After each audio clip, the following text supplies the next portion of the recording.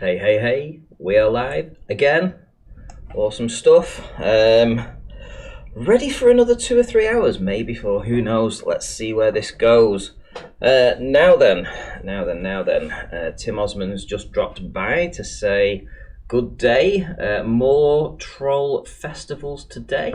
Excellent, thanks. And then he goes on to say the best flat earth content during the Wuhan hysteria hoax. Well, it's interesting, isn't it, that a lot of the big channels now, not inside the flat earth, but a lot of the more major conspiracy channels are actually, if you go back and you listen to what they're saying now, talking exactly what that guy that came on my show about 11 weeks ago and told you all, literally. Very funny. That's very funny how ahead of the game we were. So if you keep calling it a hysteria hoax, I'm sorry, mate, but you are in denial. Okay, we've had a super chat already, which is pretty awesome. Mind of God, thank you very much for the $2 super chat. Cheers, Ranty Flat Earth. He said the drone looks cool, indeed, and I've got a backdrop. I've got a nice backdrop up here, as you can see. Ranty Flat Earth with the drone in the middle. Awesome stuff. Right, so a few shout outs to some people that we've got in already. We've got YouTube was in here earlier. Sean Hawkins, Mike Dornan, Right the Hand and Cleary. Sean Hawkins 2, Right the Hand. Pay up, asshole. Julie Bennett, nice to see you in. 22:05, a very specific time indeed. Well, to be honest, I mean, it was just the way that this stream set up. I had actually set it up for a different time, and then it had me going live at like 4 AM or something ridiculous. So in order to get a 30-minute notification out there, I had to put a time, so it was 22:05 was the nearest one to 30 minutes that I could get, so that's why I did a 22:05. Rob Pollard, nice to see you in as well. Mind of God will be joining very soon. Jeffrey Ball, Bball4Life. Oh goodness, why not even click on this? I don't know. Bball4Life. Awesome drone, Ranty. I have the same one. Do you really? I would be interested to talk to you about it then, if that's the case. Maybe you can give me some insights into some tricks of the trade with that particular piece of equipment. Diva Dante, nice to see you in. I saw your post earlier, actually. Yeah, Amanda Young, and many more, I'm sure. Lots and lots of people. Anyway. So basically, I'm holding the fort down for a while. Just wait for the Mind of God to come in. I've got a few people on Skype that are wanting to join as well. I'll bring them in as and when. A little bit of information coming up, hopefully, this week. I've been talking to Conspiracy Cats, and he's very interested in coming on this show to have a discussion. So he wants to come in with some what he would class moderate people. So he specifically asked for people like the Adam Meakin, and I suggested perhaps Gleam. So waiting for his email back on that. Adam Meakin's not opposed to that. So looks like something will be going down this week, at least with Adam Meakin and Conspiracy Cats. That would be interesting. I think get them two on. Yeah, looking forward to seeing what they've got. Nice to see you in, Dank, as well. Nice to see you in. Okay, Pete Shea today. I don't think so. I think we had it was a bit of a mixed one last night. We had a bit of a rough time, then it was an alright time, then it was a bit of a rough time, then it was alright again. You know, oh, the Mind of God. 4/22/2020, Pete is busy. Yeah, man, it's one of them. It's just one of them. You know what he's like. Okay, so I mean, guys, did you ever doubt that I had the drone? Give me a 1 for doubting and a 2 for not. I'd be interested to know, actually. The interesting thing is, apart from one person that actually emailed me, who actually donated to the drone, nobody mentioned it. Nobody questioned whether I had the drone or didn't have the drone. And then it just seemed that a few trolls actually made it like their life's work to try and discredit me in some way. It was nice doing that live stream earlier though. I did two, but one of them for some reason hasn't still uploaded. It's still processing in YouTube. Go figure that. That was the live stream that I did outside. But yeah. Anyway, who have we got in? Jason McCormack, etc. Right, let's see if we can get some people in. Let's see who have we got.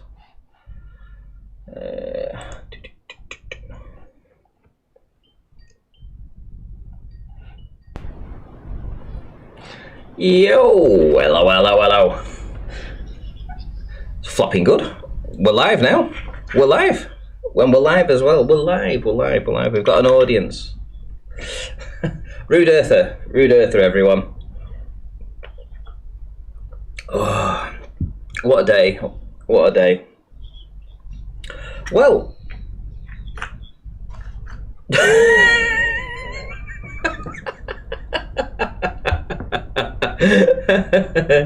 Yeah, it was that was quite funny. Who was it again? John Watson. So John Watson immediately after me going live with this is for the audience's sake, because that video is still processing in YouTube. Can you get that? It's still bloody processing. Anyway, so I went live and unboxed it outside. He thought it was a manual, the dipshit. So he went back onto Nathan's channel and he's telling everybody Ranty's only got a manual there. What an idiot. Oh, hang on. Well, I forgot to unmute you. There we go. Right, you are now unmuted. Right, there we go. Okay. Now, I know that you were just saying how good I am, how nice I am, how attractive, and all that kind of stuff that you were saying to me just then. The audience didn't get to hear that, though. Didn't you know? They missed all that.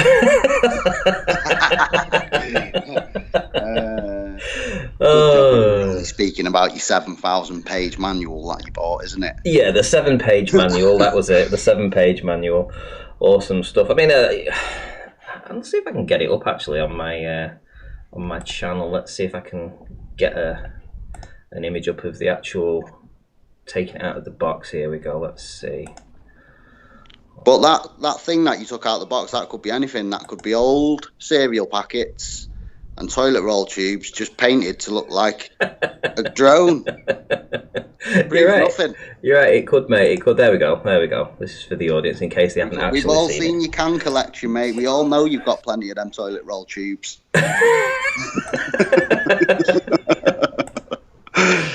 There we go. What an awesome shot. So I've got it on screen now. So in the foreground here, this box, this other box that I had, that was sent to me over 2 months ago by Dr. John D.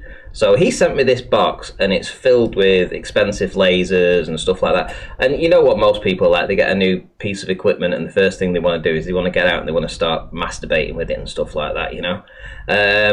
But I'm not that type, you know, and I just had left it in the box exactly as it was sent. Well, I tell you, it's a good job them lasers weren't pink, mate. Otherwise, we'd have all had some raised eyebrows then. if it had been something other than what he said it was. I mean, I didn't know. He could have sent anything, couldn't he? Oh yeah, I'm sending you some lasers, mate. You know. Oh, did you get the lasers? Yeah, I got them. Yeah. And take them down the beach one day, open them up, and they're all dildos. Yeah, buzzing like a box of bees. What the hell's in here? So on the screen now. So I mean, as I say, I have no idea how to use this drone, but you did say that you would help me sort it all out and what have you. So it looks like there is a screen. Simple. It looks like it's got a screen on it. So because you were saying that you can hook them up to your mobile phone, but I've got an earlier model. Like I've got a Phantom 3. So it doesn't come with a screen on the remote. You use your phone or an iPad or whatever, some sort of device. Other devices are available, but you use them as your screen, or you can buy the little goggles for them. But I have goggles for me racing drones and that. But to be honest, I don't really use my Phantom that much. Right. Okay. Well, I'm looking forward to using it at some point. I wanted to, like I say, it's just that I've never had the reason to use it or have it out of the box. It wasn't bought for that reason, was it? No, but you'll have fun with that because it's got like a sports mode and stuff on it, so you can sort of like semi-race it. Like, they are good, and they've got like an auto evasion mode on, if I remember rightly, what you can switch on. And if you see them two little things on the front of it that look like speakers, I'm sure they're like a little mini lidar system that help it to, or like a radar system that help it to avoid any sort of obstacles in front of it. So they're pretty user friendly, like.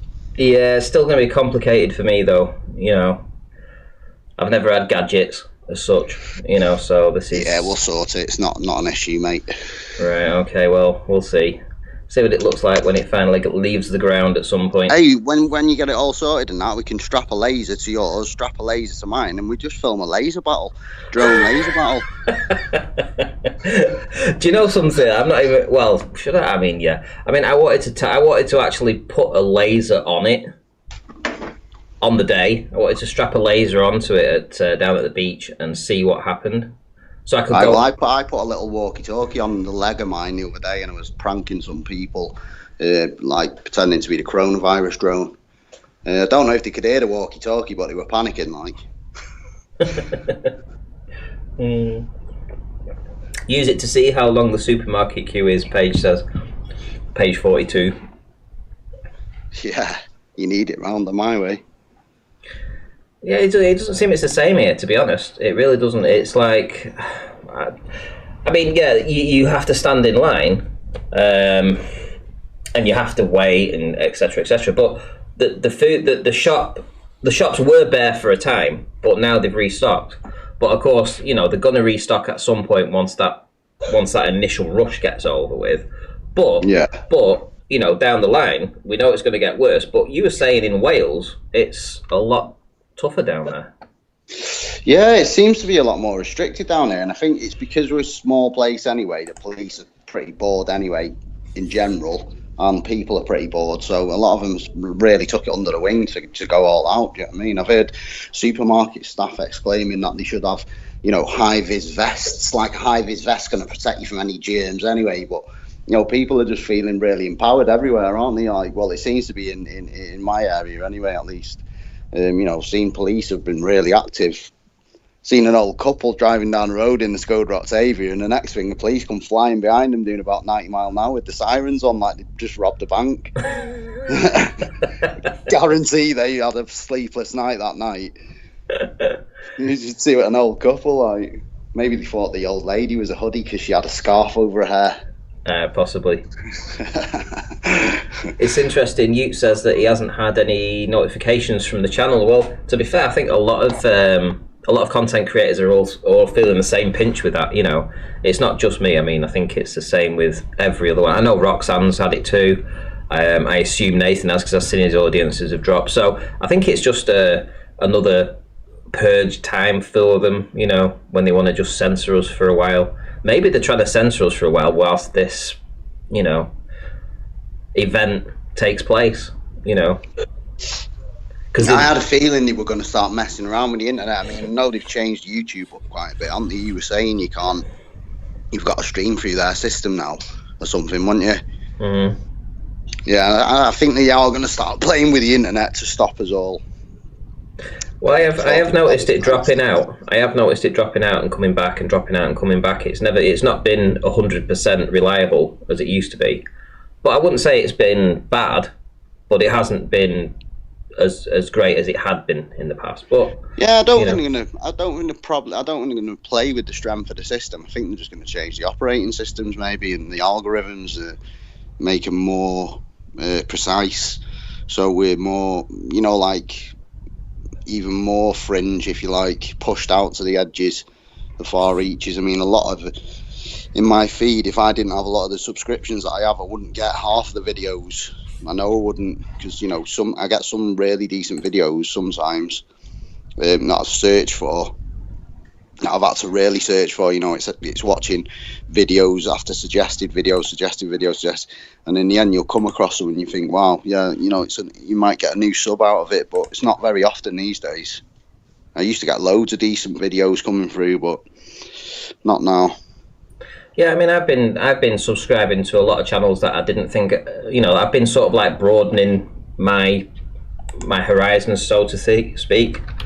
Rude Earther, right? Let's get your channel up and see if we can get you. To be honest, I just sub to random stuff as well. Like, it's not all. I don't sub to flat Earth, and I sub to some people who I don't like as well. I mean, just to see what they're saying as well. You know, I'm a big firm believer of like know thine enemy. You know, you got to if you're going up against someone, you should know them in and out really. Otherwise, you know, it's you're going in half-arsed, aren't you? Absolutely, mate. Absolutely. But yeah, listen, you've not put any content out for a while. Is that because you're just waiting? You've put all your information out and you're just now waiting to do this flight? I am. It's a little bit of that, and it's a little bit of like my soul just feels caged at the minute. I mean, I do go out and stuff. I'm not like, I know what you sat in the feel. house waiting for the end of the world, but it's just like, I don't know. It all seems so surreal when they actually do go out and there's no one about, and they go into the local towns and stuff like that. I mean, they've never been the most busy places in the world anyway, but to go there now and just to see it's crazy, like, and it's, I don't know, it's sort of set me back a little bit maybe. And plus as well, I've got a lot going on in my personal life, obviously closure of my own business and stuff like that, so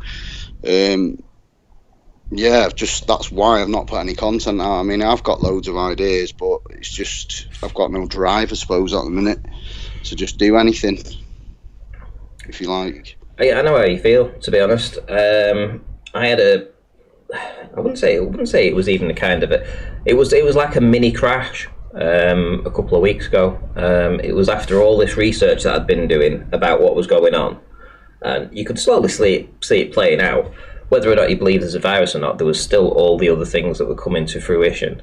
And I could, because I'd researched it and knew that this was coming down the line, it was just really tough to see it playing out. Because I didn't want it to be true. Didn't want it to be real at all. I just wanted, if anything, me to be wrong.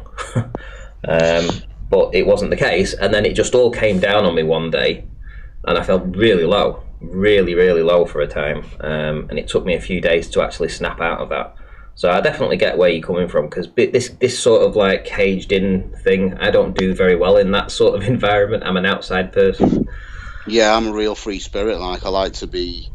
It's even just the thought of being just enclosed in is it's a lot for me to take. Like, I like to be out in the world. So yeah, feeling it a bit at the minute, but I'm still keeping my chin up. British, stiff upper lip and all that type of stuff, but.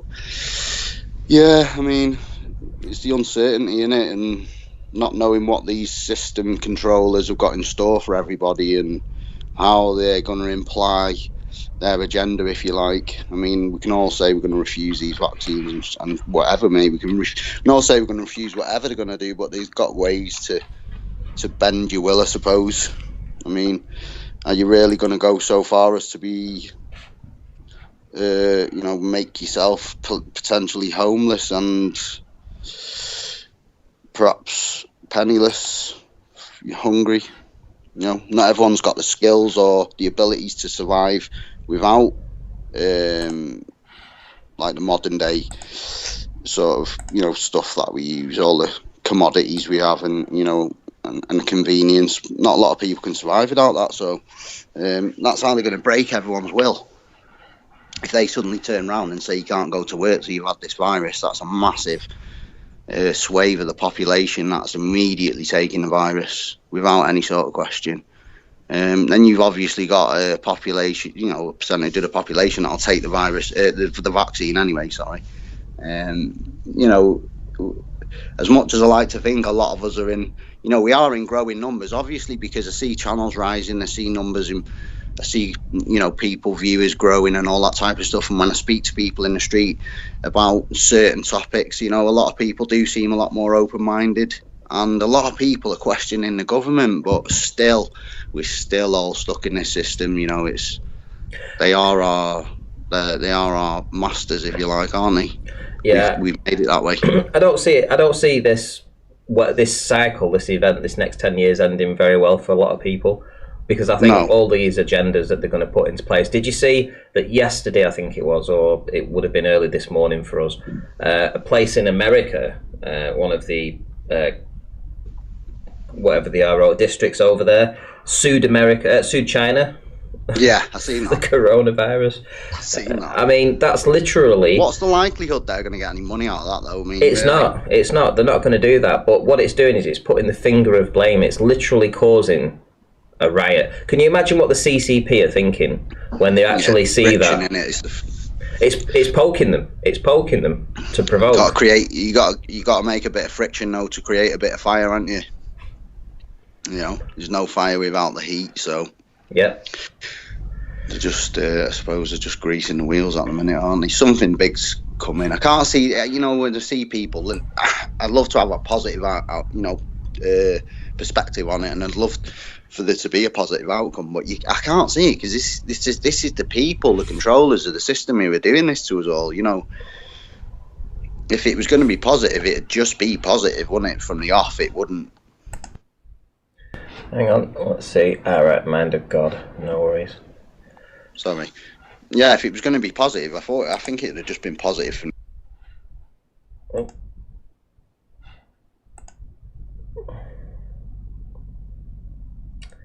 Come on.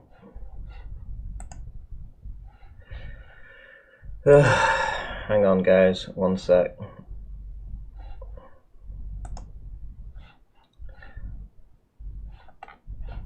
For some reason, Skype has decided to play up just at this wrong time. Just bear with me, guys, whilst I get this figured out. As you can see, the little whirl of death. Right,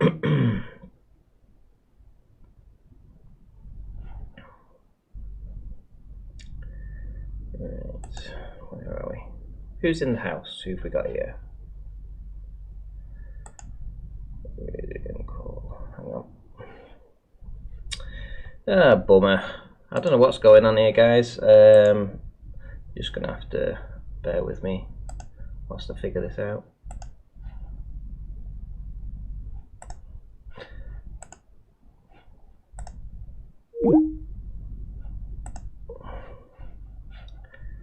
Right, here we go. Right, Rudy, can you give us a call back, my friend?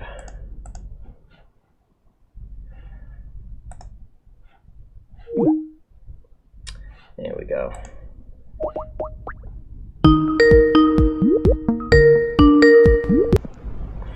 There we go.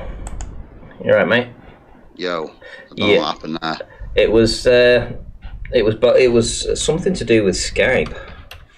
All like crossed over, ended up in a room with a couple more people then. Well, here we go. We're going to bring the mind of God in because I know he was calling.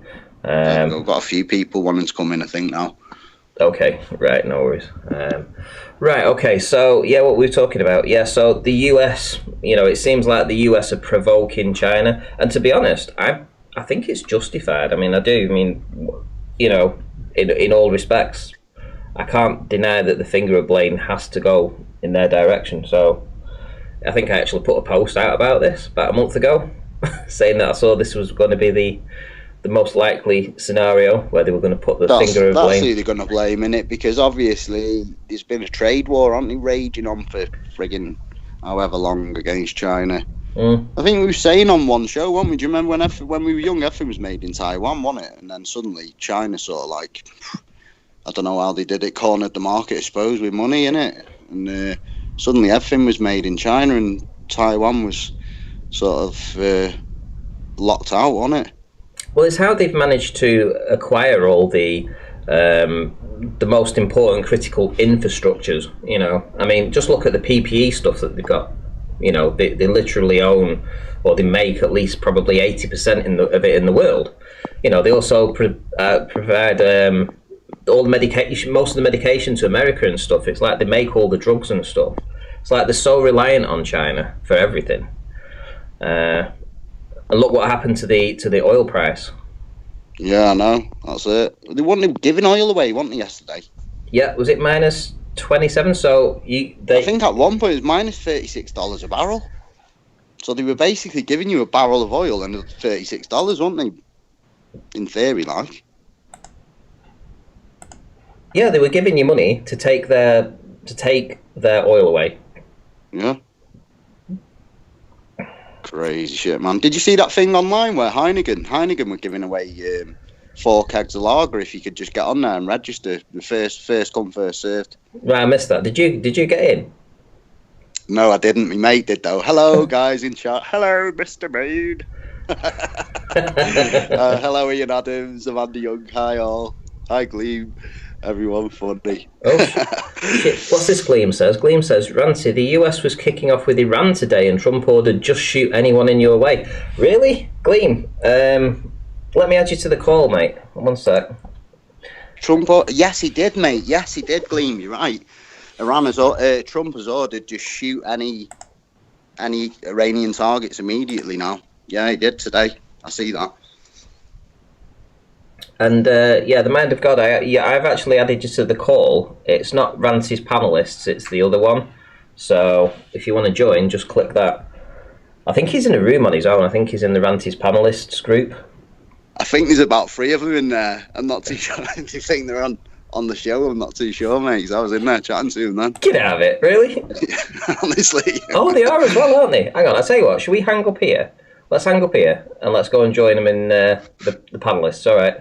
All right, cool. Just phone me into the room. Here we go. Right, where are we?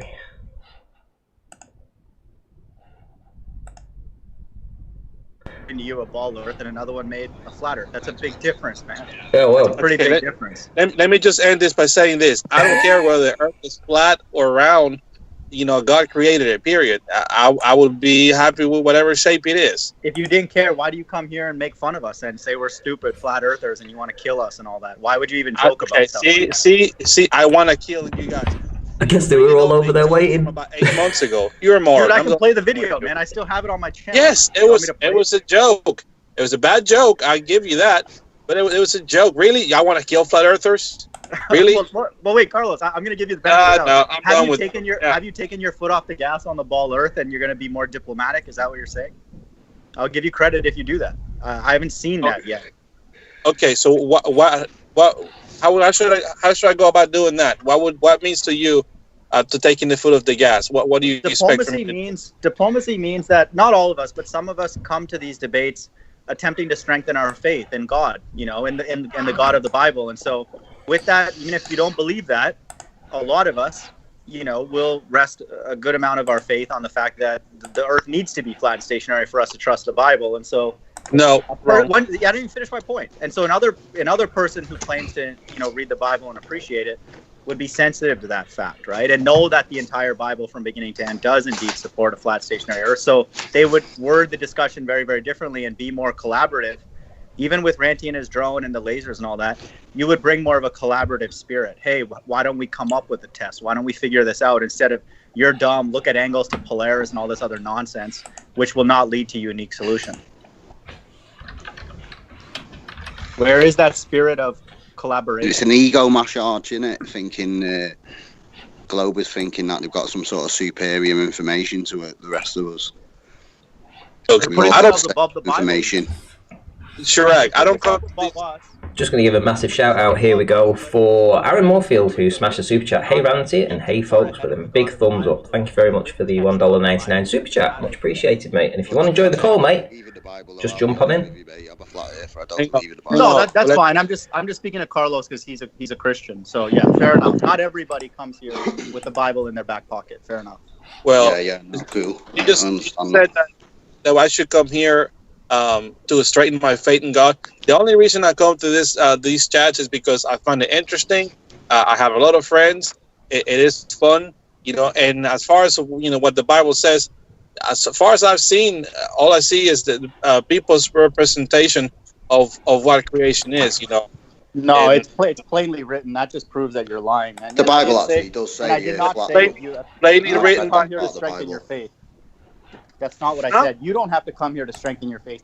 I said some of us do. And you want to put me in the same box as you. Look, all I'm saying is that it's not fair for you to go around calling me the Antichrist or freaking Satanist. You are though. Everything that's against the Bible is how somebody going to be a Satanist just because I don't think the earth is a certain shape? How is that going to affect my salvation as a Christian?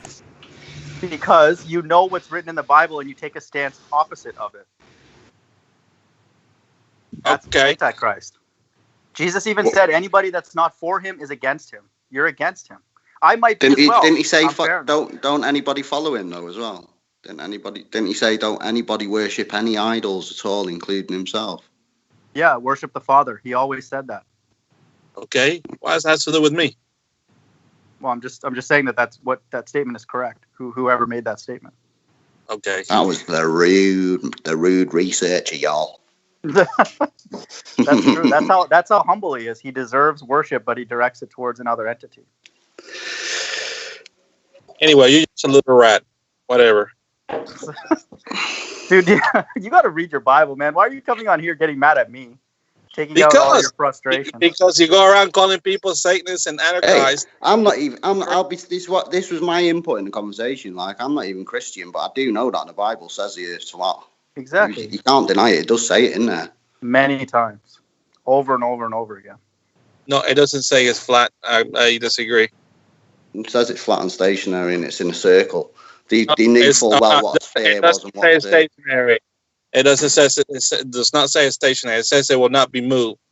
However, no, Joshua it's immovable. So immovable means it's stationary. I mean, in my thought, my train of thought, if something's immovable, it's stationary. Well, all the scriptures you guys use as references, the sun stood still.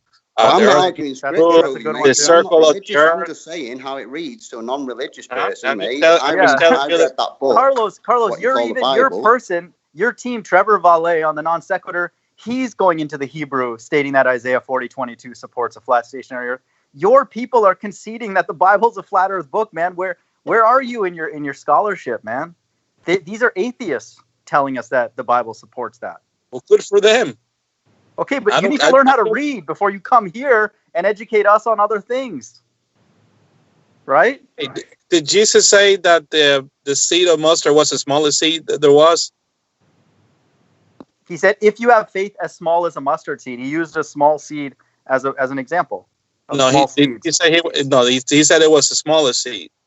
What verse? Now that you're getting into the Bible, tread lightly. All I'm going with that is that context is relevant on this, and people who did not know anything about the shape of the earth or anything that has to do with that, other than what they could see, I don't think God will show him here. The earth is this shape, and then they're gonna come down and say, "Oh yeah, God showed me the earth. It was this shape."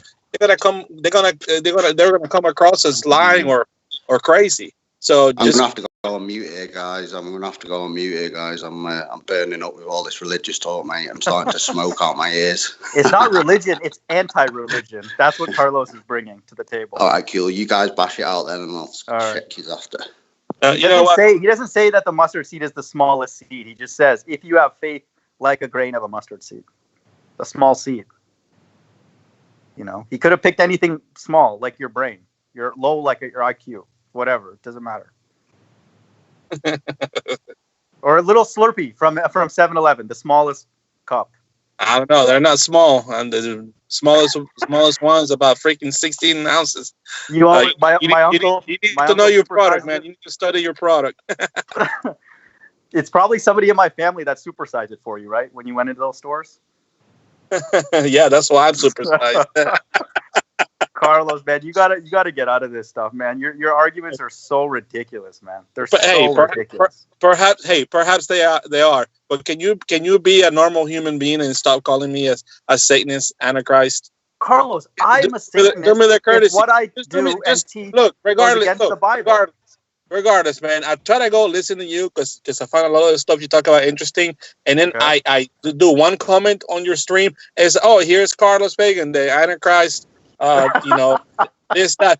Come on, man. I'm trying to actually, give you a chance to listen, and I get greeted. But all I'm saying is, do the common courtesy and just don't call me a Antichrist Satanist, please. Can we just leave it at that? If you guys come No. 1 second. No, let me respond to that. Just do that. Let me respond. No, no. I need to put forward my Well, never mind. qualifications I as well. You to do that favor, If and then you we guys can come here, if you and Rumpus and others come here with a spirit of diplomacy, there would be no need to even go to that level, man. We wouldn't need to talk about those things because we'd be having normal conversations, right? Look, the worst thing that I said to you is that you're a little rat, which of course I'm joking. I think it's No, safe. you said you wanted to kill all flat earthers. That's Okay, the word. see, once again, that was a joke from 8 months ago. I immediately retracted that when I said it. Then I apologized to you on Jose's stream. What do you want, dude? You're just a troll. I want you to super chat Ranty $20 to then I'll forgive you. No, I don't care about your forgiveness. I'm just saying, be a normal human being. No, I'm trying to make Ranty money from your shill money. So do that, and then we're good. I don't have to take shill money though. All right, $40. Now you made Ranty angry. How about that? I'll drop 5 and you don't call me a Satanist, Antichrist anymore. No, why don't you act as a non-Satanist, and then I won't need to call you that. Then we'll be fine. Okay, never mind. I'm sorry, Ranty. I just, there's not every day I get a chance to talk to Shrek over here.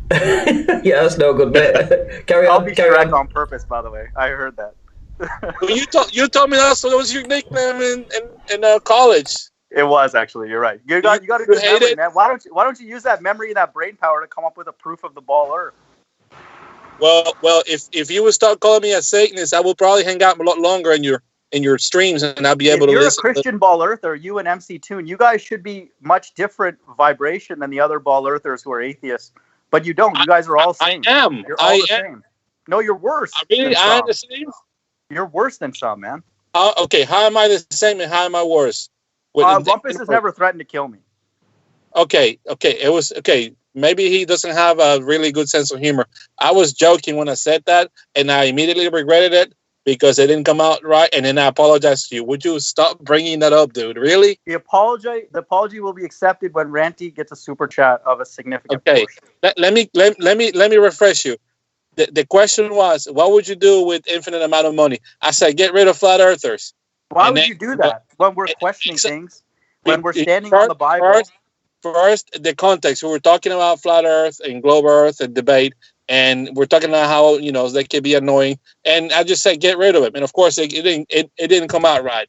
And why then wouldn't you use the money to make a test? Why don't you use the money to prove us that the Earth is a ball instead of destroying us? Why don't you collaborate with us? Hey, really.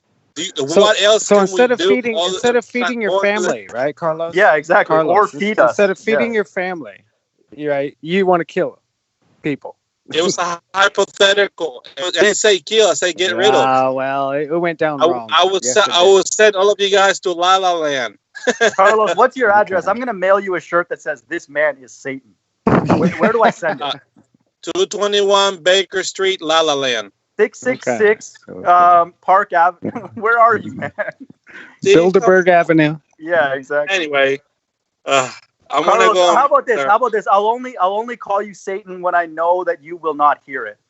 How's that? Like, I can say it's not very Christian of you to call me Satanist and no. Jesus called one of his own disciples Satan. Jesus called one of his own disciples Satan.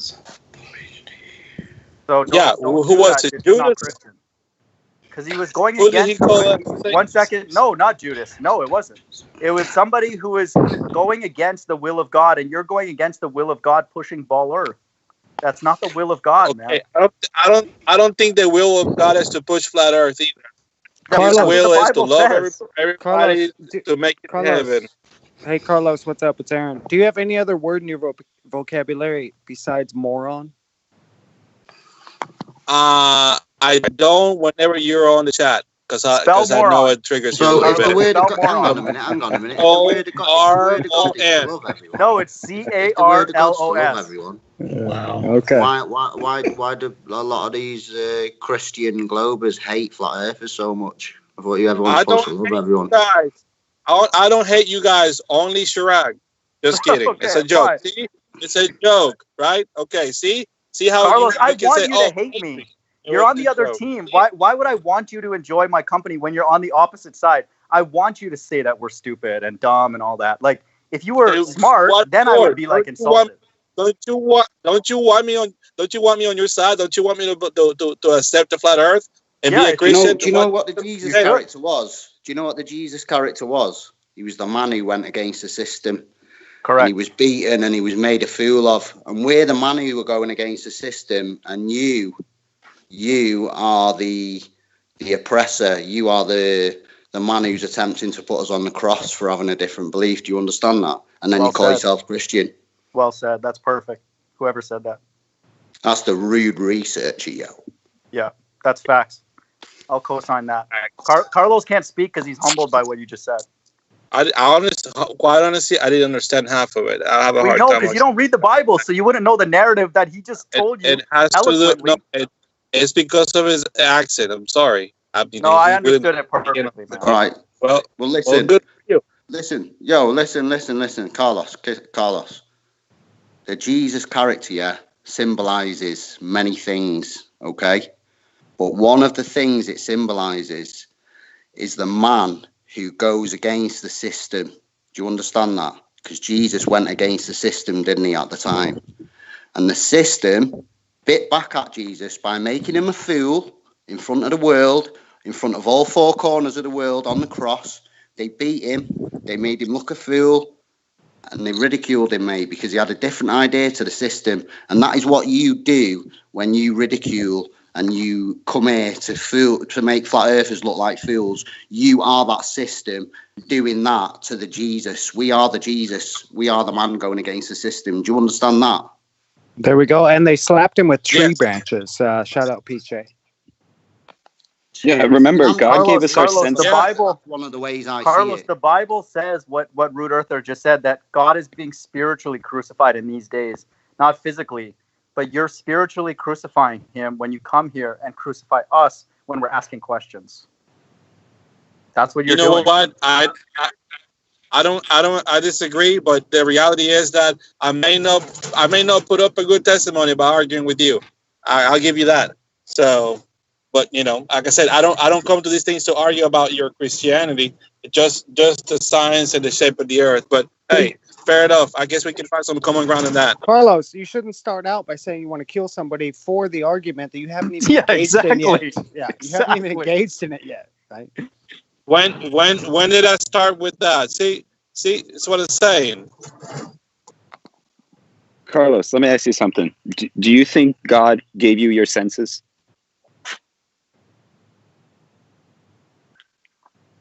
What do you think? Well, I don't want to think for you. I want you to speak for yourself. Okay. Yes, of course, as a Christian, I would say that yes, he gave me my senses to be able to function in Earth, and do you think he would go about my day, do basic tasks? What about Do you think he would make your senses fool you? Like, do you think if you saw something moving, it would in actuality be not moving because your senses are bad and can't determine what's going on? Or do you think he would give you the ability to interpret his world exactly as he created it? To determine. That's right.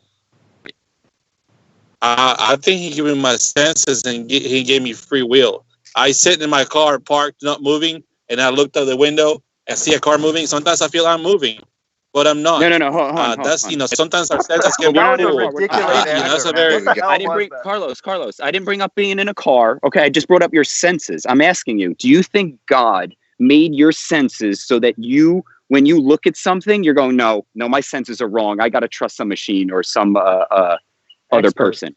Expert, yeah. Or do you? That's not what he gave me my senses for. He gave me he gave me my senses to be able to do a day-to-day basic tasks. Now, if I look at water and it looks clean to me, if I drink it and die, is it because my senses failed? No. There's only so much your senses can do. You can't trust your senses. You got to use all your senses. Like your brain is one of your senses. So if you see some water, you can look at the water and be clear, but then you start thinking, you can smell it, you can taste a little bit of it. You got to use all your senses. I'm saying you don't sense motion. You don't sense this vacuum. You don't sense this ball earth. What you do is you explain it with words, right? So the earth supposedly is moving, but my God-given senses tell me that I'm not moving, right? So you're telling me to deny the senses that God gave me, right? And deny the brain that he gave me. You want me to deny everything God and go, no, I trust man. That's what it says in the Bible when it says, put your faith not in princes, but in God. You're putting your faith in princes and NASA. Princes are somebody that is elevated above a normal human. This is why they talk about Einstein and his IQ and all this. Like I said in one of my streams, nobody would buy Einstein's shit if it was said by Larry and not Einstein. The whole idea of you buying the idea of space-time bending is that it came from some genius. If I told you space-time bends and that's why a rock falls, you would laugh in my face and go, space-time. You never hear about it, though, because the system wouldn't push just Larry talking about the space-time. Yes. System it created, the system created Einstein. Exactly. The leader of schools are called principals. Can I respond now? Go ahead, Carlo. I'll take that as a yes. Yeah, God gave me senses. One of the senses he gave me is for me to be able to detect acceleration, changes in acceleration, not movement. I don't have a sense to detect whether I'm moving or not. So, okay, but we're changing in acceleration when we go in an elliptical pattern while constantly. Spinning. Okay, so when you spin, hold on, Carlos, hold on. You have to understand. You can't have acceleration. Dude, I know. Okay, so that's acceleration. You would feel that. We don't. So now your argument, which you just pinned on acceleration, I'm saying there would be acceleration because when you spin while going in a circle, you're changing velocities constantly. Okay, 24 hours a day. Yeah, so you don't feel that. Right. Okay, so now you just put that we feel acceleration, not motion, and the Earth is said to be accelerating in constant different directions. So now your own words you have to go against. Your own senses you have to go against. My own words. You just said we feel... Yes, you just said we feel acceleration. There's a limit to the amount of acceleration we can sense. What that limit is? Here we go. But the machines can tell you you're moving, right? The machines don't have that limit. No, math. No. Right the hand. It's math. Math can tell you. That's it. Yeah, math. Right, the math on the paper. And you see the sun move. And Carlo, you do some math. The Earth is... Carlo, we can feel velocity. Can tell you a lot of things. What's the smallest amount of acceleration the human body can detect? Do you know that? The smallest? We're not any acceleration. I get car sick. Carlos. Yeah. So I know motion. I say, what is the least amount of acceleration a human body can detect? Do you know any that? amount of acceleration. I detect your senses, Carlos, can detect any acceleration. Your mind. No, that is incorrect. That is incorrect. That is incorrect. Well, then some people have got high obviously a zombie. They can detect more. They're more sensitive to acceleration than others. Some people have less sensitivity. You can't blanket people's sensitivity of acceleration, mate. You don't feel. Carlo, we'll play along. Carlo, we'll play along. What amount do you believe that is the threshold for detection? Yeah. How many millimeters do you have to move to not feel? And support it to citation. Yeah. Like the biophysics. It's not about distance. It's about the amount of the acceleration. Think about this. Mean? You can have Carlos, what's biophysics? What? What's biophysics? Oh, okay. So I don't know the description of a word. Therefore, my argument is invalid. Well, I'm assuming you would. I've been right in biophysics to prove this, right? Because they'd be concerned about the human, like biology, the anatomy, and then the physics of it. So where are you getting the support for the fact that the amount that the Earth moves is the amount that we're insensitive to? Yeah, I've looked it up. I don't have the numbers anymore. But you should know the source you've looked it up from. Come on. It seems awfully coincidental that the exact amount of motion we can't feel. You guys are claiming that we can detect any acceleration. You don't think that's a little coincidental? There's a minimum amount. There's a minimum amount. And that minimum amount just happens to be under the Earth's motion.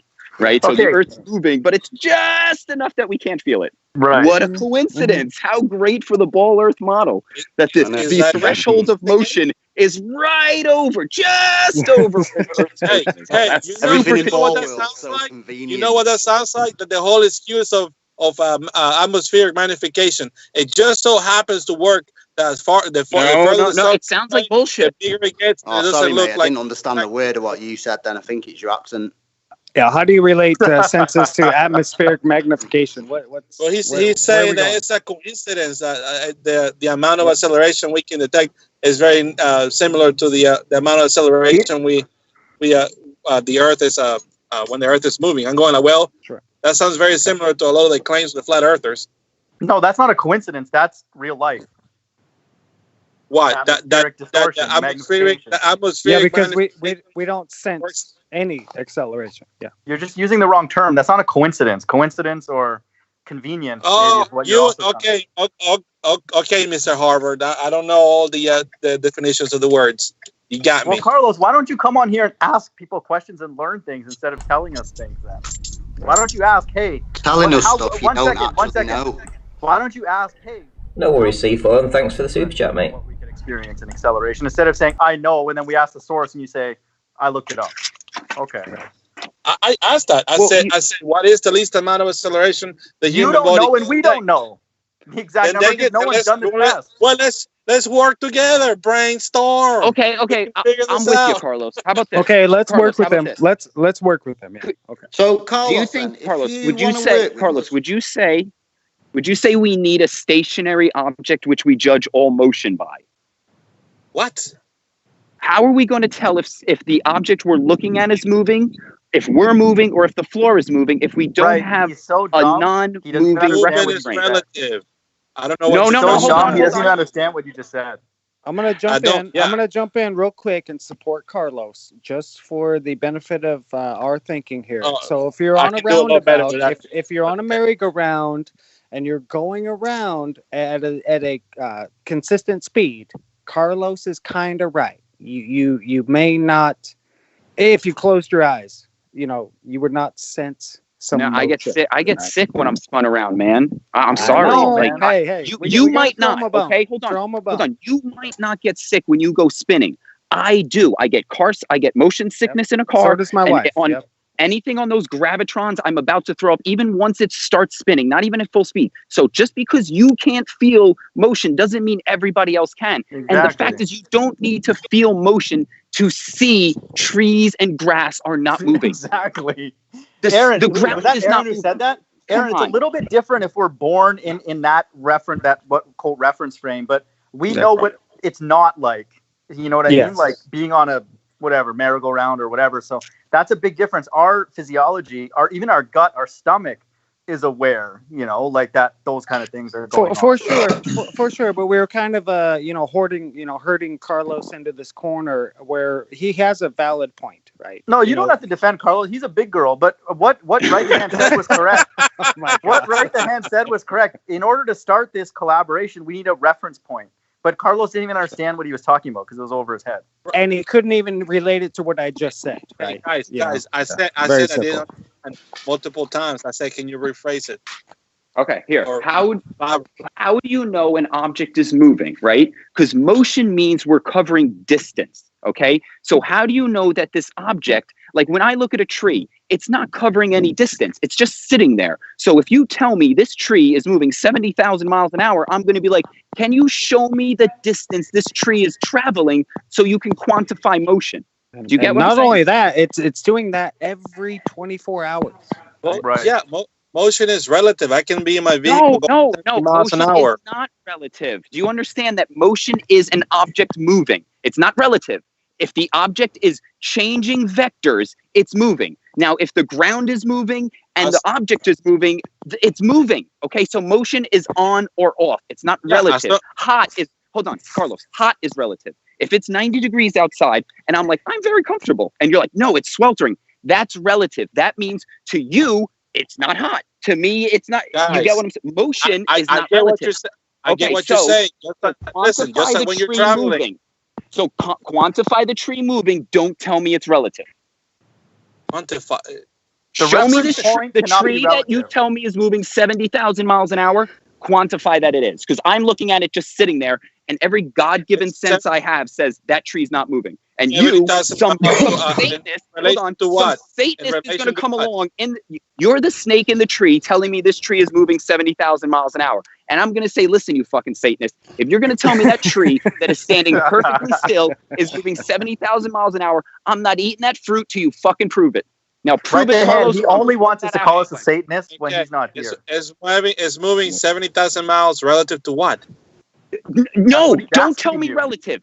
I'm asking you, moron. No, I said relative to what? Look, Carlos, if I wanted to quantify that a rock was moving, I would show you the distance the rock I would show you where the rock started and where it ended and how those positions were different. That's motion. Now show me the tree starting in a place and ending in a different place to quantify its motion. Don't just look at me staring blankly and go, it's relative. Carla, you believe buildings move and then come back to their original position in the morning, right? It's a satellite reference. I don't. No, I don't believe that, Chirac. So that's what your model says. It's actually in a totally new place because remember we're moving through space. Exactly. So You're not gonna get me with this crap, man. I understand the bullshit model. This is why I don't believe it. So quantify this tree moving without your faith. Can you do that? He can't quantify it, but he will say it's a satellite just to point out. You have to sit outside. You have to sit outside the tree that you're talking about, right? The hand and you observing it. Carlos has to sit outside to quantify it. He has to satellite it, right? Be outside. Eric, you don't. That's the only way. Have you had today? That's the only way he can do it. Of the system to measure it. No, you don't. That's the only way he can do it. Carlos can do it. That's what he's going to claim, that there's a point out in infinite space that's what it's relative to. That's his fate. But you don't have to do that mathematically. I'll claim God is out there right next to it. But right then, this is how funny he thinks he got us because he thinks the whole system. I don't think I got you guys, and but when I haven't got me. Let me make my point. When I said the buildings move every day, you think you trapped us when you said no, the whole system. I haven't, dude. I haven't trapped anybody. If anything, all I said is I don't believe it comes back to the same place. Okay, yeah. Let me just make fun of you, and then you can respond. So the building. Okay, go ahead. Right. So the building. Hang on. You thought you were being smart when I said the building kind of revolves and then goes back to its original position, and you're like, no, it's actually moving also in three-dimensional space. I didn't say that. I didn't say that. That has to be your position. It doesn't come back to the same place. Is all I said. Right, because it's moving in three-dimensional space as a unit, right? I didn't say that. You said it. Say that because that's what you believe. So at least you understand something. But you can't say that you trapped me on that because that's even. I haven't trapped any. Dude, guys, I haven't trapped anybody. I come in here to challenge myself. Okay, so let's eliminate that motion. I never get multiple people questioning. All right, let's eliminate that motion and let's just stick to the rotation. You believe buildings move and then return to their original position in the morning, right? Their original orientation, in the morning, the next day. That's what you believe. Compared to what? The sun? Relative to what? To the axis of the Earth? Relative to its initial position in the morning, dummy. I just told you believe that it starts in one place, makes a motion, and then returns to its original position relative to the morning of the day. Relative to time, 8 a.m. when I walk in that. No, relative to its original position in the morning. That's my original. Relative to what? Its original position in the morning. Relative to what? That is what it's relative to. That's the question he's asking you, Carlos. Is relative to what? What do you? Yeah, it's not relative to anything else. Its position is its position. Yeah, that's the reference. The reference is its position. You can't reference a position with something else. If I said here's my basketball, and you're going, well, where is that basketball in relation to? It's here. Look at it. It's right here. It's not in a place in relation to anywhere. It's taking up its own space. If I'm in a basketball court and the ball is sitting in the center of the court, and it said, "Where's the basketball?" It's in the center of the court, relative to the hand. It's relative. It's not relative. It's in the center of the court. Right. The hand. It's relative to you and me, or if I was on the court. Right. But no, he asked, "What's our starting point?" And I gave him that as the starting point. That's I answered his question. That's starting point. Starting point. Yeah, it will never go back to the starting point. Because it's moving in three space, but I just said let's eliminate that for now. Let's simplify it. Yeah. And that's why I asked. Is it going back to the same place? I said, Carlos, that weakens your argument because that's an other motion that we should be able to detect. So why are you adding you think that you're being clever, but you're making it worse. So what are you doing? I'm not claiming to be clever, guys. Perhaps I'm trying to help you. Carlos, are you saying nothing stands still? Carlos, are you saying nothing can stop moving? That's what they never believe. said that either. Hey Carlos, hold on, wait a minute, hold on. Hey Carlos, you came in to test yourself. How do you think it's going, mate? Do what? You came in to test yourself, mate. How do you think it's going? Not very well. Say that again, man. He didn't understand it because your accent, mate. We're like trumpets, but smarter and nicer. Cheers, Carlos, for coming. I mean, I'm telling you, I'm not trying to get anybody on a gotcha. You know, most of you guys are. You can't because you're an idiot. That's why. Easy. Carlos, is there any chance you're wrong and the Earth isn't moving? Yeah, like, are you open to exploring that? Because that's what the Bible also supports. Yeah, if you guys are willing to admit that there's a chance that you guys are wrong about the flat Earth. Yes. Yes, we're here. That's why we're here, dummy. Okay, well, very well. There may be a chance that I might be wrong. Sure. All right. Do you think if I only observed reality and came to no conclusions, would I ever be wrong? Could I be wrong by just observing reality? No, right the hand. Right the hand. Carlos just admitted that he might be wrong. Let's ask him what part he might be wrong. All of it. I might be wrong about all of it, except for Chirac owning a 7-Eleven. I'm certain. Okay. What makes if you become a flat earther, dude, I'll buy you the biggest Slurpee you'd ever consume, dude. Like triple. Why do you think you might be wrong? What leads you? Because I think there's no way that I'm wrong. So what do you think you might be wrong about? Yeah, be specific. Well, no, because be specific about where you see the holes are in you being right or wrong. Like, what could you be wrong about? Exactly. I'm just saying we could all. There's always a very small chance that we could all be wrong. That's all I'm saying. I disagree. I disagree. I don't know. Carlos, wait, time out. What we're leading you to? Listen. Let me explain you. As far as the shape of the Earth, and as far as gravity, I feel very confident. Now, anything else aside whether we're hurling 500,000 miles an hour or not, I haven't looked at that enough. And yeah, perhaps that's something I need to explore more. But as far as the shape and orbital mechanics, I feel pretty confident about it. Okay. But you said the shape of the Earth. But you feel confident about orbital mechanics, but you don't feel confident about everything else. Everything else. So the basis for the claim is sphere and gravity, which creates the model. Right. That's what creates the model, the solar system model, everything we're taught. So you are totally confident about sphere and gravity, but everything else, could be wrong. Right, Carlos? Well, I'm just being honest because I haven't researched and looked at everything else other than like I said, the shape of the Earth. Yeah, that's fine. Let's take it step by step. All we're trying to get you to concede is that the possibility that you can't feel the motion is that it's not there. That's the starting point that we're trying to get you to work. Okay. Yeah. Okay. Yeah. You would never know whether you were moving or not. Sure. So that's the part where you would need to question. There you go. The sensitivity of your physiology, where you claim that if it were moving, you would not know it, right? I always know if I'm moving, Carlos. Yeah, and so we do. But that's a good start. So just start with that. You don't have to get into the gravity and the curvature and all that. You're a little child, so we go feed you the baby food. If we didn't know we're moving, we just fall over, right? Aaron just said he always knows when he's moving. What's that? Oh, He always knows when he's moving. Yes, yeah, we do. I always know if I'm moving. Because if I always know when I'm moving. If I was moving, I would fall over, right? I would just fall over. Right. You don't think your body knows or just how weird your experience on Earth would be if you didn't have sensitivity to motion? Like, what do you mean? It's how weird. How weird would our acceleration? It's the concept of having legs and standing up so that you protect your head, Carlos. You don't just fall over, right? Listen, for your body to know that it's moving, there's multiple cues. Not only sensing the changes in acceleration, but also your visual senses.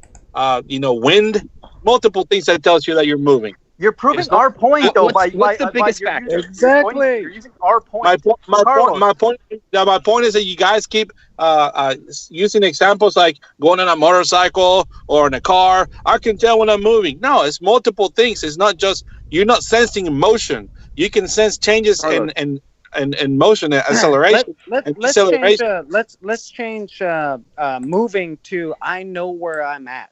Okay, at a single point. And you brought up a good point, Carlos. You said wind. When I walk into the wind, I have to lean forward, right?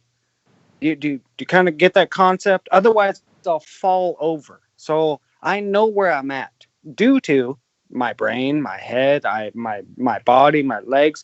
I can walk into the ocean, right, with a wave coming at me, and it doesn't knock me over. Okay, now that's kind of drastic there, you know, the sense of a wave. But let's just say I know where I'm at all times on your model, right? Okay, Carlos, for example, when you drive, right, and you make a turn, what's up, you don't go out and measure the clearance, right? Your brain is able to make that sensitivity that you have this much clearance based on what your car's dimensions are and that kind of thing. And it's exactly that same intuition with human motion, you know, and what Aaron's saying with our ability to know where we are in 3 space. Okay, just going to introduce Bball4Life, who's joined the panel right now. This is the first time he's come on. You hear me? Yeah, we can hear you. Just want to shout out. I can't work it. Who's that? Colin Dresser. Colin Dresser, welcome to Wales. Yeah, thank you for becoming a member as well. Right. Okay. So, Bball4Life, you're a globe earther, right? Yeah. Hey, how's it going? Yeah, I am. Okay. Bball. You're living on a Bball? That's crazy, man. Yeah, you are too. It's just you just deny it. It's okay. You think that God is telling you that you live on a flat earth too. I thought Bball. No, I think reality is telling me. Yeah, reality. God confirms it. God made it. So how come God couldn't just make a round earth, which would be just because he made laws which the matter in the earth apply. Right, so one of the laws is, and you are a physicist, and you know this, or is this just you don't need to be a physicist to go outside and see how matter reacts. Oh, so you just go outside.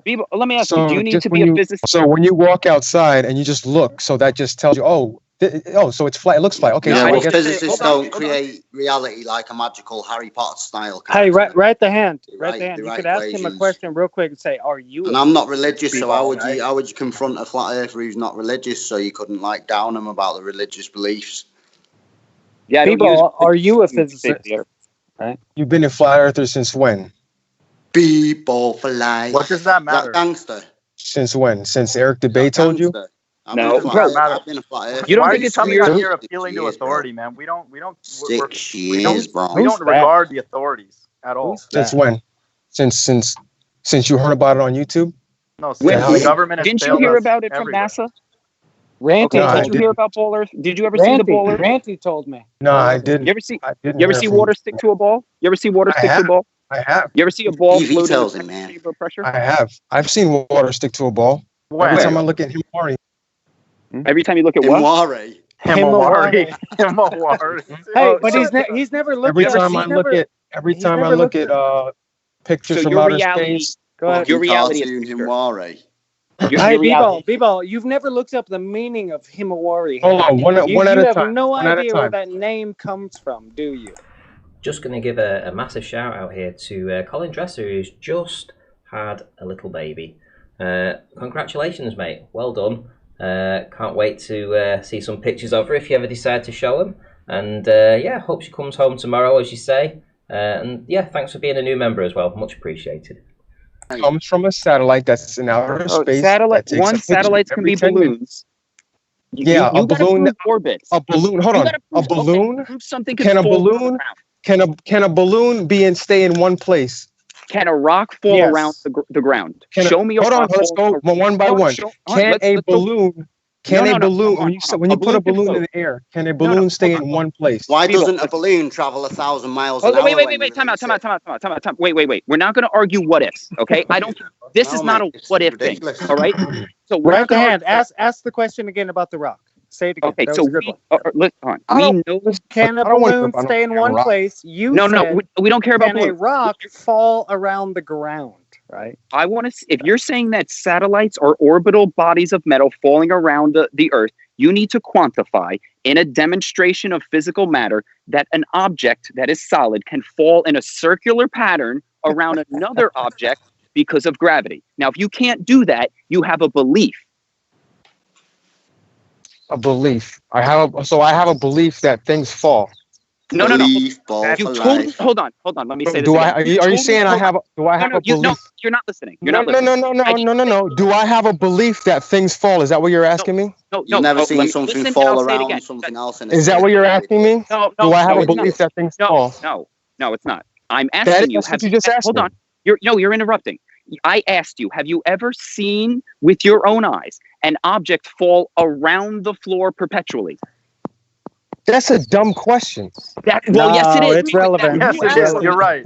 You're right. Question. It is. That's a dumb question. It is. No, And it's that's relevant. how stupid orbits are. So when you tell me that there is a metal refrigerator 300 miles above my head, falling in a circle around the ground over and over and over. Yeah, there's many of them. Right the hand. Right the hand. Can I ask you a question real quick about the supposed orbital actions of satellites, refrigerators floating around?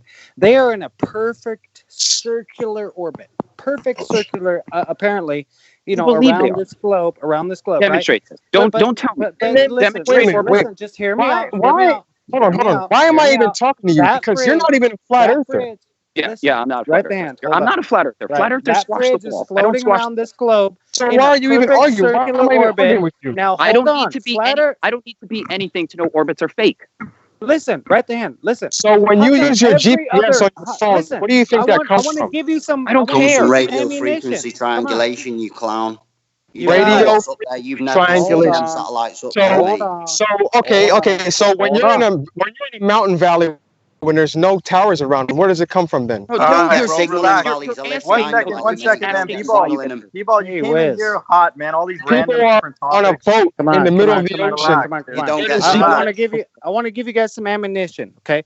How come every other orbit in their model is elliptical? It's not perfectly circle. Why is that? But yet satellites that they say, like Bball saying, is perfectly circular, and he'll give you an answer. But everything else in their model is not.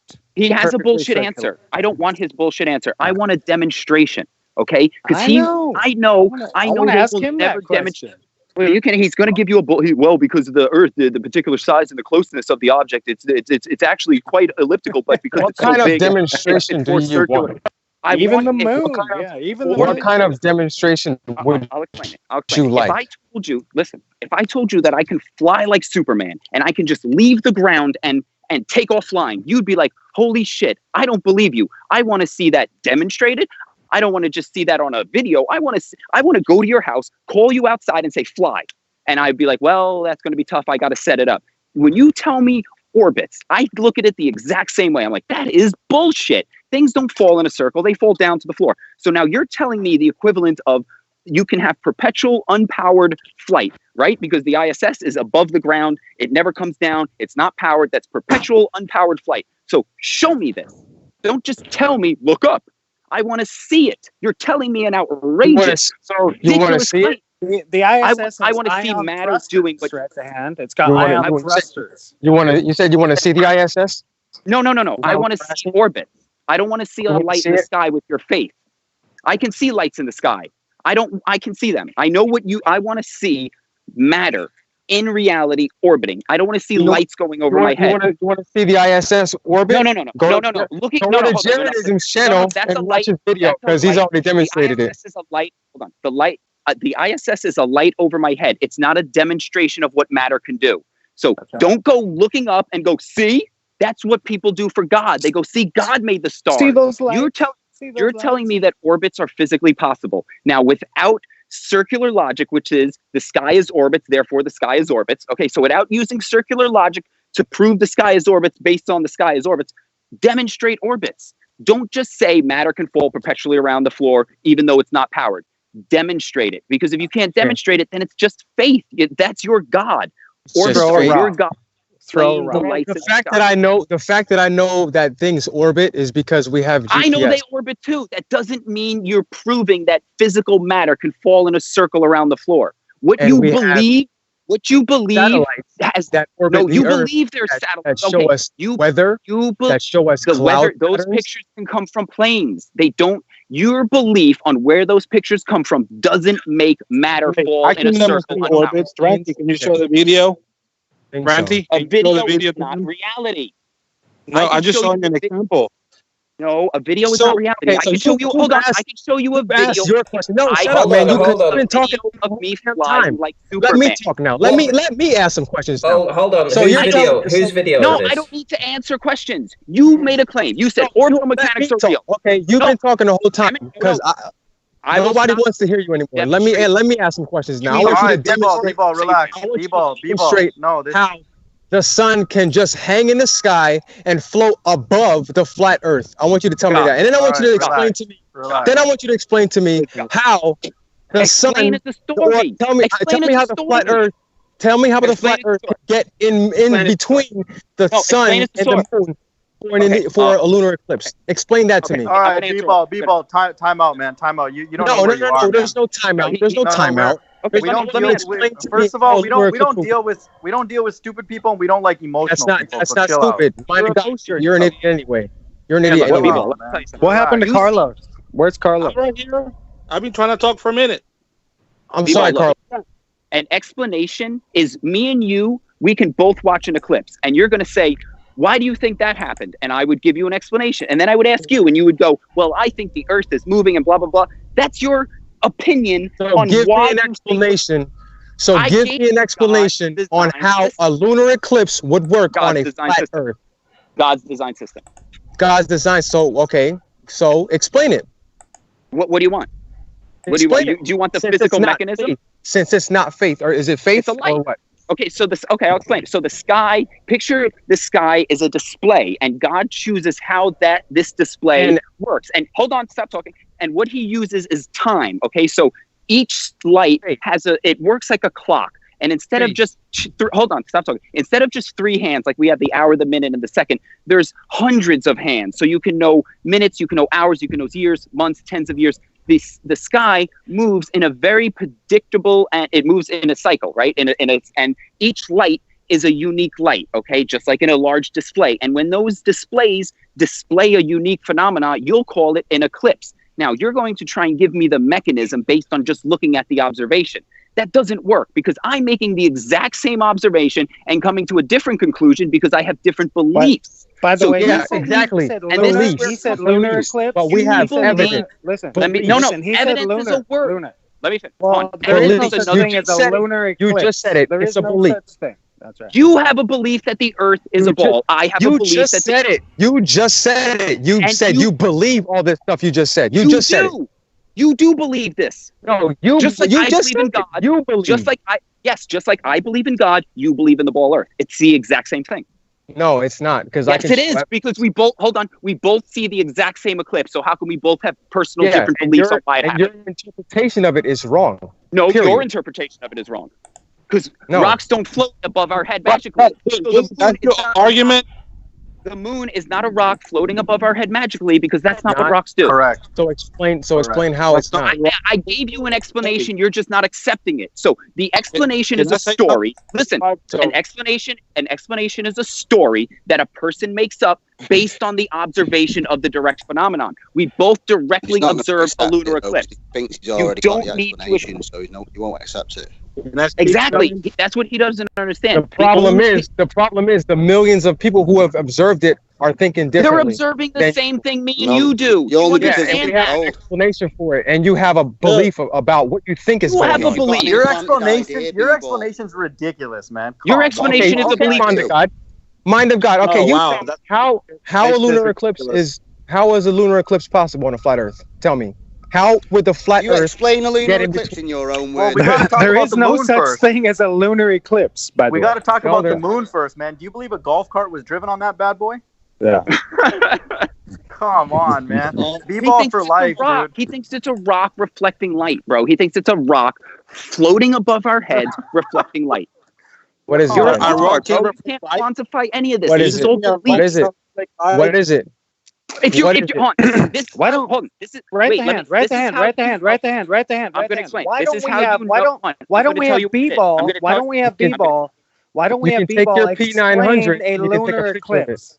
Why don't we have Bball explain a lunar eclipse? It's very simple. It's very simple. It's very simple. Okay. The Earth comes in between the sun and the moon. It's very simple. And it blacks out the moon. It blacks it out.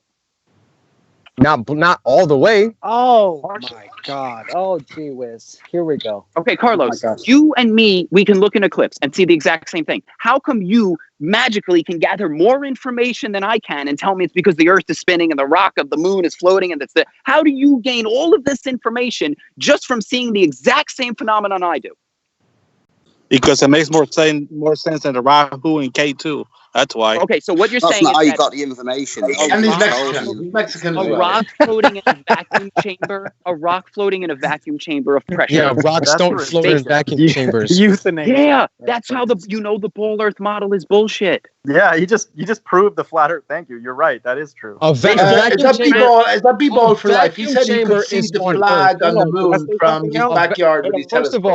First of all, a vacuum chamber would be on Earth, okay? Shout out to PeteS. On Earth. So things wouldn't float on Earth. And I would love to see something in angular size. I would really love Tree of Life. Absolutely. Here we go. Yeah. Also, Aristarchus was not a flat earther, just by the way. Uh-oh. And you only know he was. In the Bible, he was. There is an Aristarchus in the Bible. The guy. Never even met the guy, and you're going to tell us what he was or wasn't. Yeah, Aristarchus didn't exist, right? But Aristarchus does exist. Enter the future. Here we go. Hey, listen. Today, you know what day today is, Ranty? Earth Day. 422 is Earth Day today.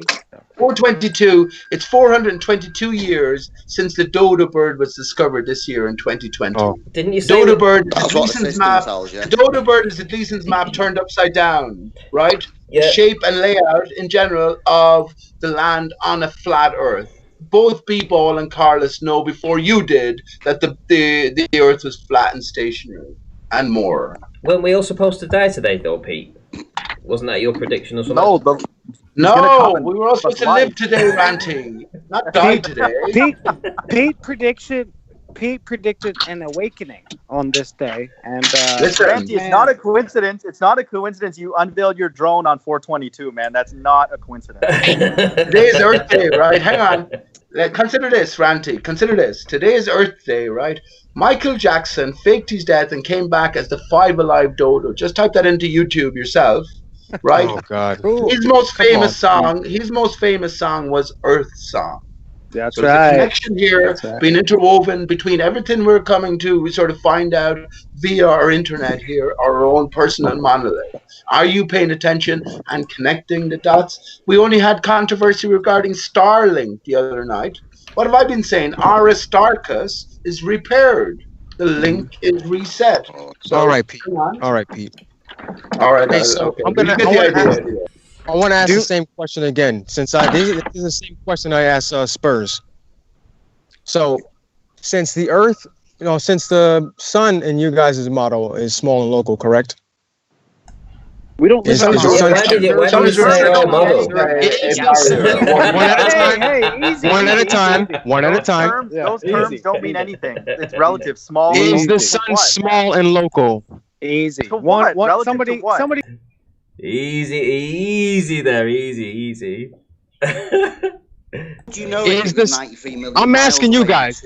I'm asking you guys. We have the same observations you do, Carlos. Is the sun small? Let me give him a specific answer because I have a specific answer for him.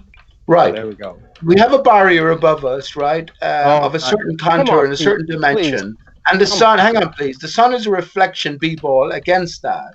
So for the most part, it appears the same size, same angular size to most of us, to all of us. Absolutely. It is a reflection. That's is the sun close or far? At its highest point, at its highest point, right above us, the barrier, equatorial areas is 60 miles high. Okay, so the sun is 60 miles high, right? I would say, Bball, is that what the sun is close. He thinks you don't see the sun. He thinks it's a reflection. I'll tell you why the sun is close. Right, but hang on. Let me explain. Because when the sun is overhead, I get sunburnt. When the sun goes down to the horizon, I lose heat. I cool down. That's why it's correct. Close to us and it moves away. If it was 93 million miles away and beating down on me at all times, I would experience the exact same radiation hang on, at all times. That's incorrect in the sense that as we rise up, right, in a hot air balloon, as we get closer to the sun, we should feel the heat more intensely, but we don't. That's not the situation. Light, visible light and heat are not intrinsic properties of the sun. They're effects, right, of interaction between what the sun actually is, i.e. reflected energy, and the intervening medium. And you, the intervening medium, meaning me. Right. Being atmosphere, right? Atmosphere, we're told, is 90% nitrogen, but there's water everywhere. Do any of you guys agree? Do any of you guys agree on the distance to the sun? What? Shout out to C4 for another super chat who says, no such thing as a lunar eclipse. Aaron 2020 rolling around laughing his face off. Awesome stuff. If that's a quote, mine, that's brilliant. Cheers, mate. Regarding people, we agree that you're an idiot. You guys gotta agree on something. You guys agree that the Earth is flat, right? You guys all agree. What do you think the sun is? Before you can ask us what the sun is, Bball, you have to kind of give us an inclination of what you think the sun is. I can tell you. I can tell you what the sun is. Okay. No, you can't. But I can tell you what the sun is because no, you can't. But you guys don't agree with it anyway. Let him do it, guys. Let him do it. What's the point in telling you? Hey, guys, let him do it. Tell us. You guys just deny what is it? What is it in your eyes? In your eyes, what is it? What the sun is? You think it's a burning ball? What's the point in telling you? What's the point in telling you if you just deny it anyway? So what's the point? You're only going to tell us what we already know, man. The fact is, the sun, it's there. Okay, is it far or is it close? Answer the question. It doesn't matter what it is. Is it far or is it close? Okay, can I finish what I was saying because I have a coherent answer. Is it far or is it close? Right. Let me finish this, please. Million miles. Okay. So it's closer to 93 million miles. Okay, so how close? How many miles? Let me give a definitive answer, please. Right. It's right in your face. Bball, the sun is always right in your face. I guarantee. Okay, so how close? Right in your face. Listen, what's the point, first of all, in tolerating someone like Bball? But if you're going to tolerate him, let me give a definitive answer. Let me finish what I'm saying here. As the barrier, the outer barrier we're under, excuse me, please. As the outer barrier we're under, at its highest point is along the equator, which is 60 miles up. When I'm looking at the sun from here in Ireland, along the ground, it might be 3,000 miles or more, right? But along the hypotenuse, it'll be a similar distance to where the sun is a point reflection off of its barrier. So that's your distance. Otherwise, all skylights are observer-dependent reflections. Okay, so the sun, you shouldn't be tolerated anymore. So okay. So the sun is 3,000 miles, right? Is that what you're saying? Barrier. It's the barrier that the sun is a reflection off of. You have to know the dimensions of the barrier that it's reflecting off. What he's simply saying is, me or you cannot measure the distance to the sun, and your question is stupid. Nobody. Idiotic. Shut up. You can't say nobody knows as well, because the truth of our environment and our system is known. Whoever said nobody knows. Do you think the Navy don't know the Earth is flat? Do you think the moment they could send up high altitude balloon footages with recording facilities that they didn't know the moon as it shrinks in size was an observer dependent reflection? Get fucking real. I'm not tolerating people like Bball here who would just bring you back to fucking 6th grade physics. Hey, PJ, I have a question about high altitude balloons. How come in every single shot of those high altitude balloons is the sun always, the camera's pointed 90 degrees out, over the flat plane, and you always see the light there? It doesn't matter if it's dusk, midday. Why do you ask what a picture? Why are you asking to explain a picture? You see the exact. Hold on. You see. Listen, bro. With the sun listen. Shining on top of the balloon. Listen. On top of the balloon. Listen. Why? You're asking to explain the same thing we see. Me and you and everyone on this panel sees the exact same fucking picture, but you think somehow we're going to manifest new information from the exact same picture and give you something that you will go, oh, you're right. I understand now. The ball Earth is a lie. Right the hand. Who are you talking to? Whoever keeps That's a flat earther to ask that question. Explain. It does. And I don't care. There's no. So what is the sun then? Right the hand. What is it? To me, it's proof of God. You can't explain the sun. Give me more than that, man. What is the sun? I don't need to. I don't need. You think you? Well, then you should shut up. Dude, there's 4K. How are you? There's 4K video of the sun.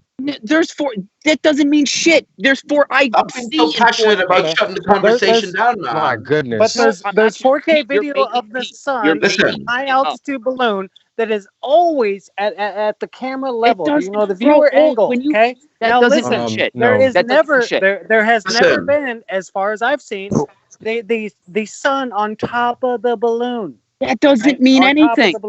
It means nothing. Right the hand. I'm not talking to you. All right. So you can sit back. I'm not gonna sit and listen to bullshit. Maybe that's right the hand. Listen to him, man. I don't know him, but he's asking a reasonable question. Hold on. If I can't look at the sun and figure it out, then you can't. Okay. You're saying the sun is God right the hand, and that's it. There's never been a video of a balloon at night. None of you people have supernatural powers where you can look at the sun and come to some greater understanding that I can't. Shut up your mouth, right the hand. I've thought about this 2 years ago, and I've much more to say. Let's hear the man's question out, and then answer it in reasonable terms. If you're just going to revert to God knows, shut the fuck up. Pete, you're a fucking press 1 through 9. Right the hand, easy. Do not disrespect. Wait, right the hand. Just out of respect for 422. Pete Shea comes on here and says the exact same 5 fucking lines. Aristarchus, the barriers. Bro, we don't need to hear the same bullshit that are being proven to be true. They're not flat earthers not agreeing with each other. What's going on here? Right the hand. You're gonna regret that when he returns in the next few hours. Yeah, I know. With a big glass of piss for us to all drink. Bro, the whole fucking idea is that... Come on, right the hand. Come on. The idea that any one of you... Flat Earthers not agreeing. The idea that any one of you there's a look few at different Earth things and we say, don't you know agree what? on, so I know that at least here you can babble it out and you can figure it out. Some guy that can look at the sun and be like, well, I know you have an idea, great. You know what? But your idea is my not thoughts then. All I'm saying, right the hand, is I agree with RTH. 30 of Dwayne Kellum's videos where independent researcher, he sends up balloons. He spends his own money doing this shit, right? Listen to what he's saying right the hand. Every single time, he'll send up a balloon. Listen.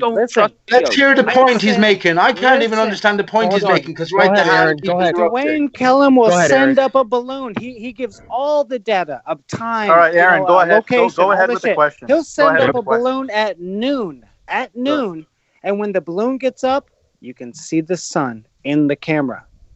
Why is that?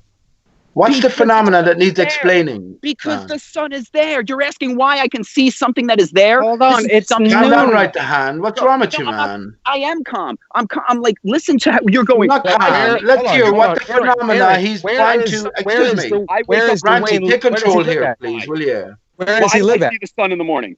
Because it's fucking there, bro. Because God put it. And if you're going to tell me anything else of why you see the sun other than God put it there... Let's investigate right the hand ideas. Let's hear his point, first of all. What's the anomaly that needs explaining? This is an important... I can't understand it yet. Dwayne Kellum's videos actually show curvature, too, just by the way. Just so you know. That's Bball? Whatever Bball. Who was the other guy speaking about about the high altitude balloon for VR? Aaron, go ahead and ask the question. Go for it. Aaron, off you go. What's the anomaly that you're pointing out is consistent and needs some sort of attempt at explaining, please? Every single high altitude balloon launch that we see on from independent or even public, officials, NASA, whatever, always shows the sun in the distance. Doesn't matter what time of day it is, it's always over the plane. It's always over the distance they're looking at with that camera at 90 degrees, let's say. Wait, what do you mean by that? Can you clarify, like, distance over the plane? I'm not being annoying. Yeah, he says the sun's always over your head. It's never oriented under the feet because Earth is a ball. It's always over your head. No. He's not a ball earther, I think. The camera. But I think that's what he was trying to get at. Yeah, just let him. All these videos. Pete Shea brought up high altitude balloons. I would just like to add to that. I got a question. Then I got to get out of here. Okay, hold on real quick. I'd like to add to the research piece. We don't care about your schedule, Bball, you but clown. Listen, there is never ever a high altitude balloon at noon with the sun shining straight down on it. Why is that?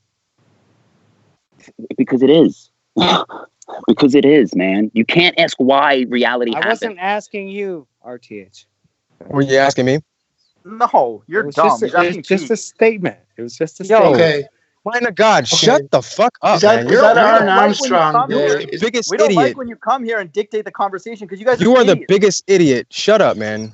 Shut up. You believe we should take that as buildings. You act like you're smart, but you're a grown man and you think the Earth is flat. So shut up. You believe buildings move every day. That's ridiculous. Man. And you believe the freaking Earth is a giant pizza. All right, dude. With two small little balls above it. Shut up. Let Aaron finish. Don't come here and make fun of us and think that we're gonna bow down to you morons. You guys are Aaron. I don't want you to bow down. I want to show you how much of an idiot you are. Well, then go on mute. My go away. my 15-year-old son can tell you that the Earth is not a freaking. How much? Yeah, well, then he's an idiot just like his father. Then. How much are you getting paid to be here? Who's your employer? I'm not getting paid anything. I am at work. I actually am getting paid. I'm at work right now. Thank you. Okay, good. Where do you work? What field do you work in? What field do you work in? What field? I do work for the guy.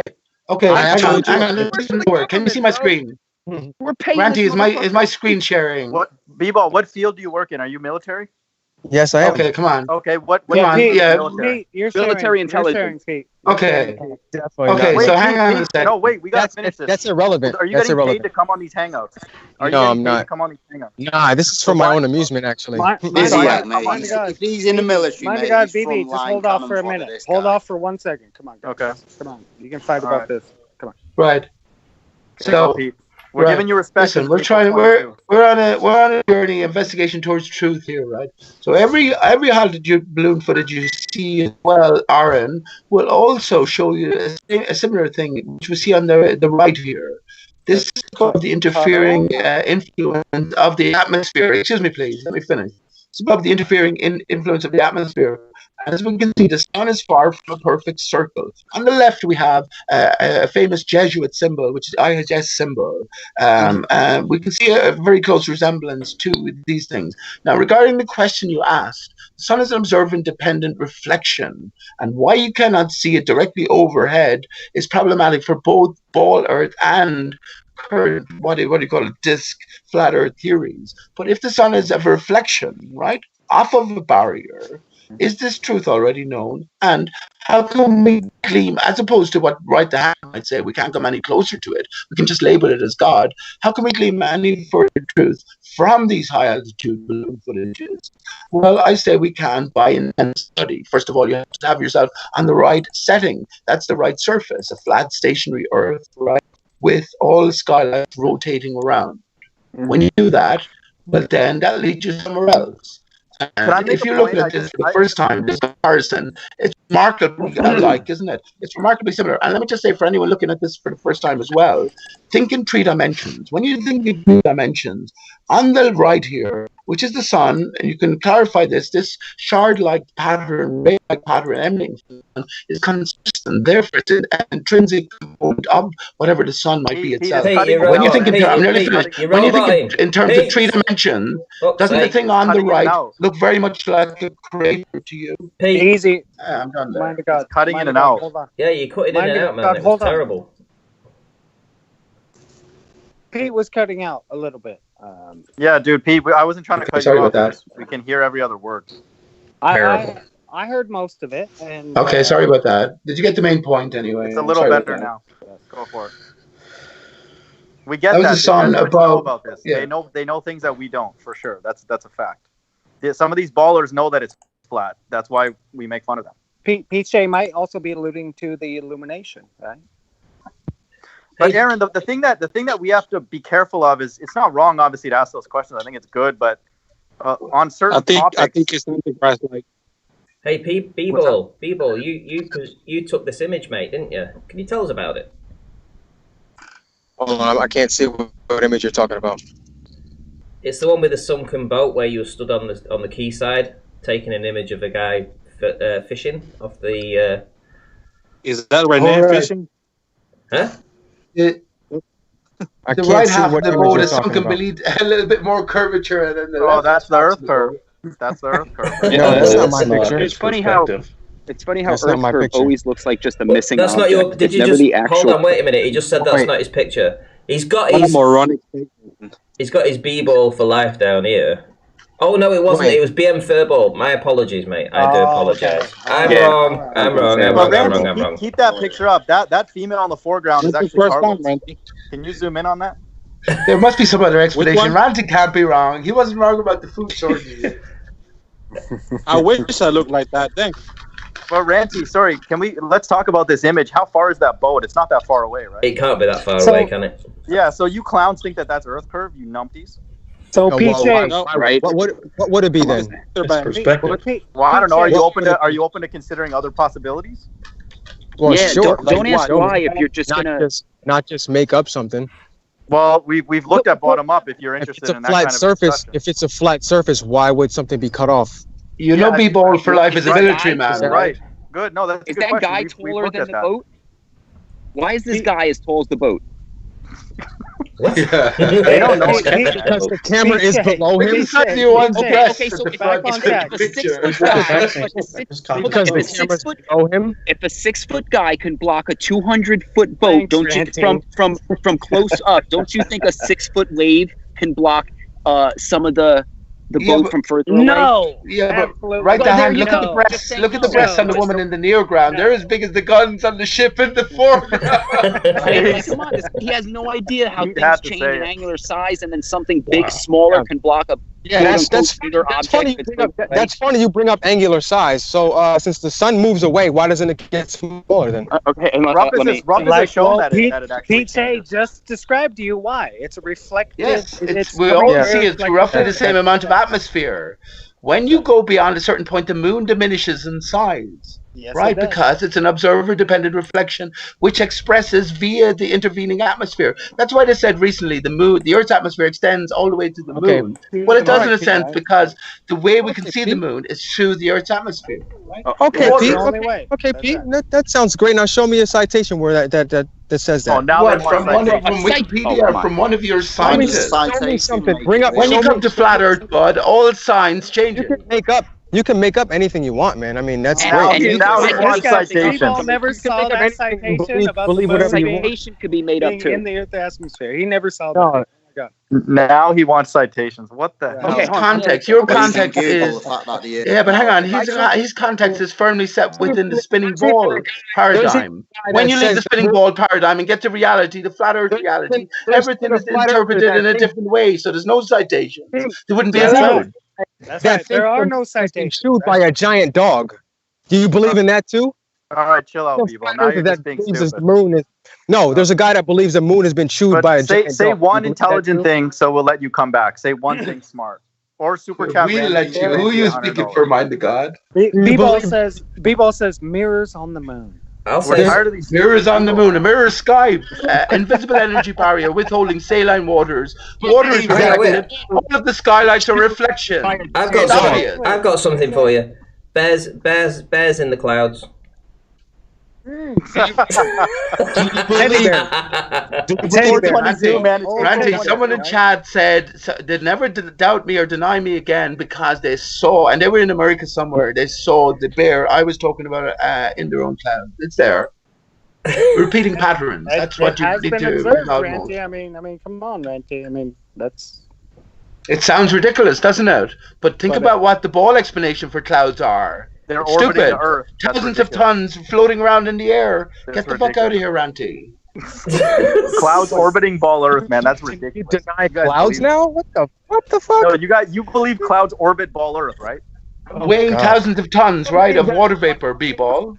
Yeah, lifting up, right? Tiny sun and moon Hey, Pete, all this heavy water lifting up. It's lifting up. Anti-gravity, by the way. You know, it's just lifting up and then says, okay, I'm going to drop this water droplet. People, let's see how honest you are. Gravity is a pushing force from above, man. This is why they had to deny the ether. When you deny the ether, then you get all manner of fantasy with quantum mechanics and Einstein's relativity. Sure. Go ahead, mind of God. What were you going to say? Yeah, Bball, what are some holes in the ball Earth, man? Just tell us, be honest, what are things that you don't know, you don't understand that are anomalies? Have you looked into the black swan? What are some, just let's see how honest you are about it. I don't want to talk about them. Good question. Holes in the heliocentric model? Yeah. Are there any things that you've seen or you feel or don't feel that go against that understanding, that worldview? I mean, that's a pretty broad question. Well, I'm asking, is your understanding, is everything everything that we see, it can be explained. No, we get that. We know you guys have an explanation. Yeah. I know you get that. But do you have an issue with any of the explanation? Right. No, thank you. Yes. To the explanation / stories is what we call them actually. But that's like space-time bending. Important. Are you now on a flat Earth? Sure on space-time bending, or is that maybe you asked your question? Now let me ask my question. Hey, dude, everything be explained? We're more humble. We're more humble. We don't know if the entire Earth is flat. That's why we say no. You're not humble. No, you're. Let me finish my point. Let me finish my point. You're not. One second. Let me finish my point. We're more rigorous. We can't claim to say the entire Earth is flat unless we experience the entire Earth being flat. We know for sure that the Earth is not a globe. That's our point. That's our main reason why we're here. How do you know for sure? How do you know for sure? Because someone told you, or because what? Because it's based on impossibilities. Or that it's flat. Based on physical, the ball cannot be physically possible. That's why Earth cannot be a ball. There are major violations. Major violations. We talked about one earlier. Because you don't understand. Is it because you don't understand physics? You don't understand what? You just asked the question. Wait. Hold on.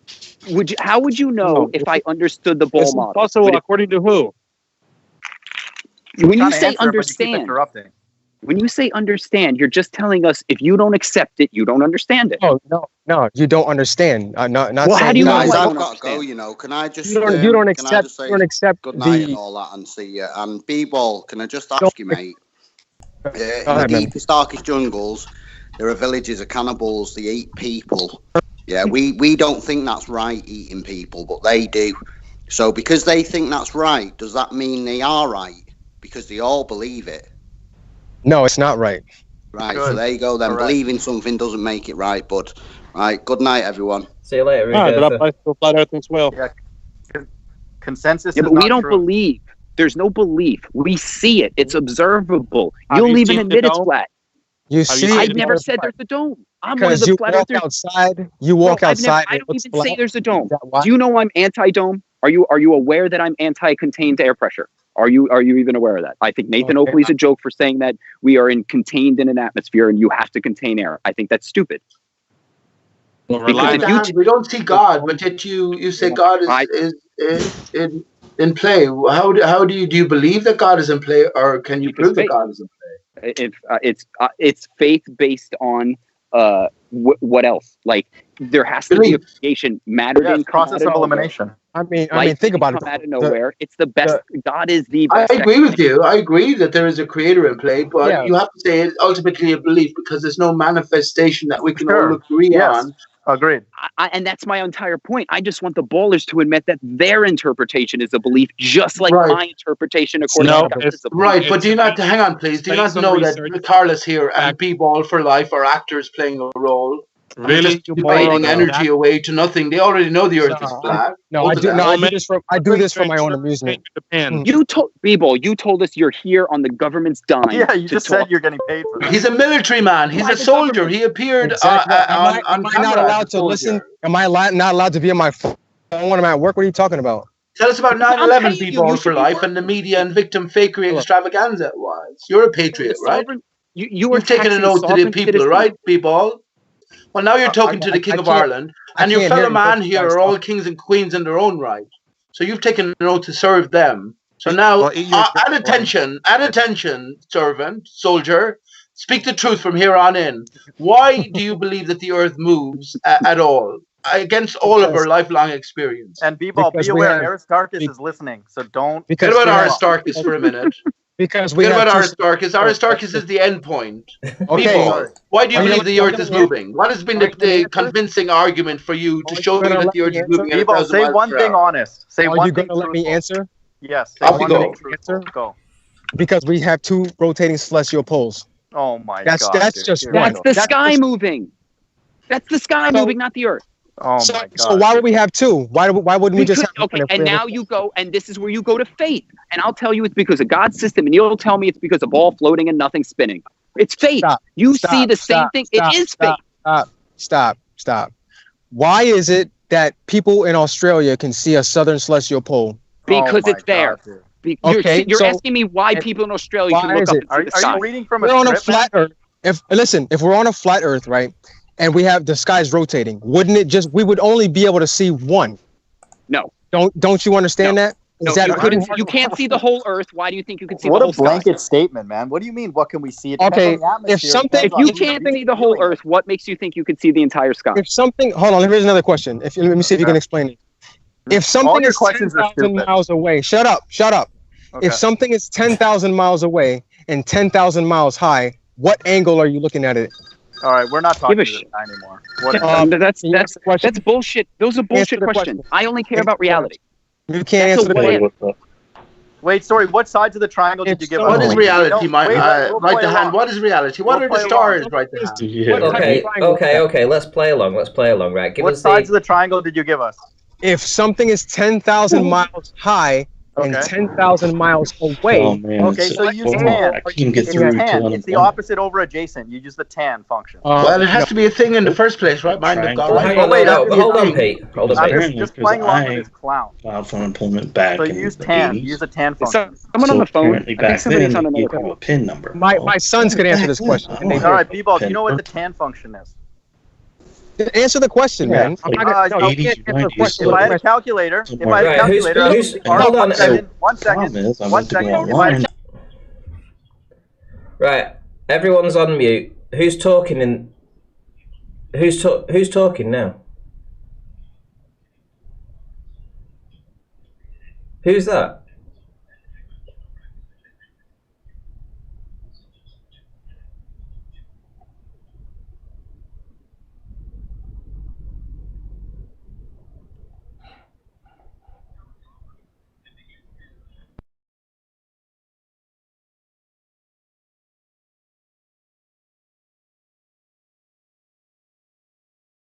George, big Bball4Life. They're all in there. There's too many people in there. Are we getting paid? Is that really? Yeah, Carlos. Who's your employer? Whatever your motivation, of course, you know you're involved in deception, following the deceptive line for maybe greater purposes. I think you have a good heart, Carlos, and I think you know the truth. But you also understand that humanity now is going through a process of awakening, and this is Carlos. the time. Are you eating an ice cream cone in that picture? Do you work at Dairy Queen? Who's your employer? Dairy Queen now, man. Shoot. Carlos works for power lines. Isn't that interesting, Carlos? Power lines. We live in an electrified environment. Are you paid by the government too, Carlos? What I say. Hang on. Let me just say to Carlos. What I say is happening right now. 422, especially 420. Electrified environment to reinflate the barrier that has collapsed following the decapitation or the division of Aristarchus. What do you reckon, Carlos? Okay, so Carlos, who's your employer? And why are you fanboying Rumpus with a picture of Avatar like that? That's not fanboying. Have you been fanboying again, Carlos? Change your avatar right now and super chat Ranty, and I'll accept your apology. I already changed it. You wanted to kill all of God's children. That's an abomination. I already changed the avatar. You want me to show you? Hang on. Yes, please. And then do the super chat. Can you see it? See my screen? Okay, good, fine. I give you respect for that. Shut up, little man. Right. Okay. Yeah, super chat Ranty.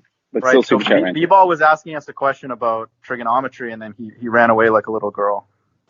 Because they can't use reality to prove reality, and that's the biggest problem. Right. I use reality to prove reality. Ballers use math and speculation.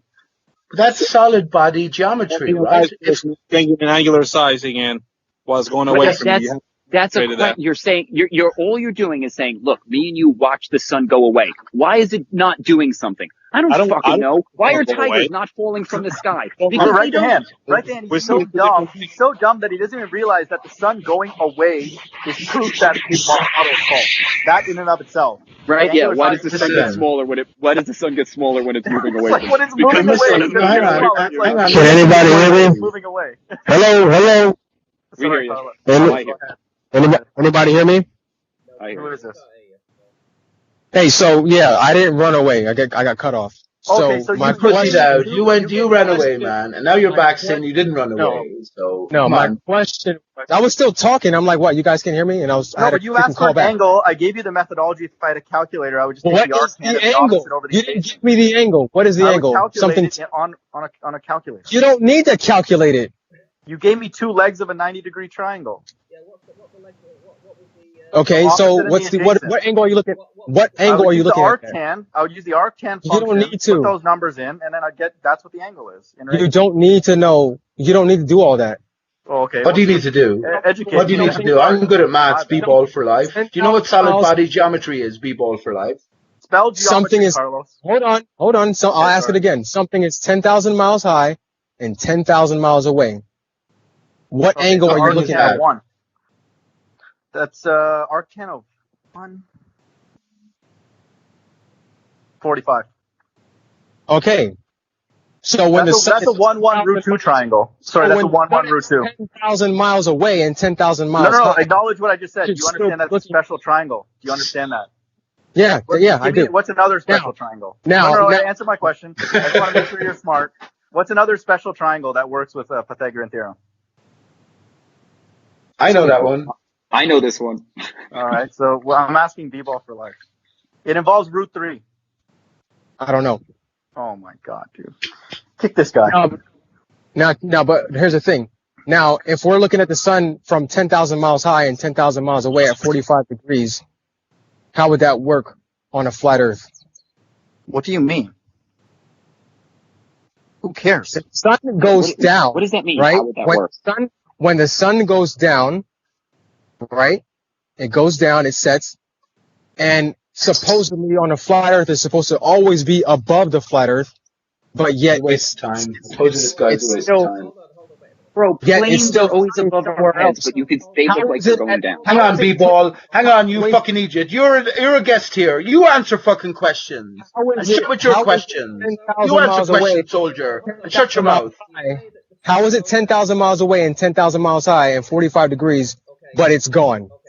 You don't even know what a special triangle is. You're trying to tell us. You don't even know basic stuff about geometry. So what do you? And geometry has nothing to do with optics. 10 years old. What do you? And it's also solid body geometry, right? That they assume that all of the heavenly bodies are material. If they're not, then you have a fucking problem. This is why when you go down to the beach, Bball4Life, and we look at the sun, and you're up the beach a little bit, the sun will appear at sunset to be coming to your feet, as opposed to my feet, goes away and doesn't go down. You guys say that the sun.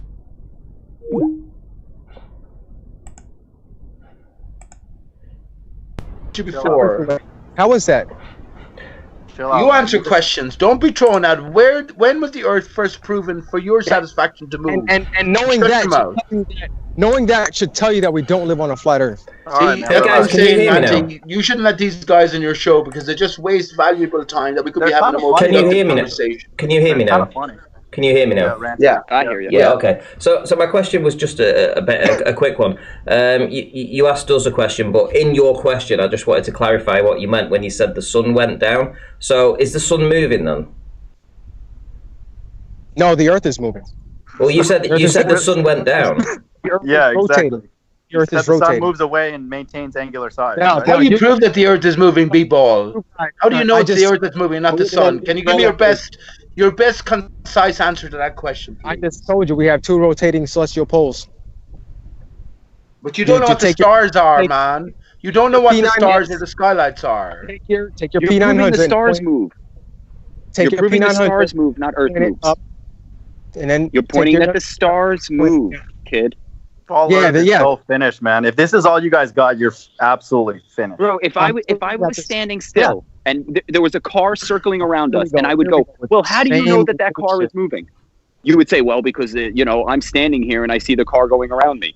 No, if you're standing still and you see the object or the apparent motion of something, that's what's moving, not you. Yes, but what are the stars right to hand then? I'll ask you. You have no opinion on that.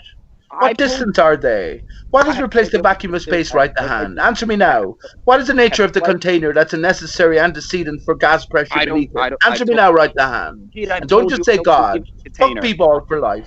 He's a fucking waste of time. Answer me though. Oh, Pete, that's why nobody wants you on their panels. But answer me right to hand. You've had enough time to consider these things. Answer me.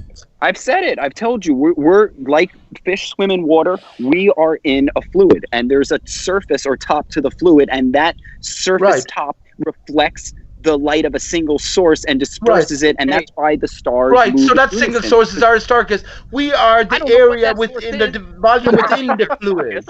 We are the bubble within the fluid. Hang on, please. Hang on, please. You can laugh all you like.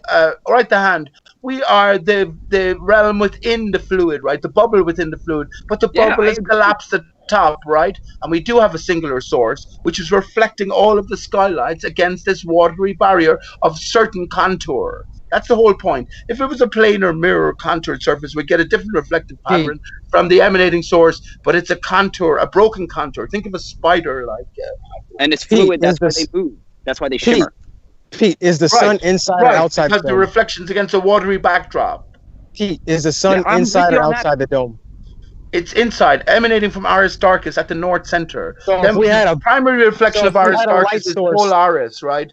Polaris, all revolves around Polaris. But to answer Bball's question about the southern and northern rotation, it's because of the contour of the outer barrier we're under, like looking up at the underside of a spoon. That's what it is. Cheers That's all to it's got to Pete. do with. Cheers. Cheers to Pete. Okay, you're never gonna explain it to these guys without images and stuff. You know, he'll just never accept the explanation because he believes. But one thing, real quick, one thing I do want to go back onto. One thing I do want to go back onto is you said that the sun goes down. So I just wanted to clarify what you meant by that. Right, because it can't on a ball Earth. It's apparently uni distance away. So did the sun go down, or was it an optical effect? No. The Earth rotated away from it, so it appears to go down. So it appears. So it's an optical. It's an apparent. But see, on an apparent setting. On a flat Earth, it shouldn't go down because it's perpetually above and circling above. Just go one step at a time. We're not going to flat Earth. I'm probably 5 steps in front of you. So if someone else wants to take over, that's fine. But you can lead him down this path. He'll get it eventually. Listen, when he says on a flat Earth, he has a particular model in mind, but yet he hasn't considered what the sun might be or what the boundaries of the flat Earth might be. So, Bball, you're a waste of fucking time, as you were a year ago when you first came on the scene asking the same question. It doesn't matter what the sun is. It doesn't matter. It doesn't matter. Bball, where did all the other military people go? Remember there was another military guy? Where did they go? It doesn't matter what the sun is. If the sun is not a physical object, then it doesn't need to, and if it's a reflection, then it doesn't need to behave like a physical object. So to say that what the sun is irrelevant is, especially when we're trying to decide the nature of the Earth's shape based on the movement of this apparent non-object. You're still trying to decide. You say you're still trying to decide what it is. I mean, I'm not. You are, bro. Like I know for a fact I'm not trying to decide anything. Well, you think the Earth moves when it doesn't. Like that's how do you? It does. Because you see the sky miles away. That's ridiculous. Bro, you're telling me the Earth moves because the sky moves. And it's just sad. You're just denying all the evidence that's out there. What evidence? The evidence is me observing the sky move, and you're telling me, I know you see the sky move, but that's evidence that the Earth moves. Bball, let's get to the real issue here. Why are you guys here? Where did all the other military people go? Are you guys on rotation? Is this an internship, or like where did Fletcher and all those other people go? You guys have this thing about the military. I don't understand. I just have a regular job. Yes, I'm in the military, but to me it's a regular job. We're not. I'm not saying anything rude about. Tell us about 9/11, Bball, you patriot, you. but we know that you have to maintain. If the government is paying me and Bball, they suck at recruiting. Okay, so you guys have to make a living. So now the real question is, what's motivating you to come here and talk about these things and get angry when we don't listen to your stories? Entertainment. And like I said, this is just for my own amusement. Okay. You're probably on the front lines for the fight against Corona, right? What do you think about Corona, Bball? You know what? Yeah. What? You think that 5G is starting? No, what do you think about Corona? I asked you. Are you on Ranty's side or are you on the other side? People are dying. People are getting sick. People are getting sick around me. So what's your point? Okay. Do you believe somebody? Are you sick? What's the symptom? The government cares about those sick people? Yeah, people are they're starting to believe the Earth is a ball. That's what's sick. Do you believe they're believing that they cover their sick people? Carlos, Bball, do you realize that when a surgeon puts a mask on, it's to keep his germs out of the body of the patient, yes, not I to know keep that. bad germs? Yes, I know that. Yes, I know. Okay, so these masks are useless, right? This is an N95 mask. Here's the thing, though. So why are When they you put pushing a masks? mask If they on, know, if you and because me know masks are useless, why are the smartest people that are in charge of this telling us to put a mask on? Because when you get symptoms, you don't even know that you have it yet. You could be okay. So what we're gonna do is everybody should just never. And so you don't even know.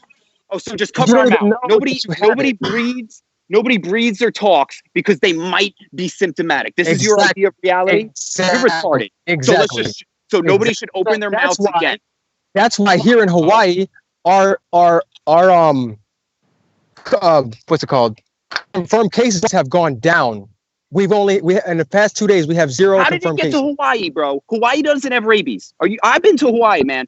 Mahalo. Talk story. Yo, when you go to Hawaii, they don't have rabies. How did they keep rabies off of the fucking island, but they can't keep corona? What the fuck is wrong with you, man? Because when people bring their pets here, shut up. Pacific? When people bring their pets, you want to know why they don't. Do you want to answer on why they don't have rabies here? I'll give you the answer. They don't have rabies because they kept it out. Now, if they could keep rabies out, which actually you can vaccinate for and become immune, unlike any other fucking virus. The pets are quarantined before they get here. That's how. No, because the rabies virus, rabies vaccine works. Every person that's come here with a pet has to quarantine their pet for freaking almost a month before they get here. That's how they kept. No, it's because rabies is fucking cured, bro. Because it was never a fucking thing. No. You ever seen a rabies animal? You ever seen a rabid animal? Yeah. Yes, I have actually in Korea. Yeah, hold on. How come? Yeah, but hang on. How have you managed to keep Corona out? Hang on, right hand. How have you managed to keep Corona out then if it could be latent within every potential inhabitant? We haven't kept it out. People are sick here and people have died here. What are you talking about? You said no one. You brought it down to 0. I think you said in recent figures. Yeah, 0 deaths. There's no new infections here. No new infections. How do you decide that? Yeah, when everybody's potentially a latent case and everyone's carrying it within them. Exactly. Come on, bro. Wait, what are you asking? You just said that, right? Bball4Life.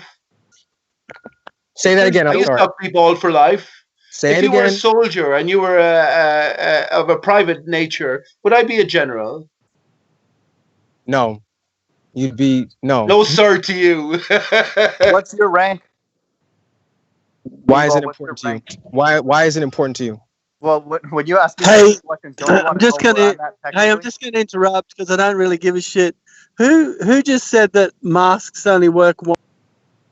I just muted Aaron because I said masks when a surgeon wears a mask, it's not to protect him from what's floating around in the open body. It's to protect the open body from what's going to come out of the surgeon's mask. Yes, so I agree with that.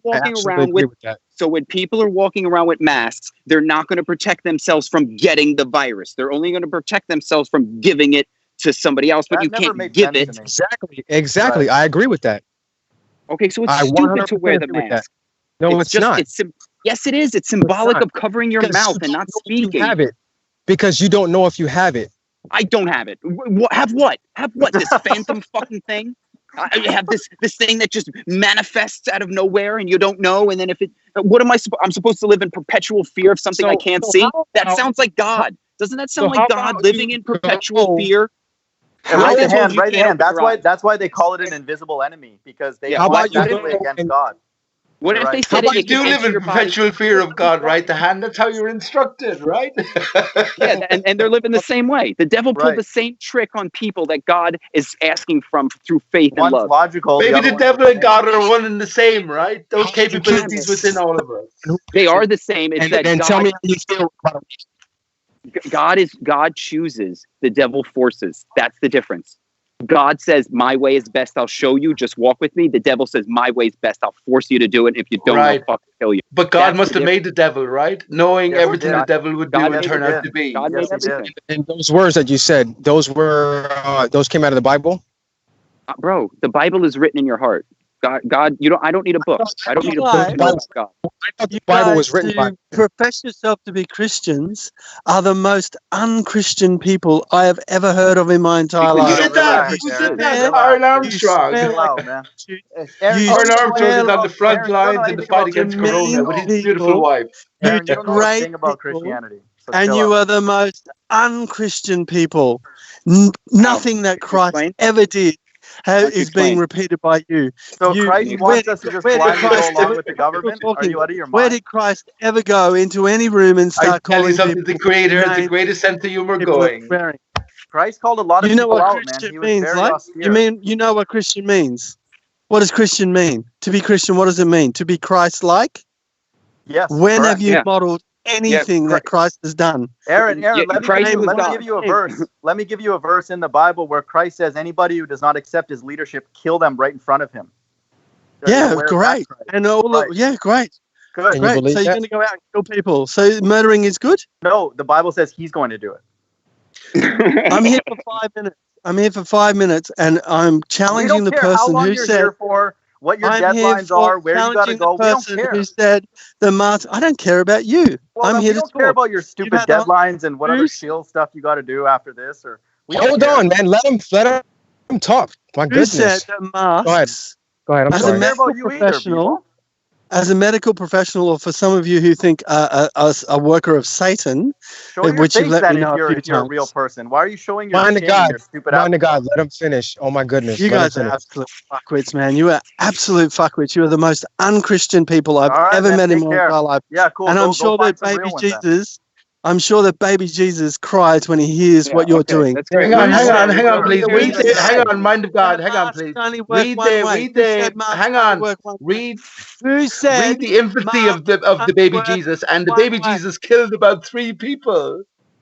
Fuck off, Pete, you dumb That's fuck. the truth. Read the gospel of the infancy of the baby Jesus. That's an official gospel. Masks only work one way. Shut your mouth. That's an official gospel, right? Just shut your mouth for a second and learn something.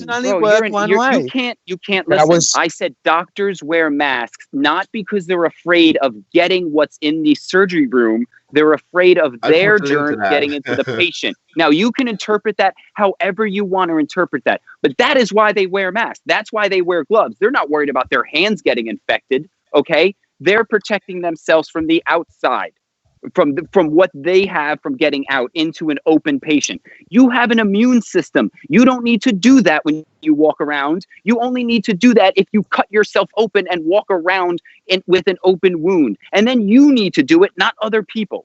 Yeah, but then when you get sick and you don't show symptoms, you're still contagious. That's the thing. I don't get You're still contagious. If I don't get sick and I don't get phantom viruses, okay? I don't get some magical weird thing. So if you want to be afraid, you can. I'm not. So how about you go to the hospitals where people are infected, give them a hug and a kiss, and tell me how you feel in a week. You can do that. You can do that. I'll just keep living about my life and not worrying about this fake virus. I don't need to go to a hospital to know that there's not a virus. Okay? When I have never seen hospital, they're all empty anyway. Who cares? No, they're not. They're full of idiots and doctors dancing and making. Hang on, please. Mind if God, have you heard? Right the hand. Have you heard of the infancy gospel of Jesus? Yes or no? No, I've never heard of that. No. What the heck, man? You're biblical students, right? You've never heard of by Thomas, the same author apparently who wrote the Gospel of Thomas. Hey, can you be quiet, please, so I can just finish this? Listen, hang on 1 second. Shut your mouth, you. Shut your mouth, you. You're a newcomer here. Shut your mouth and hold your place. Let me just finish. Hang on, please. Let me just finish, and it will deal with everything. It will sum everything up. Right, there's an infancy gospel of Jesus by Thomas, who was reportedly be the author of the Gospel of Thomas. If that's Aaron Armstrong, well, in that account, Jesus was said to have killed maybe 3 or 4 people. 3 or 4 people. So when you talk about the baby Jesus turning in his grave or in his pram, well, have a different conception of things. Aaron, it's Bball that's muting you, so don't complain to us. No, I'm not muting anybody. Shut up. Could you give me 1 minute and then I'll go? Can you go and then we'll give you a minute? Just 1 minute. I'll be very respectful. 1 minute, very respectful, and then I'll 60 seconds. Let's go. You don't understand this. Can you fuck off and we'll give you all the time you want? This is Pete's day, man. No one's interrupting Pete today, but we'll give you a minute. Go. I got the timer. Right. 10 of them.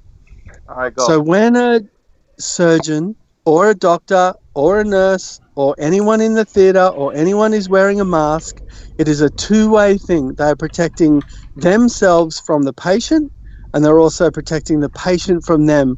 I'm not sure if you've ever been involved in surgery,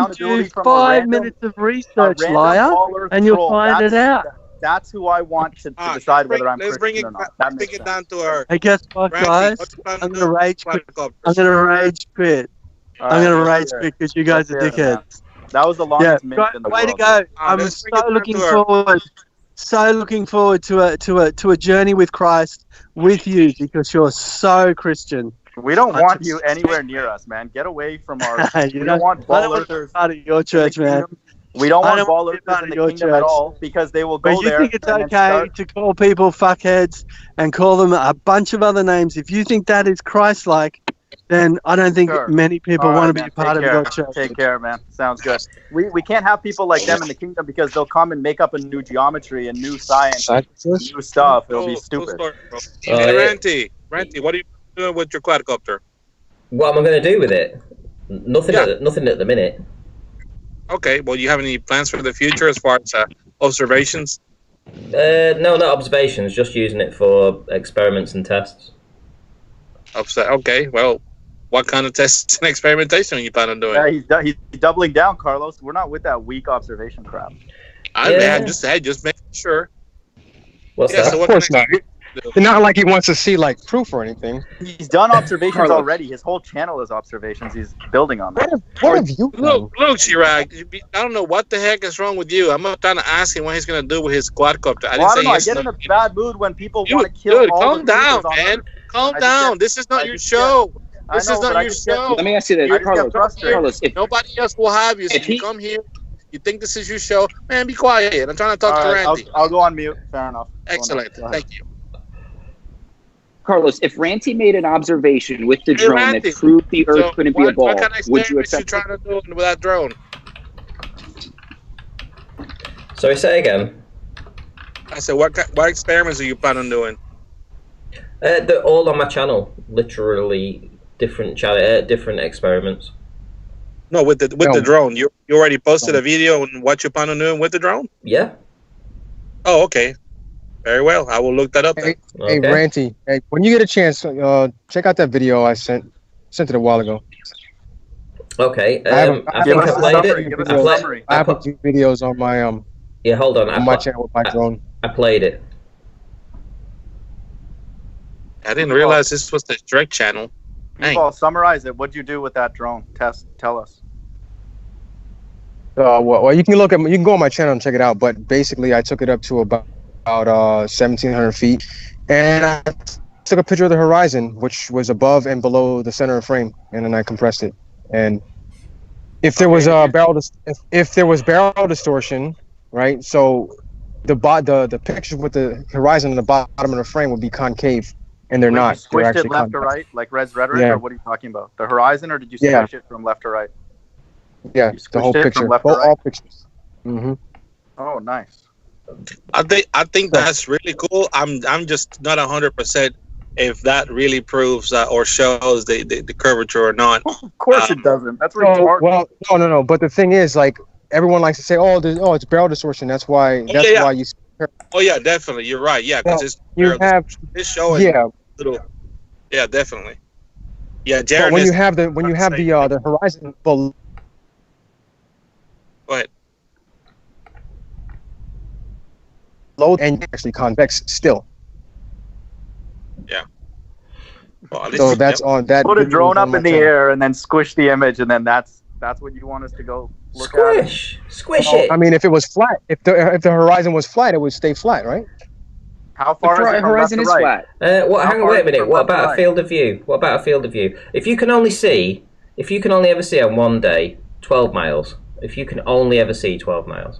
Due to the atmospherics. So you can check on the weather reports. You can actually go and you can see how far they tell you can see on a certain day. And you go down to the beach, and sure enough, you can only see the 12 kilometers or the 15 kilometers that they say you can do. So if you can only see in a circle, you go up with your drone and you look around and you do a full circle, and you can only see 15 miles. What result are you going to get? Are you going to get a square?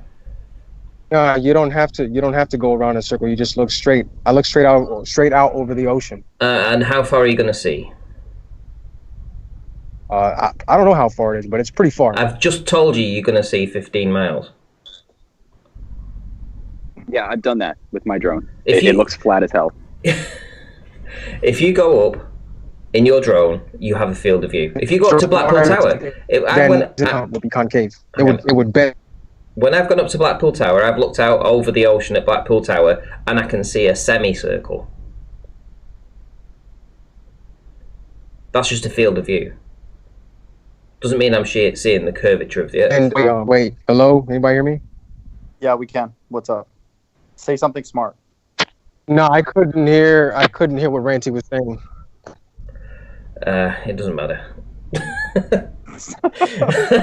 So yeah, so I, you take the drone up as high as it'll go. It's 500 meters. 500 meters is as high as but that just drone. Just to confirm, you're go. talking to Ranty, who has hundreds of videos about using this drone to go up and squish an image, right? Just to confirm, that's your proof. No, Ranty just got a brand new drone. Do you have another drone, Ranty? I'm sorry. No. You're talking about a person who's taken lots of observations that are contradictory to the ball Earth. You want him to use this new drone to put it in the air and squish images from left to right. Actually, no. That's actually not false. A lot of Ranty's videos show clear. Tell us more. Tell us more. What would you like to know? Well, what you did prove the Earth is curved. I just told you. Okay, so you took the drone up to a certain number? The drone up to about 1,700 feet, which is about 500 meters. Okay, snapped a picture. And I took a picture of the horizon. The horizon was above the frame, above the center of the frame, and below the center of the frame. Okay. Now, if the horizon was flat, there should be no curve. Was it level? Hold on, wait a minute. Was it GPS level? No, of course, the drone levels itself. Oh right, okay. So it doesn't ever change at any moment. A little bit of a breeze where it suddenly just lifts up a little tiny bit. I mean, moves the center. Wait a minute. Moves the center of frame. Hold on. Wait a minute. Moves the center of frame for just a second. Mm-hmm. Mine does that. Yeah, I'm sure a lot of people always making adjustments. What drone? What kind of drone do you have? It's a UC 300 or something like that. It's a big photography, 4K. It has auto stabilization, and when it's sitting there, like a breeze comes, it will power the rotors without me doing anything. It'll move itself to the right, like it keeps itself where it is. What about it? Are we talking about this again? So let me finish what I was saying. So I took a picture with the horizon above the center of the frame and below the center of the frame. So regardless if the drone moves, I mean, the gimbal is stabilized. I mean, why are we talking about this? It doesn't matter. Like with when the horizon is below the center of the frame, and the horizon should look concave if there's barrel distortion. Correct? What Yep. are you saying, man? Right? Like, do you even know about optics? Jeez. I mean, I know enough. I know enough to know about barrel distortion. Okay. Do you know in your model you have sinking?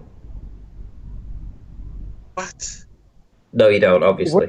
Right. Okay. What are you getting at? Listen. If you don't understand that, there's no point in us even talking any further. My audience know this. Everyone on the panel knows this. If you're coming in here to debate us on optics and you don't even know your own model, there's no point talking to you. No, I'm telling you about the observation that I did. We're trying to change the topic to something smarter because that's retarded. Why do I need to know about sinking? Your observation is based on optics. If the horizon was flat, right? Anytime I squish that picture, it should stay flat. Right? What? If the horizon was flat. Bro, are you saying the Earth should be flat because if you swap the picture? Especially if the horizon is below the center of the frame. All right, so how far left to right are you honoring when you squish it to show this curvature? What's the rough distance that you're covering left to right? How many miles? That I'm not sure, but like I said, it should be flat, right? You don't think that might be a good thing to double check? Because whatever that amount is, we would... One second, let me finish my point. I know you get triggered. Whatever that miles is, we would then see that curvature everywhere, right? Whatever that number roughly is. You don't, like, that's obvious, right? Because the curvature would be in all directions. So how much do you think it is? Just estimate. What, from left to right in the is it 5 miles, 10? I don't know, probably 10, 15 miles maybe. Okay, so you're saying Earth curve can be honored with a camera for 15 miles? When you squish it, yeah. Okay. So in the case of the black swan and that type of thing, where did that curvature go? Okay, we're not. That's different. We're not talking about the black swan. Same you guys distance, just a different direction. No, it's not. No, it's not. 10 miles, at least 10 miles. No, we're not talking about the same thing. Yeah, no. Yeah, we are. We're talking about observations of the horizon. If the Earth is flat, the horizon should be flat all the time, right? Yeah. Shouldn't it be flat all the time? And then when you guys say, oh, it's a fisheye lens or it's a barrel distortion. Well, yeah, that's great. But the problem is when you have barrel distortion, particularly anything below the center of the frame should be concave. It should bend away from the center of the frame, correct? I don't know what you're talking about. Yes. Yes. I thought you knew about optics. Well, I'm assuming he's just making this up because he's retarded. No, I'm not just making this up. You're a moron then, because you don't know about optics. He didn't know what a special triangle was, and you want us to teach us about barrel distortion? Are you kidding? No, Granty is claiming that everybody here knows all these terms about optics, but you can't agree about barrel distortion. Yeah, we're not going to learn it from you, though. Okay. All right. So you guys are stupid. So when I compress the image with the horizon below the center of the frame, guess what? It's convex. It's not concave. And see, you could do the same exact thing, and you'll get the same result. Okay, so what you're saying is the horizon convexes when you compress it digitally. Right, hold on 1 second. Congratulations. That doesn't relate to Earth. 1 second, right? So there was a time that Sean Hufford, was it Sean Hufford? No, Red's Rhetoric did a video, and I actually got in touch with Jeranism, and I told him about this, and I'd snipped out a clip of it.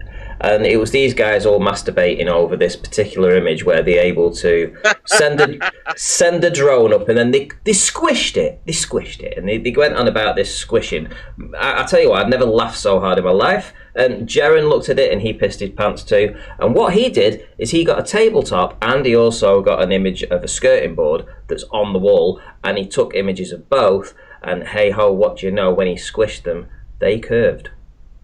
Was it above the center of the frame? Was that a rectilinear lens? I'm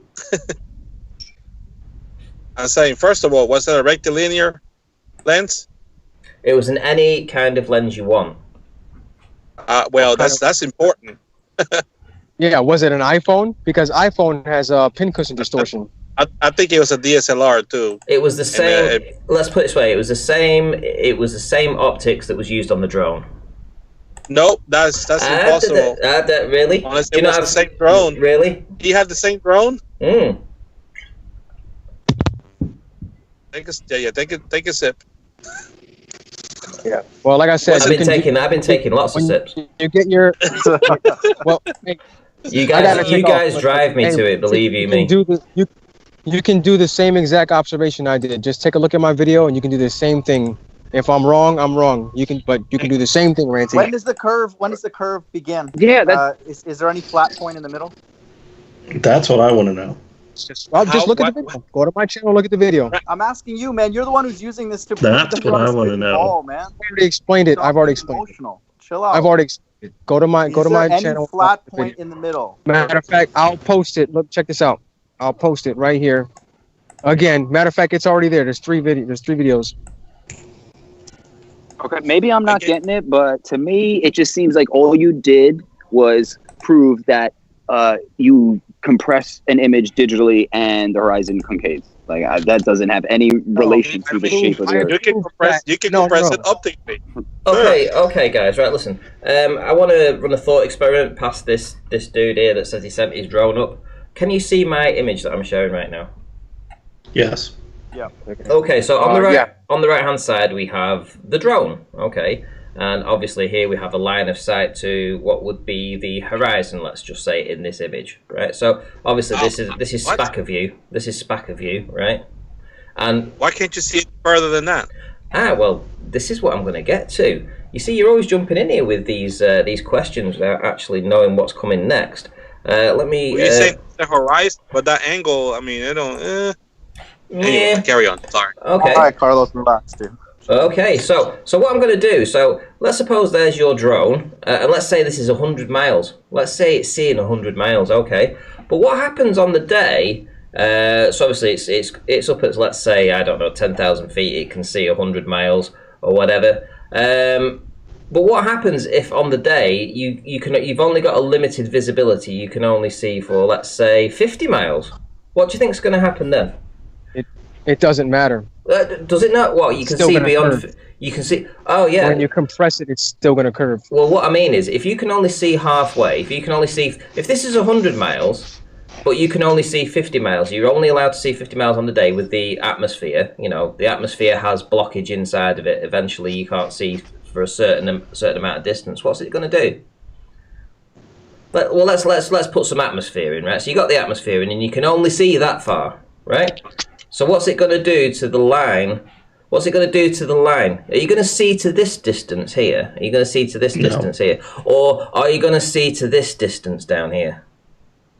What you're forgetting, Ranty, is no. Just ask me the question. It's a very, very simple question. It really is. Are you trying to say that the light's going to bend? I'm not asking if it's going to bend. I'm just going to say it's going to create a hard line in all directions that you can look to. You can only see 50 miles, right? So you can only see to that. You can't see through 50 miles. You've only got a limit. You can see to 50 miles, right? But your horizon in your globe model says you should be able to see this far, right? But on the day, you can only see this far, right? Would you agree that that's correct? Okay, yeah, I'll play your game, sure. Okay, so what happens if the actual thing, you know, it's more like this, you know, kind of flat, but we can't see forever because of all the atmosphere that's in the way.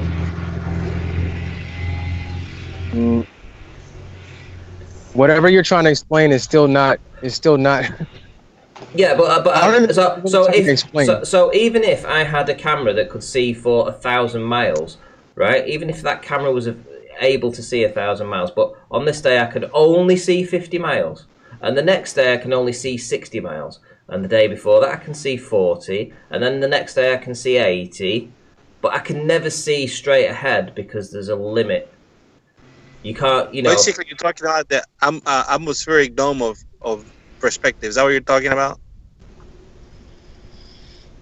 The one Jaren and Bob talk about, the atmospheric dome. I'm not talking about any dome, mate.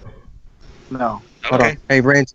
Hey, so that blue line you have. Let's say we're looking straight at that blue line. Yeah. You see how it's flat? Yeah.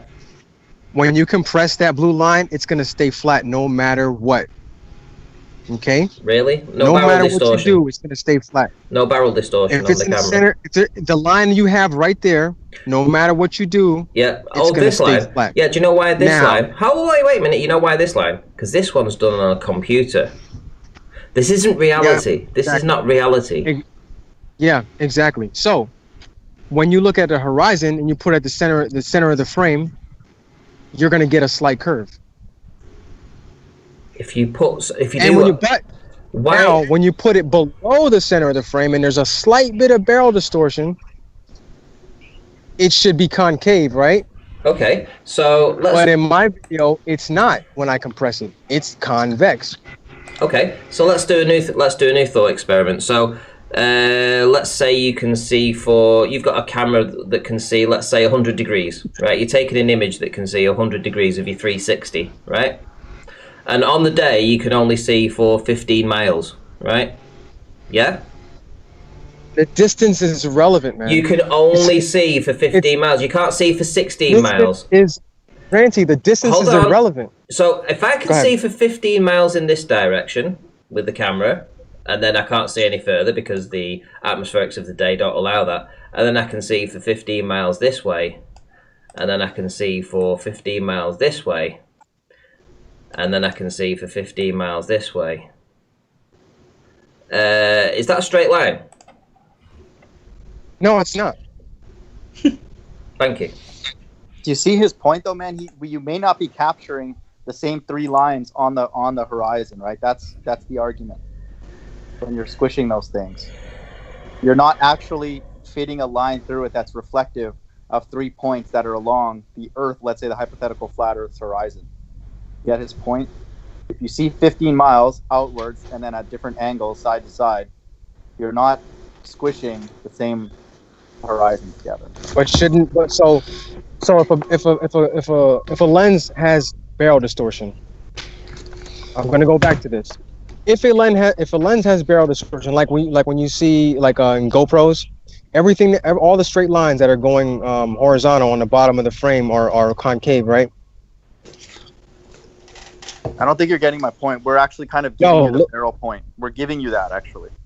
We're offering an alternate to the fact that you're doing essentially like a squish or an interpolation across points that are not actually sitting on that horizon. So you're not reflecting the true flat Earth horizon, right? If you see in quote arc 15 miles. Where is the true flat Earth horizon, Chirag? Where does the horizon rise to eye level? And Ranty, I wanted to ask you this question as well. This scenario, when you're looking out over ocean water on the most ideal, perfectly calm conditions, does, in theory, the horizon rise to eye level over open ocean on a flat Earth? Or, as we know, the visible horizon will always appear to dip?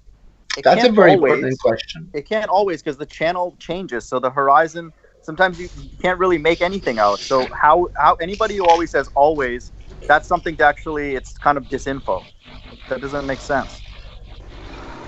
How can something always do that when you have no idea what you're looking through at a particular moment? So, okay. So is the horizon flat? Should it always be flat on a flat Earth? Should it always be flat on the flat Earth? No, not necessarily. No, that's what he's getting at with his image. Well, why not? Because you're looking through 3 different channels. But when you guys say, "Oh, we look at water," it's flat. It looks flat. No, but dude, just if you can calm down, dude. We're not fighting. We're just talking about stuff, man. Just I know. I'm just saying. When you guys say, "Oh, it looks flat," so it should always be flat. So hang on, Chirag. Think about this, right, Bball. Yeah. So you have a balloon that's ascending, and you have a camera that's. Just want to give a massive shout out to Darwin actually, who smashed the super chat. I didn't actually see that. I think I was presenting at the time. So thank you very much for the super chat. I really appreciate it. I really do. Of course. So the horizon cannot always be flat then, right? Or cannot ever be flat in that sense. Well, then you guys got to stop saying, "Oh, we look out the water, it looks flat." Yeah, the water is flat. The water surface is not the horizon, man. You don't got to look at water to know it's flat. You just got to know how it behaves. And the fact is that if I compress an image with the horizon below the center of the frame, it should stay flat. It shouldn't be. If the Earth is flat, it shouldn't be convex. It should be concave. Slow down. All we're getting you to think about, again, we're not, whatever. You want to keep believing the ball, it's fine. But those things that you're squishing, I want you to understand, get you to think, are you sure you're squishing a line that's reflective of the flat Earth? Are you sure about that? Am I squishing a line that's reflective of the flat Earth? Yes, because you're squishing it, saying that it's not flat, so it's not the flat Earth, right? That's you're claiming that you've honored at least I'm 3 claiming points. that. 1 second. I'm claiming that if it's flat, it should stay flat, no matter where I put it. Above the frame, below the frame, it shouldn't matter. It should be flat all the time. You've collected data along the flat horizon of water, right? That's what you're saying. Just not talking about the barrel distortion or the squishing yet. Just when you capture the image, right? You believe the left and right end point and the middle point, those 3 together are should be reflective of the flat Earth, right? That's your stance. However, when you're capturing those, that camera is not necessarily looking at the exact same thing through the middle and the left and the right points. It may not weaken your argument. I'm just saying that you should be aware of that. It's a different channel. And then what we're getting at is the camera has its own channel. It's 2 channels. It's what is going through the camera on the left and the right most. I believe that they have a different property than the middle. I don't know the details of it, but I suspect that that's the case. And then you also have the physical channel that's different. So I'm not trying to take you, maybe what you did is okay, but there's more variables at stake here.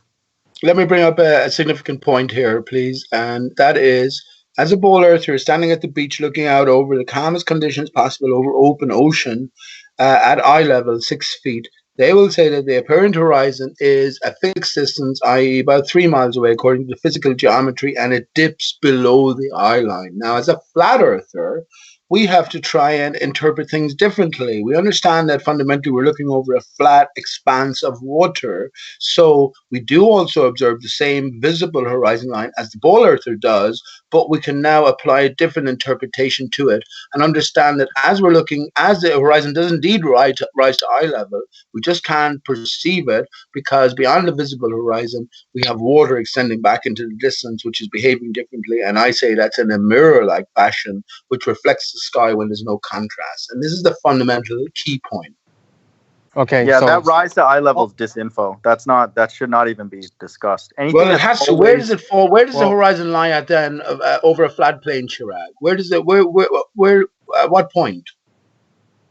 I guess so. I'm not sure what you're asking me. Like how to right. That. I say the horizon will always rise to eye level. So when we're looking out over that expanse of calm water over the open ocean, even though the visible horizon will appear to drop below eye level, the actual horizon, which I say is astronomical horizon, is at eye level, and it's where the real water end meets the beginning of the sky. So, but Pete, if you use an extreme example, I did it. Hold on.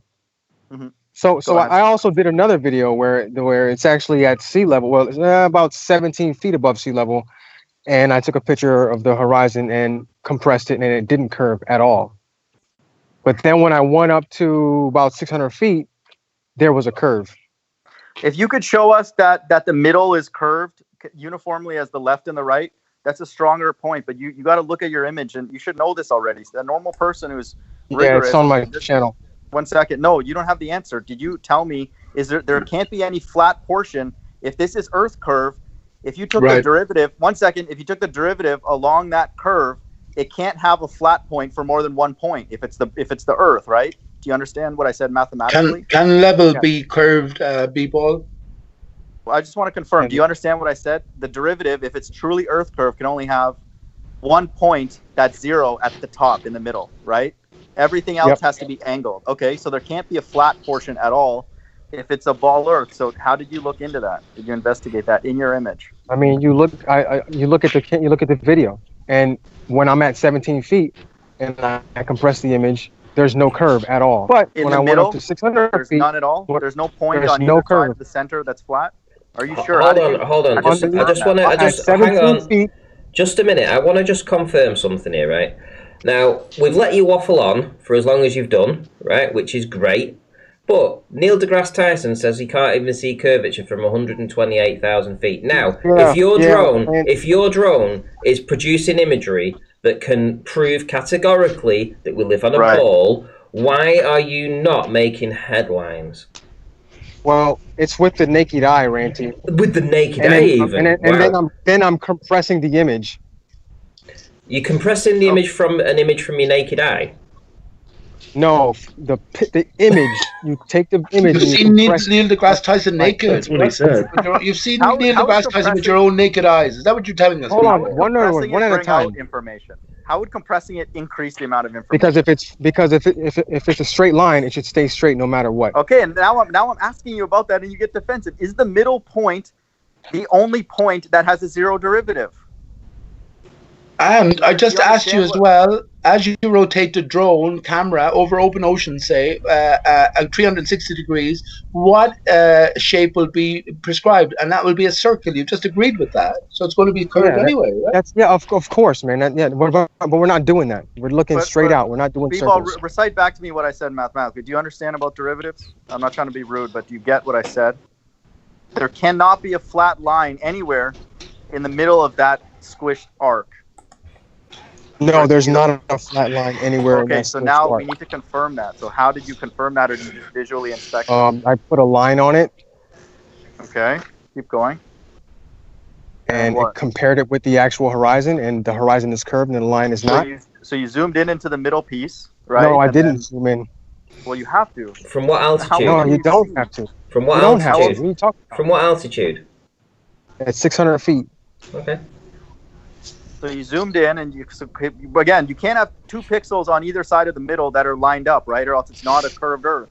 Do you understand that? Listen, how about you just go and you watch the video, and then you can draw your own conclusion. Dude, we know the Earth is not moving. Well, hang on. Without seeing the video, why are you so scared to watch? Just go watch the video, and then you can comment on the video. Moving. We're just proving how stupid you are. No, go watch the video, and then we can talk about it in the comments section of that video. A normal person would take the image and then verify whether it's curved. And I'm asking you that's the way I would do it. Hang on, please. I haven't seen the video, and you've just agreed that that as the drone the camera rotates, right, it will see a circle, 360-degree fashion. Now, if you zoom in on any part of that circle, you're going to see a curve, right? Why wouldn't you? Right. Because you've just agreed that you will see a circle in the panoramic of the 360-degree view. So what's the problem? We need to make sure that that's honored. Yeah. That's why are you worried literally, about that? Quite honestly, that's literally what I was walking him through before. I was waiting for someone to jump on that. You know, it's like, if you draw a circle, show me a straight edge on a circle. Right. And of course, that's how they estimate pi. That's how they estimate pi, Ranty, which is what they divide a circle into straight lines. It's what squaring a circle actually means. If we're on a flat Earth, right, and I go up to an elevation, and I look in the 360 degrees, there should be the same amount of sky as there are in the ground. So it should be flat no matter what. What do you mean flat? Well, what do you mean flat? What should you see outside of a circle as well? No, half because you're only going to see about what 180 degrees of the screen. Listen. If you look at a flat Earth over distance, if you look at a flat Earth as you increase in height, you will always notice that the horizon in the distance, 360 degrees, is always blurred into the distance because you're looking over an extended plane. You're also looking through at various angles, atmosphere at various thickness. That's not true. Over a ball Earth, it should be just a clear, crisp horizon because the horizon is 3 miles away from you, right? At sea level. Exactly. So you're finished, right? And why are you saying exactly? You just proved my point. How far away was the horizon? On a ball Earth. On a ball Earth, you just said, if we look at the horizon, a clear cut horizon, there should be like you said, a clear horizon. There'll never be one though. It should be just a blurred image. Yes, right? No, always the blurred horizon. No matter what altitude you're at, there's always going to be a blurred horizon as the atmosphere fades into the distance. But you never get the crisp and clear horizon that you say you have. Yeah, on a flat Earth.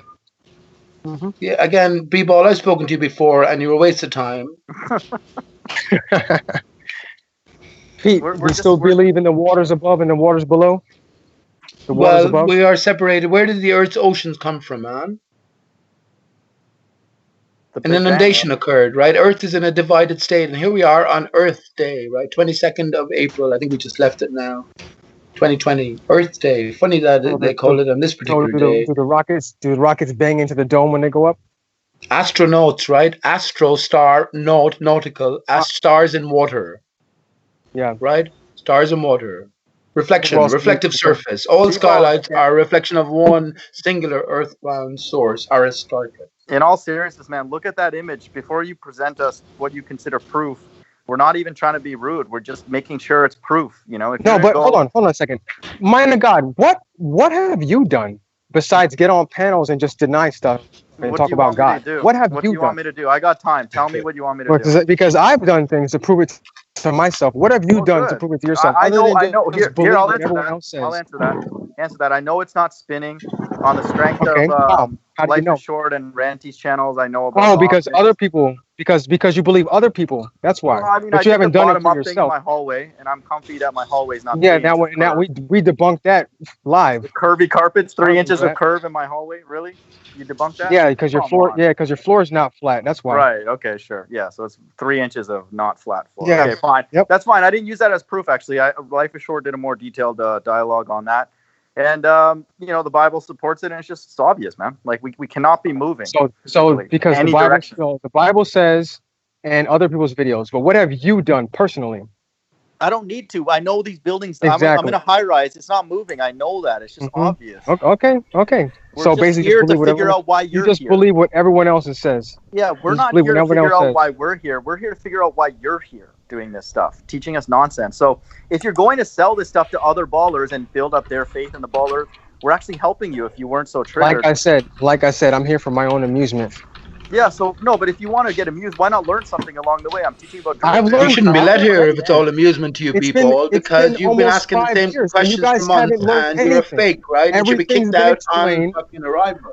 Okay, right. Listen, before we get into this fake stuff, right? So Darwin's just put a super chat out. So this is addressed to you, Pete. So every celestial poles, hold on, anything like that. Hold on, right, chill out, man. Go on, hold on. All right, Ranty, I gotta go. I gotta go, Ranty. Hey, thanks a lot, man. I appreciate you letting me on. I gotta go. Hey, if you want to run away, mate, that's up to you. No, I'm not. I got stuff I gotta do, man. I'm sorry. Okay, well, before you go. Before you go ahead. What about pincushion distortion? Pincushion distortion is everything is convex towards the center. No, I'm sorry, concave towards the center. So anything below the center of the frame will be concave towards the center. I'm sorry, no, convex towards the center. And anything above the center. Anything above the center of the frame will bend towards the center, and anything below the center of the frame will bend toward the center. All right. Good. That's pincushion distortion. Yeah, get some sleep, mate. Okay. Zoom in on that image, Bball. Zoom in, buddy. Let's see what's up with that in the middle. Make sure there's no curve there. Then let us know. Okay. Just go check on my channel, Bball4Life.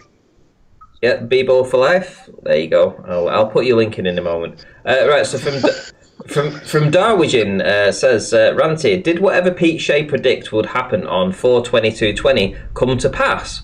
If not, boot him. If so, please boot him. And Mason B is ace. So, Pete Shea, did anything come to pass?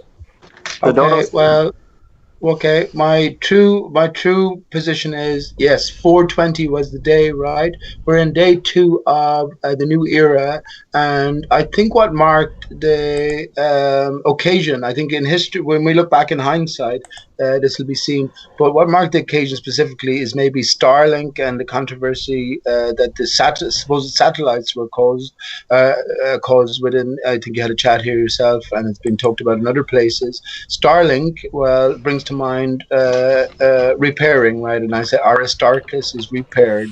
420 is a date, 8 days after 412, which is Easter Sunday, and we're told via the Gospel of John, Jesus, it took 8 days for him to ascend following resurrection. So I say, indeed, it did occur, and here we are now, 422, 423 now, 3 days into the new era. So there you go.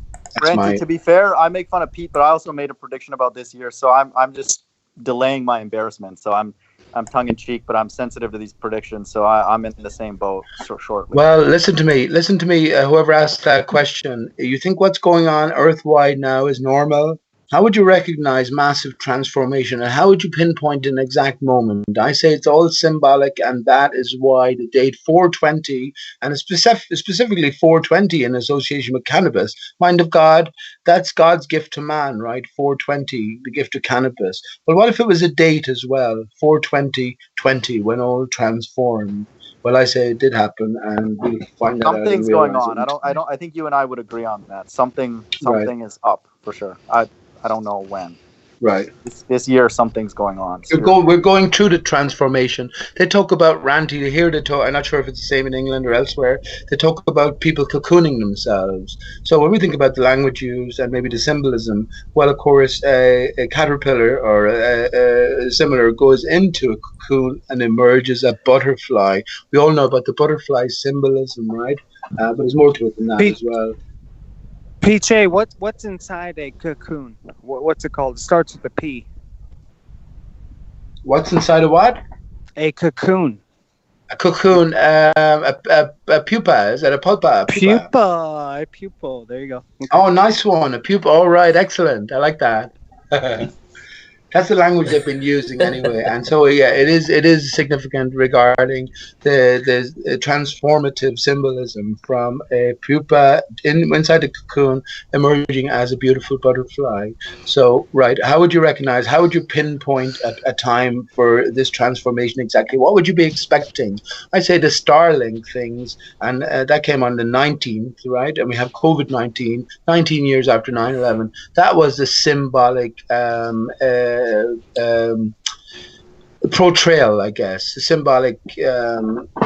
What do you call that? I can't think of the word now, but that's what it represented. And as I say, it's all about the tree of life. Aristarchus being divided and now repaired, Okay, well, with the talk of Aristarchus, it gives me an opportunity to shout out Guns of Navarone, RMP. I've not really seen the account around very much, but certainly supporting Flat Earth. So thank you very much for the super chat. I did actually see you support Arwin as well today, which was awesome. Well done. Anyway, it says, Ranty, the best shows lately. It is way more entertaining when bull zealots show up to tell tales. Indeedy, my friend, indeed it is. And that's what I do. I allow them to come on, and for the most part, if they want to come on and do a presentation, they will be completely uninterrupted. So there we go. And we have another super chat as well before I carry on. Chris Berry, if you're the one that keeps timing me out because you're just a sad, pitiful troll, then jump on Jose's panel tomorrow and we'll hash it out. So that was from C4. There we go. But I think we should see massive changes from here on. And as I did say, Ranty, I said the transformative period, most especially from 4/22 to the 5th of May. So that's it. Hey Pete, I'm sorry, I haven't been listening for about the past 45 minutes. Okay, my neighbor man. came over. He's not interested, so I kind of muted everything. But what about the idea that we're all kind of encouraged to wear masks these days, wherein 3 months ago, masks through the Antifa, all the so-called social me revolutions, right? And masks were banned, right? You could not wear a mask. But now we're all kind of, the government saying it's symbolic, man, that we can't speak, right? It's symbolic that we align with this system. Mm-hmm. They want us not to talk. Right. It has to be. This is like a massive ritual that looks like it's going on worldwide. Pretty much. So you saw the ritual thing. That was pretty cool. Hey, I've been listening to you guys. Mind of God, man. Listen, one sec. Mind of God, I've got to shout you out, mate. Mason B's give you a super chat. So shout out to Mind of God, Ranty, for making B-Ball quit. He rage quit. So thank you very much. I saw you directing him, Ranty. They don't like coming here, man. We have a panel that people better bring they have to have their shit together. So yeah, go for it. You have the complete wrong interpretation, man. He was delighted to come here tonight because all he did was waste 2 hours of your time, Ranty. Yeah, hold on, Pete. Someone else was just about to speak before, and I rudely interrupted them. So sorry. Yeah, it's Robert. Go ahead, Robert. Hey, I had a question. Okay. I listen to you guys all the time. The last one I listened to, your last show, was just unbelievable. You guys are just going at it like you wouldn't believe. But with all this talk about flat and ball, okay, so if you take and you have a marble and then you take a beach ball, they're all going to be, you're never going to have a flat spot ever on it, correct? Mathematically correct. Yeah. Right? So whether it's, I don't care how big it is. So even if it's huge, however big they say it is, you're never going to have a flat spot. There's no way.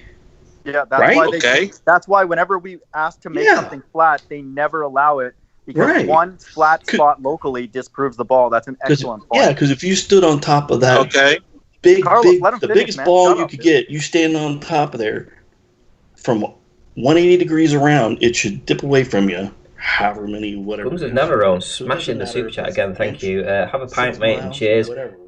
Trust me, when the pub's open back up again, I will absolutely do that, mate. Thank you very much for the super chat. Much appreciated. Flatness, even locally, even if it's a mile of perfect flatness, is disproving the ball because if it's over water and you apply that over water bodies that are a mile. Because that's what I'm like. Yeah. That's what I was saying. Like, they always do the explanation over water. Well, there's places out, like, I don't know what, out west where it's like totally flat for miles. Yeah. And there's not a curve in it. Yeah. So I'm like, it wouldn't matter if you're looking at the ocean or if you're looking at a flat ground like that has nothing on it. How do they measure the flatness? It should curve, yeah. All right, before Carlos comes in, Robert, is this Robert that's speaking? Yes. Yeah, Robert, that's what we were trying to bring B-ball to, but he ran it like a little girl. Yeah. Is that in the middle, if there's any form of flatness in that image, that disproves the ball, and that's why he won't zoom in and look at the pixels, as Rumpus says. He won't, because you're right. It doesn't matter about the distortion. If there's local flatness, then you point that camera in a different direction. If there's local flatness again, and you add those together, guess what? You have a flat Earth, and they won't do it. We know what they're doing. That makes no sense. What do you mean? There's local flatness. Carlos, let me. Oh, sorry. I'll dumb it down. How do I word this? Dumb it down for me, Shrek. Take a picture of your shit in the toilet. That's the only thing I work from. If you have a flat line, any length that is consistently represented on Earth, and it's over water, and we assume water has the same properties everywhere across Earth, that means the Earth cannot be a ball because we've created or spotted a flat line, right? That's non-negligible length. Did you understand that? Yeah. Okay. So then that's why when B-ball looks at a curve, he just looks at the edges and doesn't care about the fact that in the middle, if there is any form of flatness, then it disproves his baller. So it's almost like a box that he doesn't want to open. You know, shout out to Ranty. He opened up the drone box in front of the world. You know, he didn't want to do that. And we know why. Because once he zooms in, he's going to see that there is level there in the middle where the camera is optically stable. So when I listen to all this, and I listen to everybody, I listen to everybody and do all their talking and all their spiels. But like the ballers, if they're saying what it's true, then wouldn't it be like a soccer ball? Because a soccer ball kind of has, you know, that would be the only, and it couldn't even be that, because that's not really even, you know, a soccer ball. Where are these flat? Just hold that thought. Hold that thought, guys. Hold that thought, because I've had a really massive super chat from Aaron Moorfield. $99.99. It's a massive super chat. I need to shout this out. So it says, "This is for all the lads and ladies out there tuning in. Thanks, Ranty. I get money for what I do, and so should you. Cheers." Thumbs up and a fist bump. So cheers, Aaron. Awesome, mate. Thank you very much for the super chat. Carry on, guys. Listen to George. Local flatness does not disprove the globe. These clowns want a flat Earth locally, which is what we obviously experience, but they want their ball out in La La Land. Really? Oh, they do. Come on, man. George, why are you doing that? Flatness. What are you Why are you guys using to measure these so-called flatness? I mean, I don't understand. You guys keep saying flat, but I don't see. Whisper's Black Swan. Sorry, Whisper's Black Swan. We know it's flat. Okay. Sorry. Did you hear the whisper? Yeah. All right. I heard donkey. Ranty's whole channel proves that it's flat. What are you talking about? We don't have any evidence of flatness. Were you born yesterday? You got a YouTube account this morning? Anyway, so all these so-called flat spots that you guys are talking about, how are you guys measuring that flatness? No, you kind of laughed about that. I mean, it was a serious question. It was like you completely ignored it. It's like, yeah. It's like all your optical things that you bring out, everything that you bring out about, oh, this boat is hidden by this much, and then you go and you actually check it out, and you realise that there's shoaling going on there, and then you realise what the swell was on the day, and all that. You know, I'm not gonna say much more, but let's just put it this way: the information's been put out there, and flat earthers have all understood my research, and you guys have got nothing when it comes to optics. It's dead. Except humble, Carlos. We're open to the curve. We're open to the curve. Sure. As you're open to the curve as until we go up there in space, and then it becomes fake. Oh, satellite imaging is fake. That's very nice. Well, no, it's admitted to be fake. I'm not saying that. It looks fake in it. You moron. Admit it, really? Because what? That video where that guy say is Photoshop because it has to be? That's it? That's what you got? No, just the satellite images don't have planes flying. They're not real captures of the world. Planes flying? Yeah, they would. Nothing in relation to reality. It's just a photo from one satellite, right? Just a photo. It doesn't have anything, Carlos, dude. Right? Come on, Carlos. What do you mean? Carl, where are the freaking satellites? Let's see those, man. You should see a lot of stuff that is apparently out there moving. Yeah, you can see. You can looks see like a video. You guys were talking about it earlier. Starlink. Oh, look, yeah, like if you can really tell the difference. Whatever. Never mind. Okay. Well, like I said, as soon as we go to that kind of imaging, you start pulling everything you can to call it fake. Oh, it looks fake. Yeah, but Carlos, why do you claim it's real? It's a picture. How do you claim really, it's real? guys? That's right. It's a picture. How do you claim it's real? Carlos, why do you care if we think it's fake? Why are you so mad about it, man? Relax. Even if it was real, why do you care that a few people think that it's fake? Holy fuck. Holy God. Right, just before you answer that, guys, RTH has smashed the super chat again with another $99.99 and said he will second that.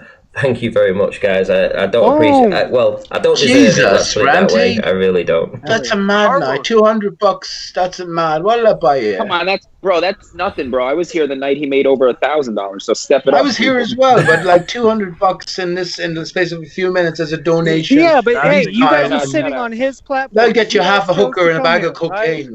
Easy, Pete. You guys chose to come here, right? This is a righteous day. Don't worry about which half. Hang on, wait a minute. Which half of the earth is profitable? Was it half a hooker and a bag of cocaine? Which half of the hooker did we get? Yeah, one or the other. Maybe half a bag of cocaine and a whole hooker.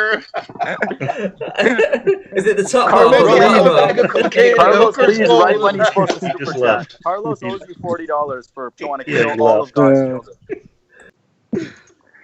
Hey guys, listen. You know, I donated $99 to Ranty, but I don't subscribe to any TV channels. I have no TV service, nothing except data for my phone. That's it. So if you think about normal people who have to, I think in the UK you're forced to subscribe to a TV channel, right? And you have to pay for all that shit.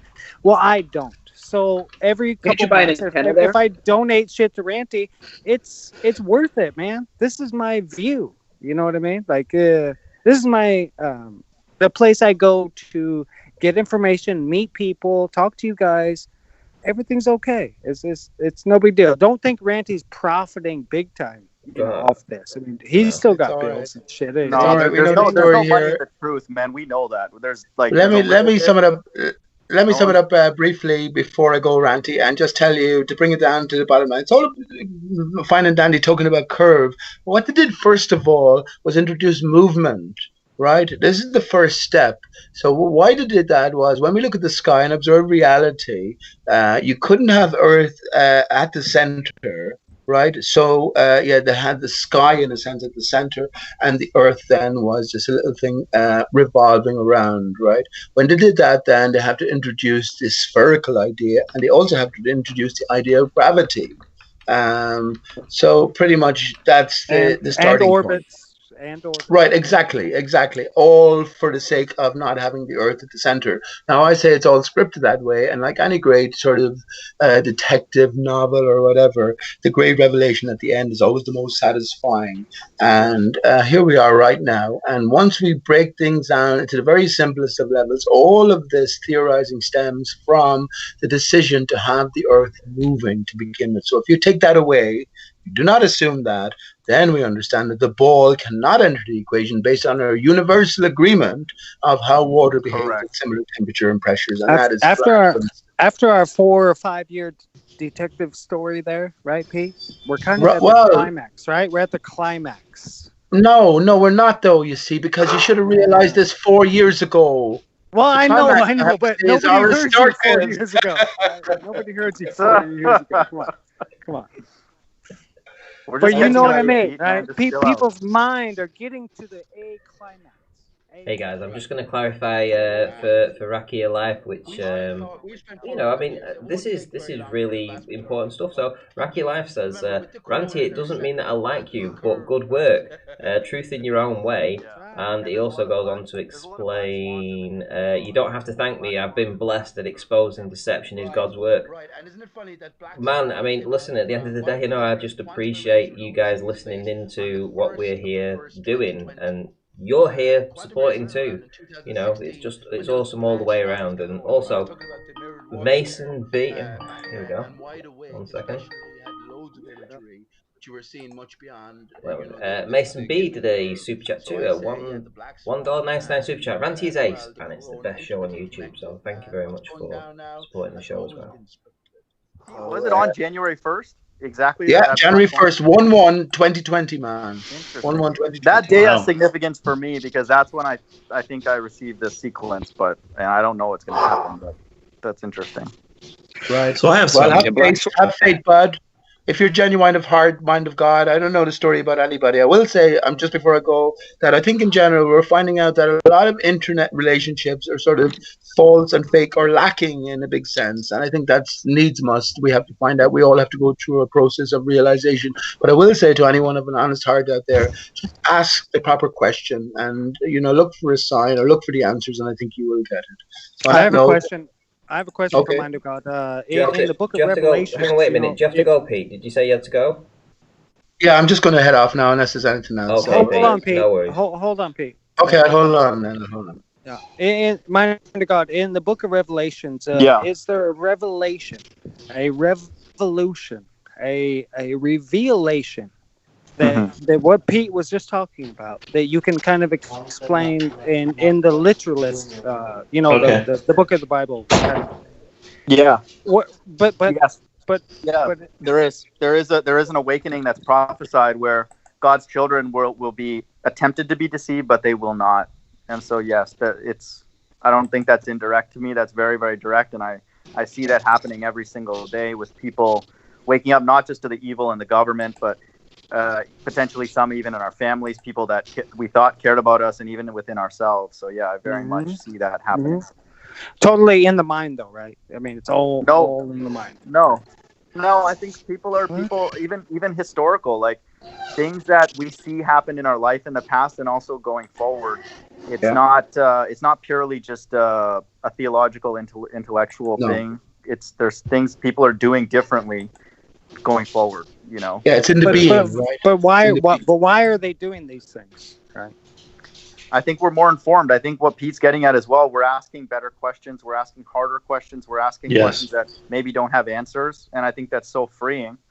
Even though we might be locked in our house, we're free. Some of us are free. Okay, so would you take offense if Pete called you a Bible literalist? No, I am a Bible literalist. The people who's calling Bible literalists are not Bible literalists. I'm a Bible literalist. Okay, all right. I just wanted to clear that up. I'm sorry. They don't teach reincarnation. Reincarnation's everywhere in the Bible. Yeah. That's a Bible literalist. Well, I will say, if I could come back as a virus, to control, the world, I'd do it in a minute, right? I mean, I think Prince Charles said that, or Prince Philip said that, didn't he? If I could come back as a virus, if I come back as anything, I come back as a virus. I heard that, yeah. That's right. That's the majority of the human population. You're on it. You got it. But we get to hear this shit for reasons, right? We're being goaded. It's like Bill Gates and his recent prominent positions. Now, I've been told by somebody else that he has a couple of quick shout outs here to Amanda Young. I agree, Mason B. Ranty is ace. Fire, thumbs up, Ranty, fire. Awesome, thank you, Amanda. Always here supporting the Flat Earth community. And Mason B again, another $1.99 super chat. So many toe tags on this channel, including Bball. Mason B, this is the place to be. Thank you very much for turning in again and supporting the show. That way. We're being sort of misguided, and it's sort of all a little bit too obvious. I will just say regarding Revelations 22, we are promised reunification with the Tree of Life. And I say Jesus is the Tree of Life. You're right. Right, guided or misguided, you decide. Just in regards to the Book of Revelations, Revelations 22. They openly say what they do. Right, all these people that we bow down to as leaders, or we vote for them, we pay them our money. 30% of our fucking every single day goes to these people that we don't even know. We never met them. They never show up. You know, well, you were always a legal name. That's why you're free now. Yeah. Well, hang on. That's why you're free now, right? Because you were always a legal name. But hang on, man. Hang on, please. You were always a legal name. The legal name now has been legal name fraud has been exposed. All contracts null and void. Now you are the free man on the land, true inheritor of let me ask this dominion. Let me ask you. Do you have a legal name? Well, I've lived without the legal name for 6 years. I'm using it at the minute, but I do understand that we the fraud is exposed, and I've made that clear in many different ways as well. Everybody on this panel has a legal name. Yes, but it's not. Yeah, but the thing is, you see, once a fraud is revealed, all contracts become null and void. Yeah. Pete. Hang on, who's talking there? Who keeps talking? It's Aaron. This is Aaron. Yeah, I thought it might have been. Hang on a second. I'm your friend. Right. I understand that, right? And I've said to you that once the fraud is exposed, all contracts become null and void. What we can do is invoke the laws of necessity. Well, and we know that society is structured in a certain way, but that does not take away from our unalienable rights, the rights we cannot give. Hang on, man. My friend. Right, the rights that we cannot be taken, nor can we give away. Unalienable rights. My friend. If we choose to use that legal name to accept benefits, privileges, and handouts, we become slaves to that name, right? No, and most people have done that. We've all done it. No, that's not so, man. Okay? Now Your mother did not give you a legal name. It was written. Listen, hang on, please. It's not so anymore because the fraud has been exposed. Do you understand that? Okay, yeah. Right. Now the times are changing, man. And but Aaron, still using it. Okay, Aaron, I told you we can invoke the laws of necessity to survive, man. But I told you the fraud is exposed. Now, what you can do is act as the living man now, the true inheritor. Okay, well then stop using your legal name. Take away all those titles. Get that title out of there. There is no titles. It's all finished, man. The legal name is a title. But it's all finished. The fraud is exposed, we're past those right? days, dude. We're starving out here. Hold on, can I find food, can I let me I want to say something. I want to say something new on this whole legal name fraud. Like the whole idea that yes, you're entered into a contract, and the moment you do anything with that legal name, you are bound to that contract. Now, there's only one way out of this contract. Okay, they will give you. You just got to think. You got to if they created your birth certificate when you're born, which is the entering into the contract, how do you get out of the contract? How? Correct the record. No. What's the opposite of a birth certificate? Yes. A death certificate. They declare the person that they were doing business with dead. So that's right. Now here's the beauty of the beauty of God and his system and the flaw in their system.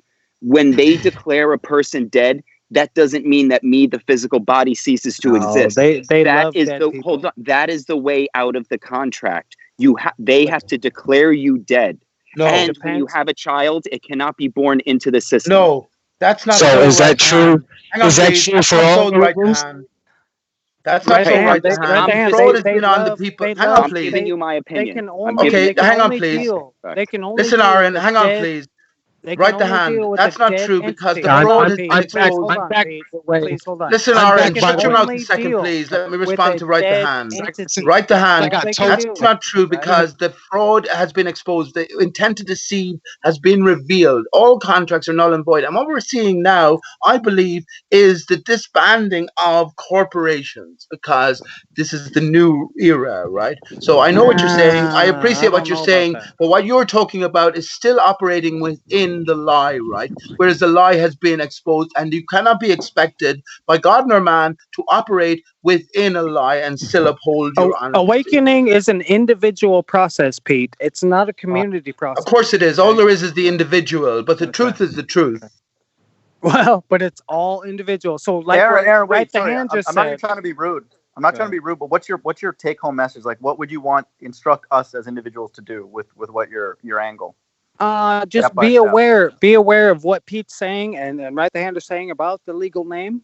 Okay. And that you use it. We use it. We do every fucking day to get we know services, we're enslaved, benefits. We're flat earthers, man. Exactly. Yeah, but the times have changed, Darren. The times have changed. Hey.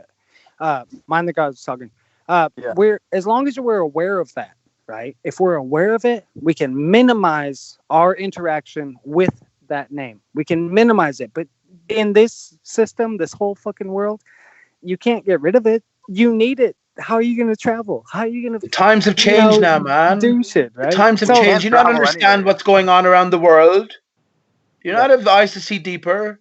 Do you not understand that now it's up to you, the individual, to know who you are? Pete, I get it. We have to minimize our use of that name. It does. It's not minimized. It doesn't matter anymore. We can't avoid it. And we you're not the name. The fraud has been exposed. There's no onus on you to operate within a fraud. And I say, in conjunction with the rest of the changes that are going on, well, then we will see. We're not expected to operate within a fraud into the distant future.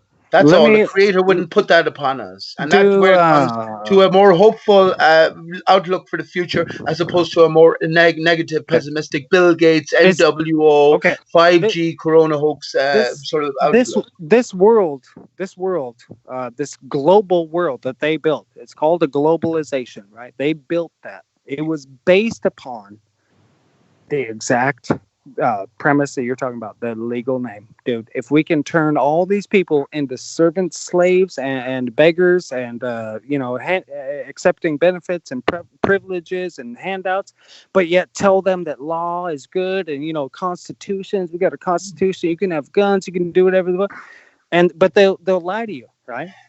Because it's totally based upon this global world, the world that's they what is Earth, Aaron? What is Earth, Aaron? Can Earth be said to be global in any fashion, any form whatsoever? Earth is where I live, and I make my sustenance. Right? Yeah, but what is it? What is it? What is the shape and form of the Earth? It is God. Earth. The Bible says it's hell. Earth is God. Right what does the apple represent? Do you know what the apple and the bite from the apple might represent in terms of an intact, complete toroidal field, right? It represents ideas, philosophies, sin.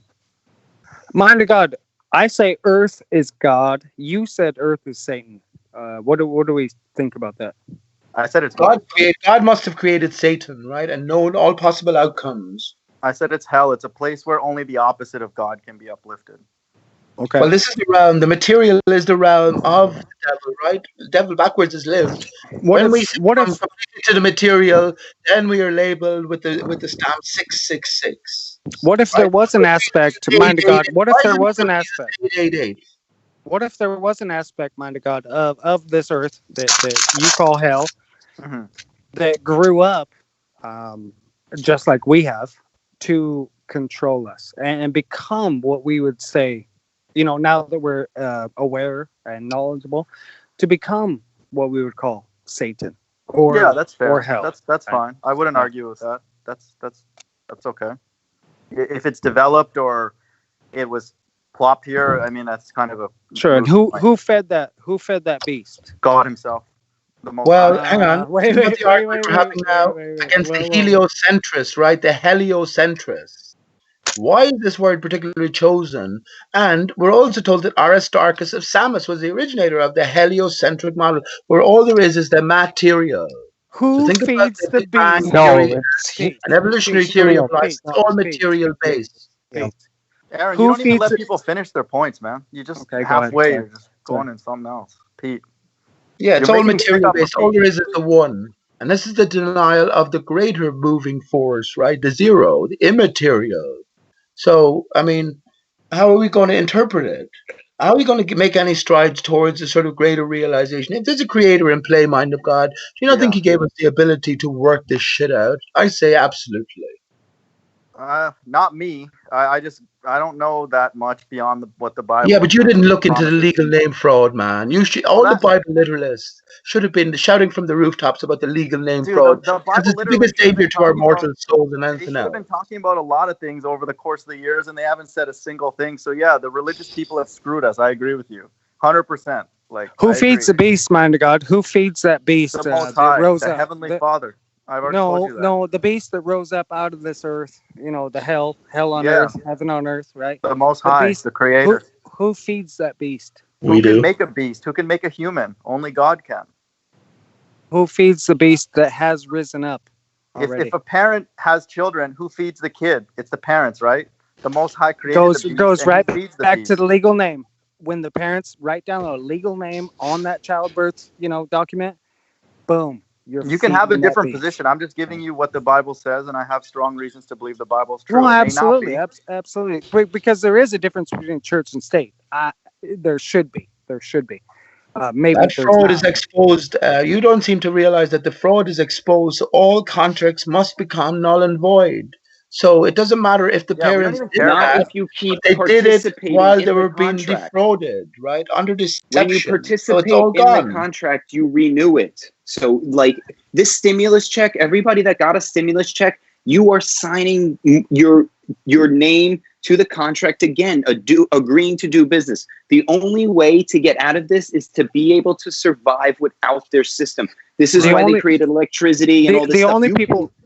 The only people that got the stimulus check right at the hand are those with the legal name. That's it. No, not necessarily. Mm-hmm.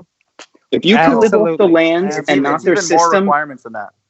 Then they have no power over you. Their power is the lore of Mystery Babylon. Their power is the lore of TV and internet and so stop self-driving subscribing cars. to it. Stop subscribing to it. Hey, stop man, funding it. Bro, okay? I pay the minimal taxes, bro. I grow my own I'm going to food. attack you because I understand how the system works. Exactly what Pete's saying. Why are you yelling at him? Just if you're giving him he advice, pays the minimum of taxes. Because listen, if you fund the very devil that's attacking you, you cannot complain. Aaron, think of it this way. Think of the world now and the world that we live in as a massive evil Wi-Fi. Everybody's on Wi-Fi. Everybody wants to be on Ranty's Hangouts. Everybody wants the internet, and you need it to survive. People can do it, but to get out of that Wi-Fi structure, it's difficult, man. Don't trivialize it. You got to build. It takes some setting up. Yeah, you can't. It's very hard to just. Yeah, I mean, you can't. But like, again, if you believe in God, you should be. He'll provide for you. But you gotta. Well, again, I think it's a progression till setting up where the system fails, but you can succeed because you've put your faith in God and not a system. Why would you? Aaron, look at these ballers. Look at these ballers coming in here. You don't think this is orchestrated? This system is meticulous. Right the hand just said the system failed. I look at the ballers and say the system is fucking running on all cylinders. So why are you telling us to avoid it? Then what are we doing here? Well, we're cannon here fodder, right? We're here to go deeper into why we're here. We're showing. So Aaron, tell me about the distinction between the land and the invading seas. Tell me about the distinction and association with the legal name, legal vessel. Are you talking about anything maritime or anything like that? Or? Well, what you know about that? What do you know about the distinction between the land, man on the land, and I'll tell you what. All commerce was created on the seas. Back in the history that I was allowed to read, right? All commerce was created on the seas. Right. So all trade, all that stuff. So there were laws about, and there was piracy. There were certain aspects to who could trade with who, and plus, they didn't even know where the land ended back then. Remember that, Pete? They did not know. Christopher Columbus had to go sail across the fucking curve to go find India. Well, I mean, these are official story repetitions, right? Yeah. But if there's a different story in play, and this is all about a game of realization, there is an inherent distinction between the land and the invading seas, because the earth is in a divided state. The waters are invading waters from beyond, right? And we are lost at sea, or at least the legal name is a vessel that is lost at sea, and we sort of give our living essence to it. Now, the mistake we made is holding that we are the legal name. It's like having a name on a ship, and you saying that you're the name on the ship, right? Waters below. That's right. All capital names on the back of a ship, all capital names on a headstone, all capital names on any document that's sent to me from a fictitious government. They have to put that like that. They cannot put it the way I put it. But because the fraud is exposed now. Pete. Yeah. So when commerce, the seas, colonization, let's call it that. When ships moved into colonies and started running the colonies, that law right there, maritime law, did transfer into the land. Absolutely, because they use waterways, rivers. Right. Come up into the land. That's right. They penetrated in through there. Right, and, but the prevailing idea the only way to do business with that entity, whether it was the East India Ocean Company or the East India or British or Dutch East India, whatever it was, the only way to do business with them was through contract. Right. Okay? And they brought supplies. They brought food. They brought whatever it was, And so it's kind of a catch-22, right? Do you sign up, to get supplies, to be in contract with this company, or don't you? I mean, they came to your land. They came to you, Pete. Right. It's not like we went to them. We did not leave our house and go to them. They came to us. So it's a catch right there in my mind.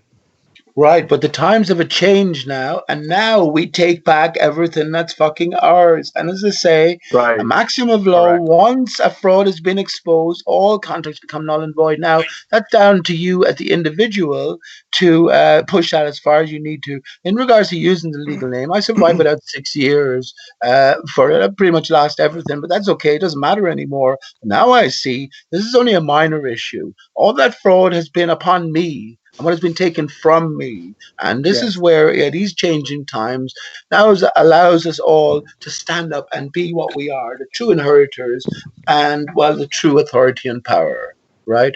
That's what I say. We're free now in our mind. Exactly. We're free, and we're in day 3 of the new era. So love to all my fellow man, and let's do this. I'm going to go on that note. So cheers, everyone.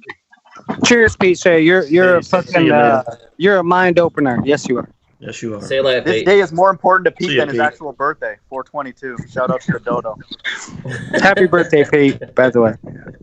But it's Not funny. a coincidence. Ranty's drone was unpacked, and I'm telling you, that is not a fluke. That might have been it. That might have He been might it. have been in those boxes, Ranty. No, I think all the lining. Have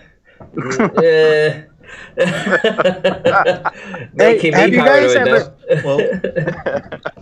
Hey, Ranty, have you guys ever realized? You, Ranty, Mind of God, all the other folks on here, we're slowly becoming a Pete Shea. Have you ever realized that? I mean, I just think Pete goes extreme because he's kind of like with the Mandela people. It's not wrong to have views on various entities and things that he's sincere about, but to not admit that those things may be wrong or you haven't experienced it yet or we all shouldn't find it obvious, that's where it starts getting into just you've never asked Pete if he's wrong, right? You've never asked him if he's wrong. I have. Absolutely. Oh, okay. What did Pete say? What happens if Aristarchus doesn't do the things that you're claiming that he's going to do? Okay.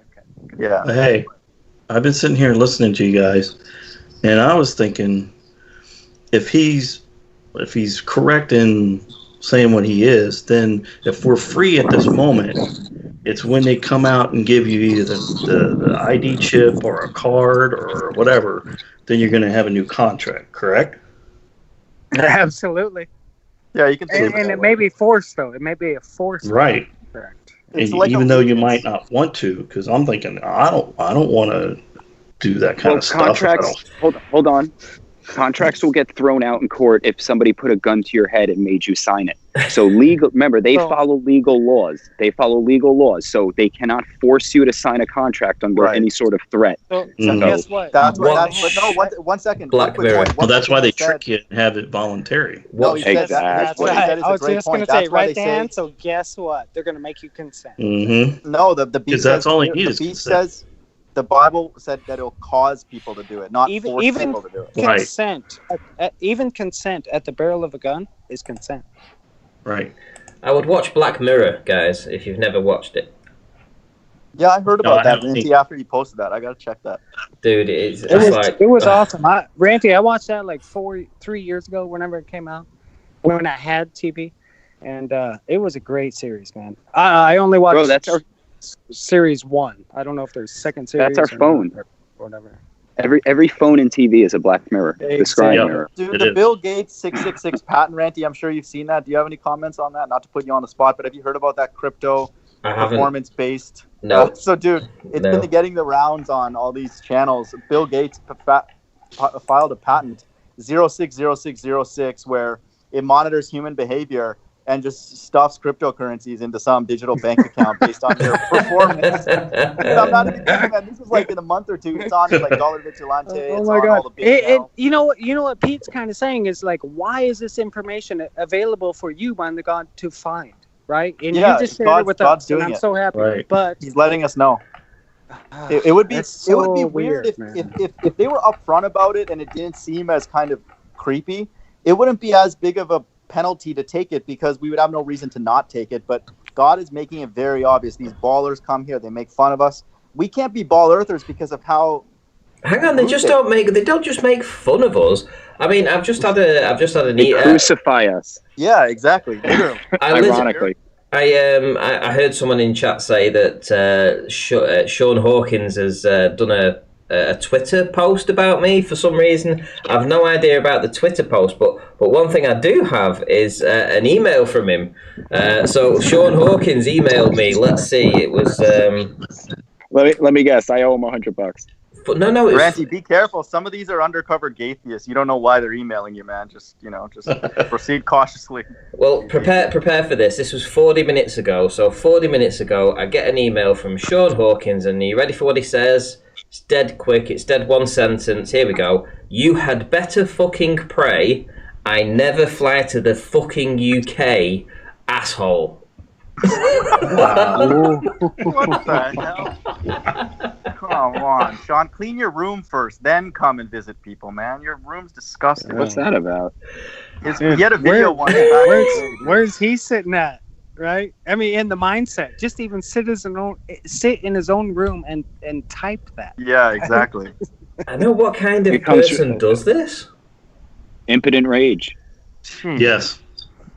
He has no control in his life. He sees he went on a debate and he lost control. It didn't go as well as he thought. He had to leave before he said something really stupid. Now this is damage control. His ego is trying to regain some kind of ground that he can stand on. And what better way to say, I'll fucking beat the shit out of you. It's as empty a threat as there could ever be. I think what it was. A lot of these people, they don't understand that we actually believe in God. We're not afraid about things as much, maybe even not at all anymore. It's shocking to them. They want us to be afraid of them when Sean Hawkins is a clown, but people don't get it. A lot of us know that God exists. So and on top of that, mind of God, we already know their story. So every time they talk, like we already know where they're coming from because we came from there. Right? Yeah, their answers, we can actually articulate their answers better than them. Exactly. Speaking of that, I know when I was in school, I loved art, and I took commercial arts when I was in high school, and I was in high school in the 80s. So from the 70s to the 80s, in art, when they taught us, when we drew stuff in perspective, things don't go over. They never told us do the R value. It's everything you see is bigger in front of you, and as it goes away, it gets condensed into nothing to where you can't see it anymore. It never occurred, right? Yeah, they didn't tell us, well, you gotta, and even had a globe sitting there, but they never told us, well, you gotta, have this R curve or whatever, put something else in there to make it curve. So let me guess. Let me guess. You could draw a perspective view in your art class of buildings in the foreground and then a mountain in the background, and that mountain will be super small, right? Yes. Just due to perspective. Right. But there was no R value. No. Ever. No. Come on. Yeah. I mean, it was nothing. They didn't tell you that, because the Earth is a globe and it's sitting right there when we're teaching me how to draw in perspective when I'm looking at something. They didn't go over here to the globe and go, see, if you're here and you got to draw it, it's got a curve. They didn't do that. Yeah. It was flat. It was like you pick a point, you've got a vanishing point because you have a vanishing point to where your left, right, your top, your bottom all intersect. Let me ask the panel. From your view, from where you see. Let me ask the panel, especially the gentleman that's just talking. That's Robert. Hey, Robert, my name's Aaron. Hey, Aaron. When did they ever teach us of the R value? I didn't hear about it until later. I heard about it on Nathan Oakley's. Yeah, me too. From Ranty. Until I was older. Yeah. I didn't learn anything about Ball Earth pretty much until like Oakley and those kind of channels, ranty, Jeranism, right? Jeranism. Yeah. There's got to be a reason for that, man. That's not just not a big deal. They'll kind of figure it out when they need to. Yeah. Because I love it when you. I never ever gave one thought to that. Never. I vividly do not remember thinking about the Earth moving or ball Earth and all that and at all. But once it clicks, man, you're just like, yeah. Let's talk about it. Let's talk about it, right? Let's talk about it. It's a magic trick. And once you see the sleight of hand, you're like, oh, okay, I see how you do it. You just kind of, you don't really say it, but you just implement it in every aspect of life. It would be like, I wouldn't tell you that the Earth is a ball. I would just show you videos of space, and I would make Star Trek and Star Wars and all these things, but never say it. Disney prequels, right? And you would just be like, oh, yeah, well, I guess Earth is a ball. That's why, they rockets, it's just, they just never say it. They just kind of like, allude to it, and you come to the conclusion yourself. Can I ask your guys' opinion on? Well, there's been a super chat, so it was from that Aaron guy that was on before. Basically, I took his mod off him because he was giving a lot of shit to the ladies in the chat. But that's just what he does. Anyway, he's giving me a super chat and it says, actually, people like Quantum Eraser say stuff like that, Ranty, just like Sean Hawkins said. Do you think that's actually the case? That Quantum Eraser says the same sort of stuff like what Aaron what Sean Hawkins sent to me? Never unprovoked. I know he's made fun of Dean and said, but Dean muted him in that one video that I mirrored. But he would never say, I'm going to come and fly there and like pray that I'm going to kill you. He's like, you better hope that I'm not there, son.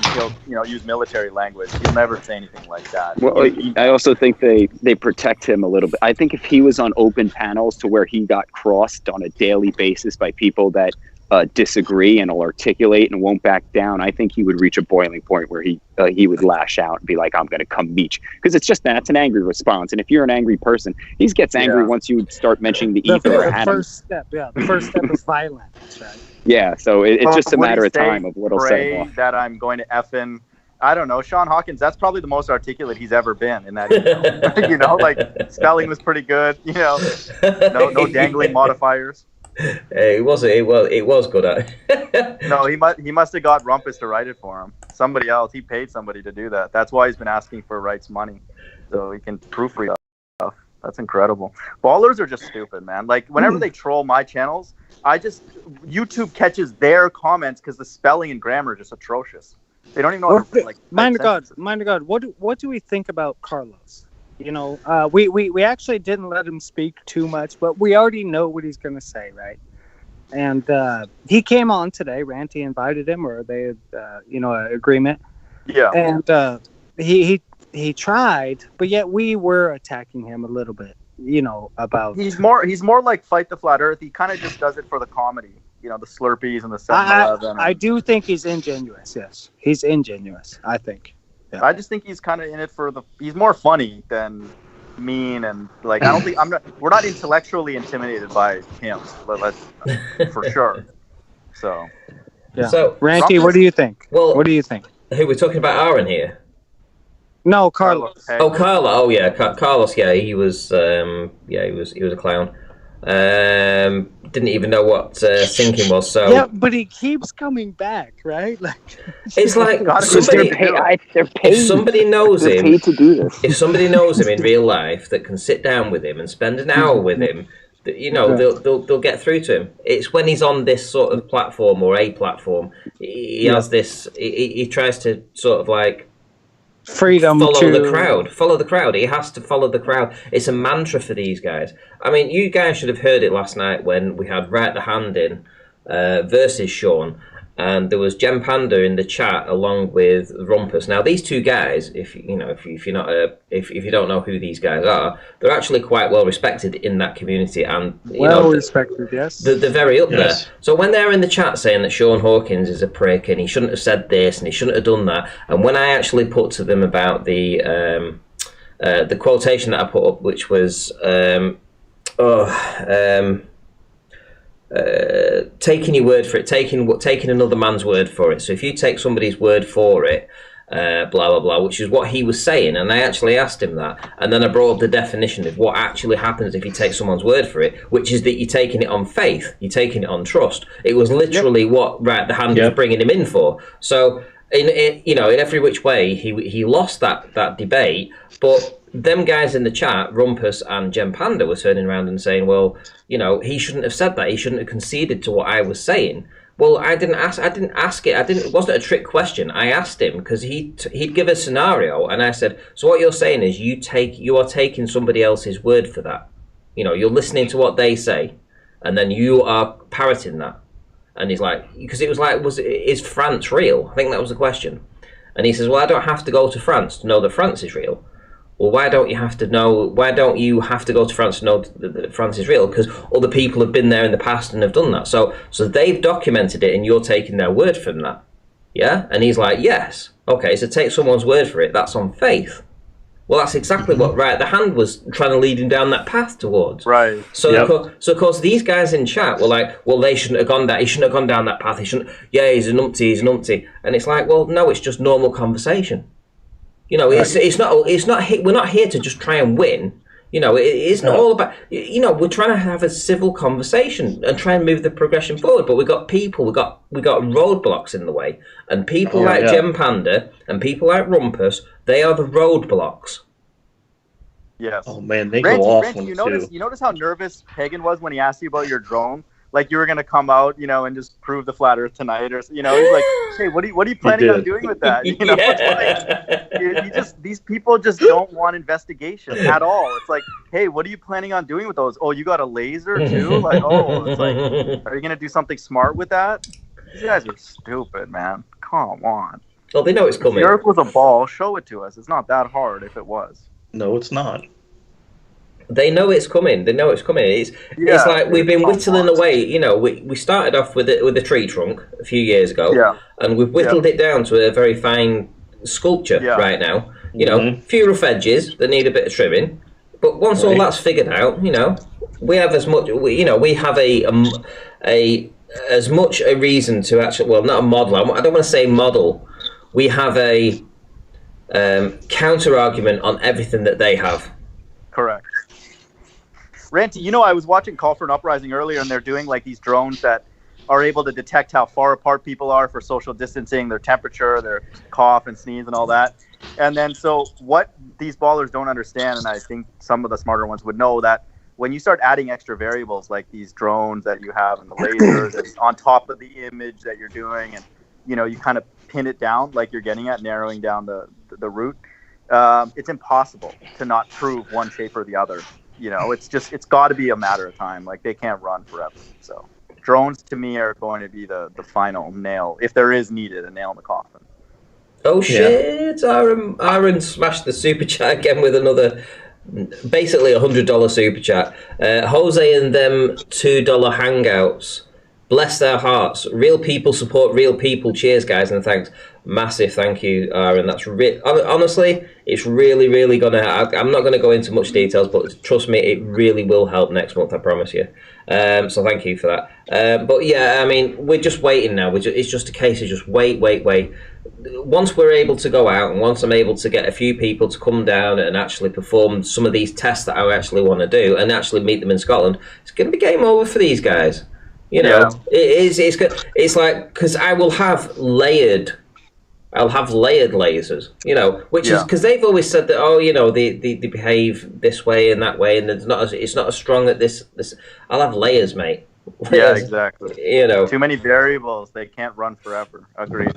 And if it's a ball, it's a ball. We don't care. Whatever. If the Earth is a ball, we'll deal with it. Our life won't end. They're the ones who are going to get severely butthurt, and they're going to have to figure some things out. I don't even know what I did to piss Sean Hawkins off so much that he's sending me emails like that. It's like, dude, you came on my channel because you were invited to come on to debate Right the Hand, because Right the Hand said that you would have a 30-minute time slot and he would change he would get you to admit something, right? So they both came on, And, you know, for the most part, we all stayed out of it. And it was only when, after about 20 minutes, Right at the Hand had nailed him down to one point. He just wanted one question answered, and he was diverting and diverting and diverting. And after about 6 times that Right at the Hand answered, Rumpus stepped in. And when Rumpus steps in and said, mute, whatever it was he was saying, right? Honestly, Sean Hawkins often absconded and said, and then he was in the chat and he was blaming the Rumpus for coming in and destroying his debate with Right at the Hand, and that he had Right at the Hand on the hook and was about to crush him, and then claimed a victory. And it's like, dude, that wasn't what happened, mate. Ranty, you know what they call that, dude? I used to have a boss who was kind of short. They call that little man syndrome. You know, like people who are trying to be tough or whatever. I'm not tough either, so I'm not. I'm not. But we used to kind of make fun of him behind his back because he kind of was a little bit argumentative and he was like really short. I think Squawkins might have a little bit of that mixed with the Corona, mixed with everything else. Squawker. He's a squawk. Squawk. Hey, Ranty, funny. The show that stood out for me the most that I've watched of yours was the one with when you guys did the laser in the tank, and then it reverted down, and then you did like another little demonstration on the computer with a lighthouse, and they were saying it was looming up, and because it was curved, that's why the light bent, because it was curving because of the shape of the Earth. But when you asked them, what about the other side? It's like if you had what about the other way, right? Yeah, I'm like, then you have the laser on the other side, it should do the same thing. But he would never come to that conclusion. He wouldn't say that, because if what they were saying is true, then both of those ends would curve at the same time. That's what you were trying to demonstrate, and you guys are just cracking me up. Trying to get them to understand. Well, what about on the other side? What do you mean the other side? Like, like you're only coming. The laser was on the left side. Yeah, you want to be a laser on the right side, so it should do the same thing. You guys were cracking me. So all Rumpus's ray tracing diagrams and shit come down to a single point right there, Ranty, right at the beach. But what if you turned around, Ranty? Like, you did 180 and looked that way, right? Where are those ray diagrams gonna go? Right. That's curvy rays, man. Curvy rays, that's a joke. Oh my god! Give me a break. Curvy rays, that was well. Give me a break. That was best. I love that one. When they do curve, they support bottom up on a flat plane. So give me a break, man. Bottom up.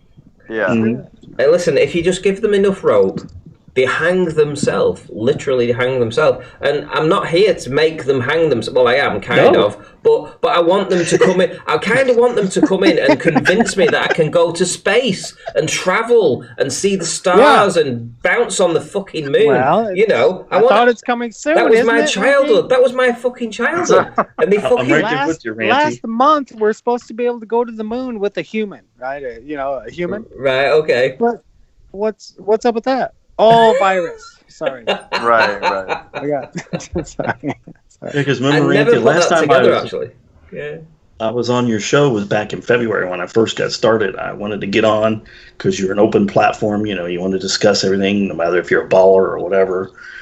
And I got on stuff, and it's just like I've been listening to you guys, listening to everybody do their stuff, and just What do you think? Me up when the ballers get all upset, and then they just leave.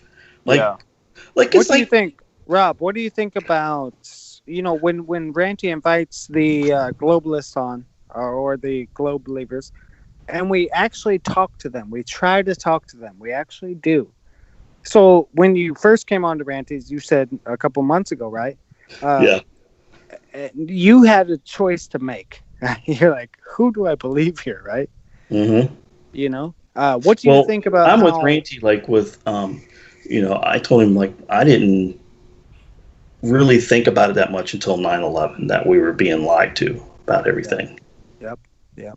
Because like you said, you're so indoctrinated throughout your whole school and stuff like that. Well, back then I only read the Sun newspaper for one reason, page 3. But I read the news as well, and I watched the TV news, and I wasn't really into the alt media at all. I didn't even know there was the alt media. I just thought there was the only media. Didn't realize I was indoctrinated. I didn't realize it. Mm-hmm. All of us. Yep.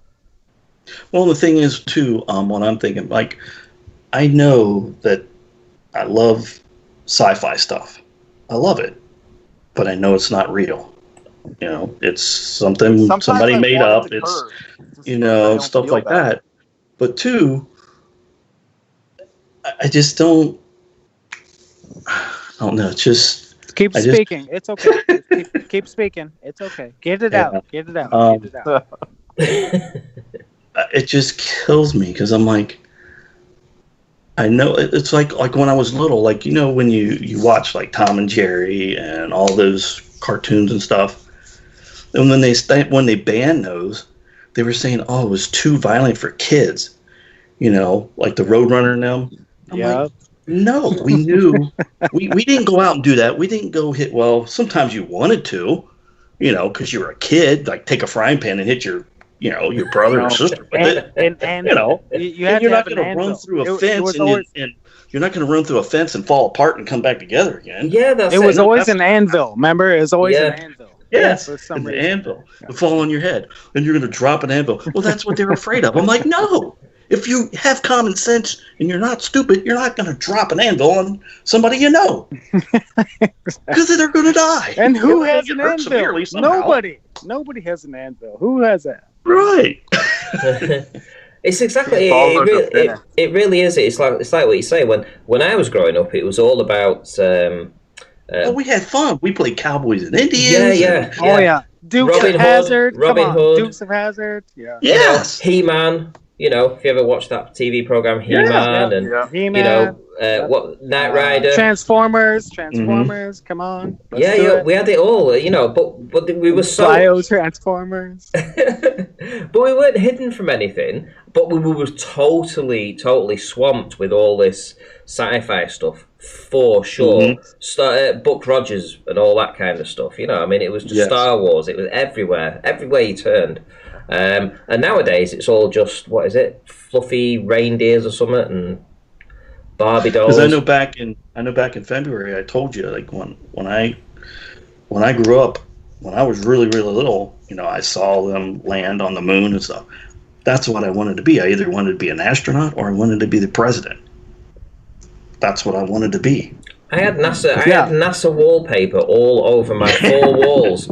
And it was just the moon. It was the moon lander, the rocket, and another thing that they had. There was like 3 different spaceships, and it was just that's all it was. All 4 walls. There must have been 100 of each, 100. And I used to wake up to these rockets everywhere, and I used to just stare at them and think, "Wow, one day I'm going to go to the moon. One day I'm going to bounce on the moon." And I used to make rockets out of bloody 2-liter bottles. Plastic, it wasn't even plastic. Was it plastic bottle? Whatever, it might have been some kind of bottle anyway that I made rockets out of, and pretended I was going to the moon. Try to go to the moon. That's you got crazy. to try. Yeah, Ranty, look what happened. Now you grew up and destroyed that dream for all other kids. So this hurt me the most. I'm telling you, I was so. I'm just kidding, man. I was such a fanboy for going to the moon. Believe me, my favorite TV program. Well, second. Yeah. Well, actually, no.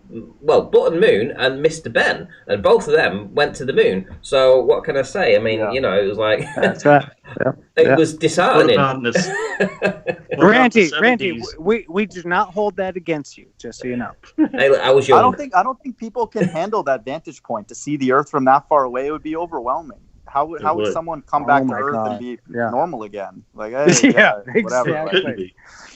Just be silent at a desk, like some sort of nothing fake would be desk impressive. they put there, and these 3 dudes that just came back are like speechless. Yeah, are you kidding me? They can't form a sentence. You'd be amazed. I would stop everybody on the street and be like, I saw dude, I went to that. You see that right there? I went there. That was me. Oh, I'd be jacked up, wouldn't you, Ranty? I'd be telling everybody. I would, yeah. I mean, to be honest, we were talking about right there. No, Rude Earther today. We was talking about it today. Before we went online, and they were saying, look, if you went to the moon, and those guys that were sat there, 3 of them, after just going to the moon, they look the miserablest twats you've ever seen in your life, right? And they sat there. And do you know what I said to it? I said, do you know what happened? I'll tell you what happened. They told them, they got them out of their jobs in the RAF and all this kind of stuff, and they fed them this plan to go to the moon, and they spent years and years training for it. And then 5 minutes before they got in the rocket, they took them to one side and they said, do you know what, guys? It's all a load of bullshit. You're not going to the moon. You're going to sit in this... It's utter bullshit. But here's the thing, Ranty. You're going to sit in a bunker. You're going to sit in a bunker for 4 or 5 days. And then you're going to be brought out and you're going to tell the world that you went to the moon and you bounced on it and you did this and you did that. No. And do you know what? They were Christian people. They're going to create a moon landscape, right? It wasn't them that did it. There's no way. No, it wasn't them that did it. I'm telling. There's no. No, not them. But yeah, those first ones that went. They literally believed right till the last minute that they were going to the moon, and then because all those TV reports that they did prior to, they were so different. You know, Apollo. And then they finally went. They finally were told at the last minute they weren't going, and that's why they sat there glum as fuck. And you know something? They were also Christians. You know, they were very religious, and they had to lie to the whole world. But that's why they wouldn't put their hand on the Bible. You're right, Ranty. Why, exactly. Why wouldn't they? If they're all atheists and they don't care and they're heartless completely. They're as much a pawn. They're as much a pawn. If you look at what happened with them, they're as much a pawn as what we were. But the astronauts nowadays. Absolutely not. They're bred for this. They were probably some. You know, they were probably some orphan or something. Well, they're like 17-year-old kids, apparently, right? No, I would say they're probably some orphan that's been taken in and they've been indoctrinated. You know that MK Ultra from a young age. Yeah, and that's why they've got no hesitation with saying. You know, and there is no family retort for, hey, my son went to space, right? What else? Yeah, exactly. What else can you brag about, right? Imagine a parent saying that. You'd play along if you were a kid and you were impressionable. You'd be like, what? Yeah, my parents are. Dude, my son. You know, we see rocket launches all the time of people going up to the space station, but you don't see the parents sitting there going, "Yeah, that's my family. You know, that's my son." Come on. Oh, I would be. Yeah, I know, but we don't see. Yeah. I would say that's the baller's strongest argument is the deception is so outlandish. It's still not easy for us to process just because we're flat earthers. And they didn't have time to process it. Neil Armstrong and Buzz Aldrin, they didn't have time to process it. They were given an ultimatum. I believe they were given an absolute ultimatum. They had to follow through with saying they went to the moon, and that's why they look so fucking glum about it. If I went to the moon, I'd have been jumping around like nobody's business. Oh my! You should have seen you should have felt the weightlessness of it. Exactly. I was bouncing everywhere. You couldn't wipe the smile off my face for anything. Forever. You know, you'd be like, I looked back at the Earth. And I saw the Earth, and it was so great. I mean, you could just imagine it. I mean, I'm sort of like drooling here in my own in a way. They would be willing to talk, right, Ranty? They'd be willing to talk instead of being asked questions. Yes. Exactly. What happened on the way to the moon? And they're like, even on a plane ride, you know, when you're landing, you see the vastness. You're like, man, that's kind of cool. Like New York City and all that. Think about that times who knows what. Yeah. Come on, man. And it's honestly, a great the physics of it would be amazing. Imagine if it's doing all those things that they claim that it is. That also would be amazing. You're like, what the hell, dude? You know, like it's sitting there spinning. You know, oh my god, that's dude. And not only that, going to what they could cover up with their thumb. You know, that little thing they cover it with their thumb. That moon. You know, we're gonna go there. And these guys are the first ones to ever do it. And they come back and they're sitting at a desk. Lost. Accepting questions, not talking, accepting questions. What? Are you kidding me? That's a proof that we it's fake should right be there. hearing what they say, right? Yeah. Oh, you couldn't shut me up. Dude, you described every single detail, like the way you felt, what you saw, like, oh my gosh, when can I do that again? A million things, right? Yeah, fuck your questions. You shut the fuck up. I'm talking right now. I was weightless. I was bouncing around. I was with Buzz, and it was so cool. And our suits worked great. And you know the module was awesome. Yeah. The homeless I shot shelter. 3 under par on the moon. I'd be telling everybody. There we go. And on the moon, baby. And hey, just to top it off, We drove a buggy. Yes. Fucking buggy. Hey, Randy, I don't know if you guys remember Space 1999. Do you? I don't That was remember back it, in the but I watched 70s. it. Yeah, I watched it. Oh, I love that's what got me the most was that because that was back in the 70s, you know, after they went to the moon. This projected that they were on the moon and had bases, you know, by 1999, which we never did, like they always do. We were always supposed to have bases, weren't we? And was colonize it and take it for its minerals, and then that would be like a staging base to go everywhere else. And you know, that's never happened. But listen, at the end of the day, if there's additional land, which we all suspect there is, I imagine everyone suspects there's additional land here. You know, there's that exploration is still out there. You know, it's whether or not we are we penned in. You know, is in other words, are we are we surrounded by danger that corralled? Are we corralled? You know, or are we stopped from going out, or are we penned in? Which one is it? Are we stopped by the elites from going out and exploring, or are we penned in from the dangers of from the outside? Exactly. Yeah. You know. But I think that's what the UFOs are. No, I think that's what the UFOs are. You know, when people film UFOs, and there's definitely sightings of UFOs, strange objects. Okay, some of them may be military, but you know, if you go back some years ago and they've got footage and you've got testimonies of people, and you know, they're not all lunatics here. You know, all these people that say that they were picked up by some alien, you know, entity or something, right? Doesn't mean that they came from outer space. They might have come from outer space, you know. Out of our space. Additional land, outer space, you know, and that's what I think. I think maybe the technologies or of those civilizations that are further afield, outer space, out of the space that we're in. Yeah, they may be more. Doesn't mean up and out and wherever. It's the space we're in. Sean Hawkins. They're nicer than Sean Hawkins, I guarantee you that. they're not that degenerate.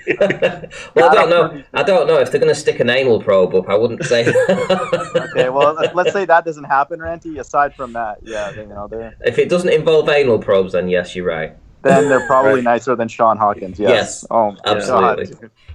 But what you guys were saying with how they keep pushing the initiatives forward, that's probably the line they told the astronauts, like, hey, sorry, we just need to do this, and then after they're retired, they're on a different project, or, it's just, okay, I went there, I guess. I could actually see that play out, especially when they're heavily indoctrinated, well, and they really want to go. That's why they took over the terminology for extraterrestrial.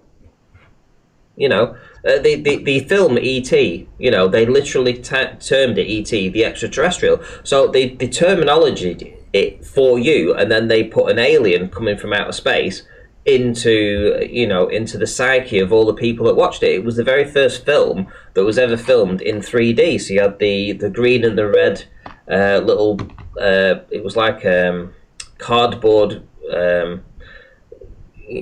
glasses that you'd put on. They were given to you and they just sat on your nose. So it was the very first film that you're ever able to watch as anybody, as in 3D, was the E.T. the extraterrestrial. Well, was that because that people that were talking about extraterrestrials weren't talking about aliens, from outer space? They were talking about extraterrestrials, people from further afield. Is that what they've done all along? Is that they've taken the terminology of of your grandparents and your great grandparents, and they've taken those names and they've made them make something else, mean something else. Terrestrial means land, right? Extra land. Yeah, extraterrestrial. Think about it. Yeah. Extraterrestrial. There almost has to be, because how else could the Earth support itself, right? It's not like it cuts off. There's got to be some extension, right? Just the structure of it. Like the continuity of the Earth. We use in every single language, the word terrain, whether it's French, Spanish, English, Italian, Chinese, meaning land is what it means. And so when they say extraterrestrial, they're trying to claim that it's outside, right? Like Randy said, like out there. No. Could be side to side. Is that what you're saying? Side to side, yeah. No. Yeah, I mean, I think even when all these celebrities die and stuff, I think there is a place that they go. Like, I don't think Kobe's dead. I think they just go somewhere, you know, that we just don't know. Like, I'm not trying to sound ultra conspiratorial, but there is if the Earth is flat, it's a stage. Or there's an island that they don't show on the maps, and that's where they're at. Yeah, or I would that also is very the globe Earth, mind of God, is a stage. It's like we don't know. It's been stated before. This world is a stage, and we are merely actors, right? Right. Well, just like you were saying, like we don't have the means to go explore and see if what they show us is what there is, because there might be land somewhere else that we don't even know, out in the ocean, and that's where they got all these people. Oh, we could be a pinprick. I'm actually sure we are. I'm sure we are. Yeah, we could be a very small part of this expanse, for sure. You know, and there could be all kinds of things out there. If there's a creator, this whole experience would be one expression. So yeah, I would assume there's lots. Can't mind of God, what do you think about this? Ranty just said we could be a pinprick, right? So what about if I'm just an incarnation of Ranty's mind? I'm an incarnation. You are an incarnation of my mind. Ranty's an incarnation of my mind, right? Like what if that? I mean, we're getting deep here, but do you? No, but I would reword that as we're a physical representation of God's mind. That's why I call my channel the Mind of God. Sure. So I'm not afraid of those analogies, but I would say that the common denominator, even on the evil, is God. And I am the one. I am the one. That's why. You are an incarnation of my mind, or something like that. I'm not saying that's true or whatever. I would say that all of us are. It could be possible. We're a subset of God's power, and then there are levels. Certain, like Christ would be the highest, and then there would be people. Us truthers would be on a slightly higher level. Sure, on a path like Jesus, right? Right. Our brain or our spirit is vibrating at a certain amount that's more correlated with God, but the common denominator is always God. I know that's hard for especially most Christians who've never been taught that God is controlling both sides. He has to be. If it would be scary if he wasn't controlling both sides, because then we're really screwed in this, you know. Then it is almost like we have to win the battle here on Earth, you know. When you say both sides, what do you mean? He's financing all these ballers. He's financing all the evil, all the wars. Okay. Every macro level deception, this Microsoft 666 thing, it was God's initial idea. He's using people to implement it, but it's for an initial awakening, kind of like PeteS says, right? That part I think is open for people to be individual. Why? Because I don't think anyone will have a conclusive answer. That's too much. Well, what about his IQ? Why he's doing it? What about his IQ boosting drug that Bill Gates put out a couple of years ago? Did he really? Well, he didn't put it out, but he said that we have developed a drug that increases your IQ by 100%. Jeez. So it doubles it. Adrenochrome. I'd be curious to know what that does to the brain. Like, does it open pathways, or how does that physically? Well, that's what they said. We only use Ranty, quarter of our brain, if that. Yeah, he says it allows it. He says it allows the entire brain to operate. Ranty, I think God's left-hand side, they know a lot. They actually do know a lot about the body and to manipulate it, but the part they can't model is the spirit outside of the body. That's why I was asking somebody on a Ranty and Mind of God. You had that forever. Have you guys ever heard of the idea that the pineal gland, you know, the one that we're taught is encrusted or something, like we don't use our pineal gland. It's in the center of our brain, right in our forehead. Between our temples, but yet have you heard the idea that maybe there's a fluid in there? Yeah, we're also taught, you know, you can do exercises to release your pineal gland. Have you ever heard that, you know, rhetoric at all? Yeah. Okay. I've heard that can trigger out of body. Cool. Okay, cool. Now, what if you could harvest a pineal gland? That I haven't heard. People try that. Well, you know what? When I was little, speaking of outer body, when I was really little, like probably about 6, maybe 7, I would lay on the ground between the two houses of where we lived at and just lay there, and I would get in this state of mind to where I could have my spirit out of my shell, up into the air, and I could fly, like I could float. I wasn't flying, I would say floating, and I could float around my whole neighborhood, and I could look and see what everybody was doing. Wow! It was so. I did that several times.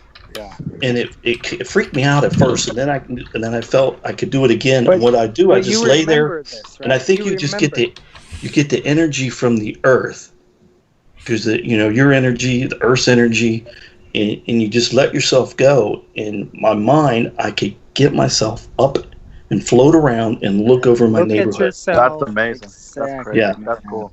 Dude. I did it several times, because I didn't know any better. I wasn't conditioned.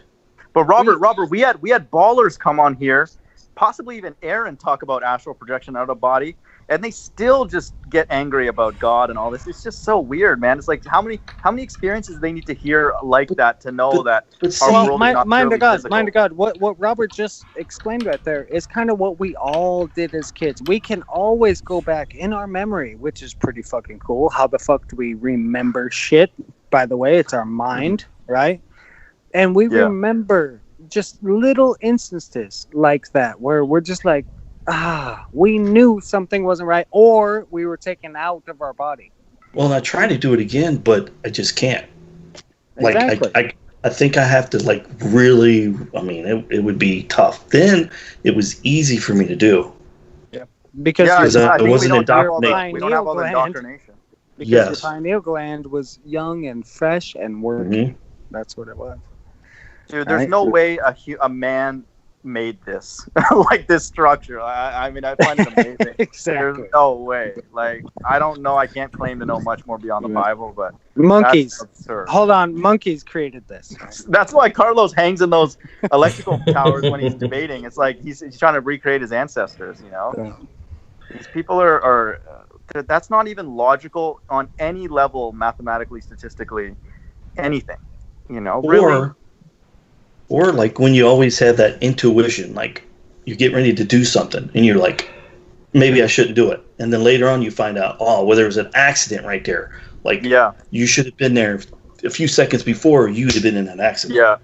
I've had many experiences where I felt like my brain was blocked from going to a certain place. Intuition.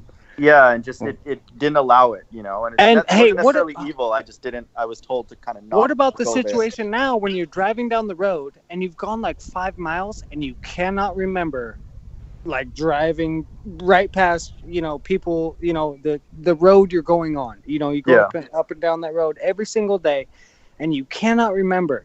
You're like, fuck, did I miss my turn? Or what? Oh, shit. Yeah. Who knows what shit? Who knows what shit they've been spraying? Who knows what shit they've been putting in your food with the additives and the preservatives and stuff? Who knows what shit, and the pesticides and what they've been injecting you with? Who knows what they've been doing to our brains for the past 60 years? To catalyze your pineal gland. Exactly. Mm-hmm. Yeah, they didn't want you to be out there and have that much power. The main hormone from a pineal gland is called adrenochrome, is what they call it. I don't know. I'm not a scientist. Right. Adrenochrome. And I've heard, look into it, that Hollywood elites take adrenochrome. Where do they get it, though? That's the issue. Mm-hmm. They know a lot of things, man, about the body and the brain. They don't file these patents feeding us cryptocurrency based on our temperature, behavior. Exactly. They know a lot of things, man. Yes. Exactly. That's not a regular person. Bill Gates is not a quote normal person. He's not a regular normal person. He's not. And I'm not exalting his wealth or his intelligence. I'm just saying he knows things about the human body and has expressed it with technology. He just knows he knows things about your body, right? Okay. Yeah. Agreed. That patent proves it. Yep. Hey guys, I thought the patent was fake, but it's legit. Yeah, I'm going to wrap up now, guys. If you want to do your final thoughts, and we'll do another show tomorrow. So maybe even carry on this kind of subject, because I'd love to carry on with it. Yeah, see, I like when you have discussions like this, and you're not calling people names, and you're not getting all upset, and you just have a conversation like we're having. You have your opinion. Everybody has their opinions. We just kind of get it all together, and that's what you're supposed to do. Get it in your brain and just go from there. It's not like you don't have to call people's names and really get on them for something, but sometimes you do because you get all passionate about something. But I don't know, having a normal conversation like this is awesome. I love it. Me too. I agree. Final thought. That's why we know the ballers are lying, because they come in here and try and sell us nonsense. So yeah, that's a perfect statement. Final thoughts, guys, and I'll wrap up. That was mine. I'll second that. Thanks for having us, Ranty. Peace. Yes, thank you, Ranty. You're the best. Okay, so nobody has a final thought? The Earth is flat. The Earth is flat. Yes. Awesome. Right. Okay. Hold on. Go ahead, I have Aaron. a final thought. Yeah. Thank you, Ranty, so much for putting on this show. I know you do. You have your own shit going on, but yet you still take the time to allow us to, provide platform for us to come here and hang out, man. That's so cool. So. Yes, it is. Thank you very much, Aaron. Thank you for supporting me, Aaron. You've been an awesome contributor to the chat and to the show actually. And your money hasn't gone wasted. Believe you me, it hasn't. Trust me. All right. No worries, man. Yeah, I give when I can. You know what I mean? Yeah, of course. Yeah, we're all in this together right now, and yes, we are. It must be tough for everyone. I know that there's a lot of people struggling right now, and a lot of people have been laid off.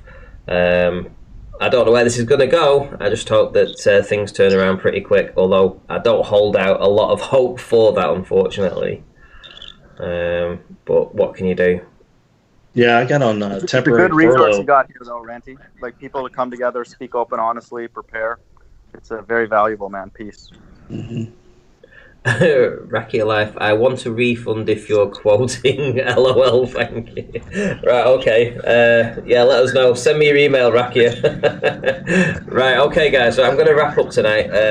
And thanks, everyone, for supporting the show. Thanks, everyone, for watching. I've been going for over 4 hours now, so awesome stuff. Are you going to keep it running for a bit, or? Probably not. Okay, no worries. Are you around tomorrow? We'll see you tomorrow. You're around tomorrow, we'll see you tomorrow. Okay. So I'll end it here, guys. I'm gonna get some sleep. Hope you enjoyed seeing the drone footage before, and I'll see you all in the next one, guys. All right, night, Ray. Good night.